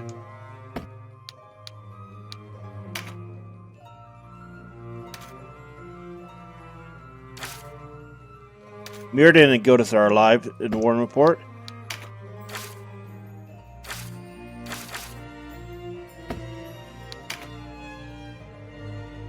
Wait,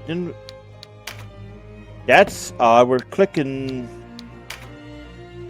Okay, that's a very strange glitch. We're clicking somebody else entirely, but not getting. Huh? I've never seen it do that before.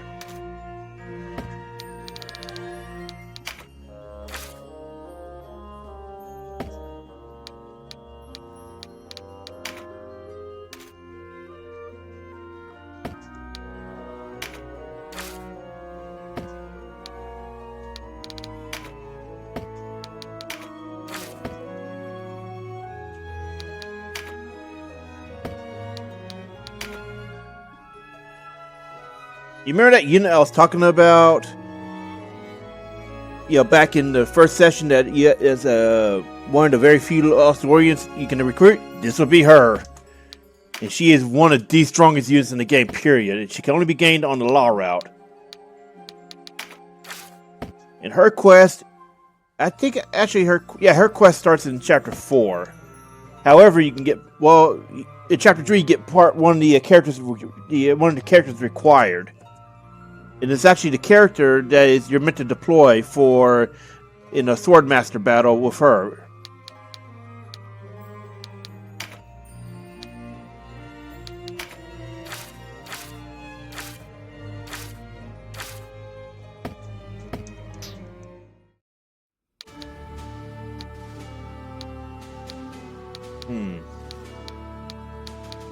So our next way is to go through the Madura Drift into there. And we don't have access to our next Union upgrade yet. I think we get about... We should get it before Crit and I keep. That should be around time where we can finish out Ravness' quest. Let's save since we're on the world map now.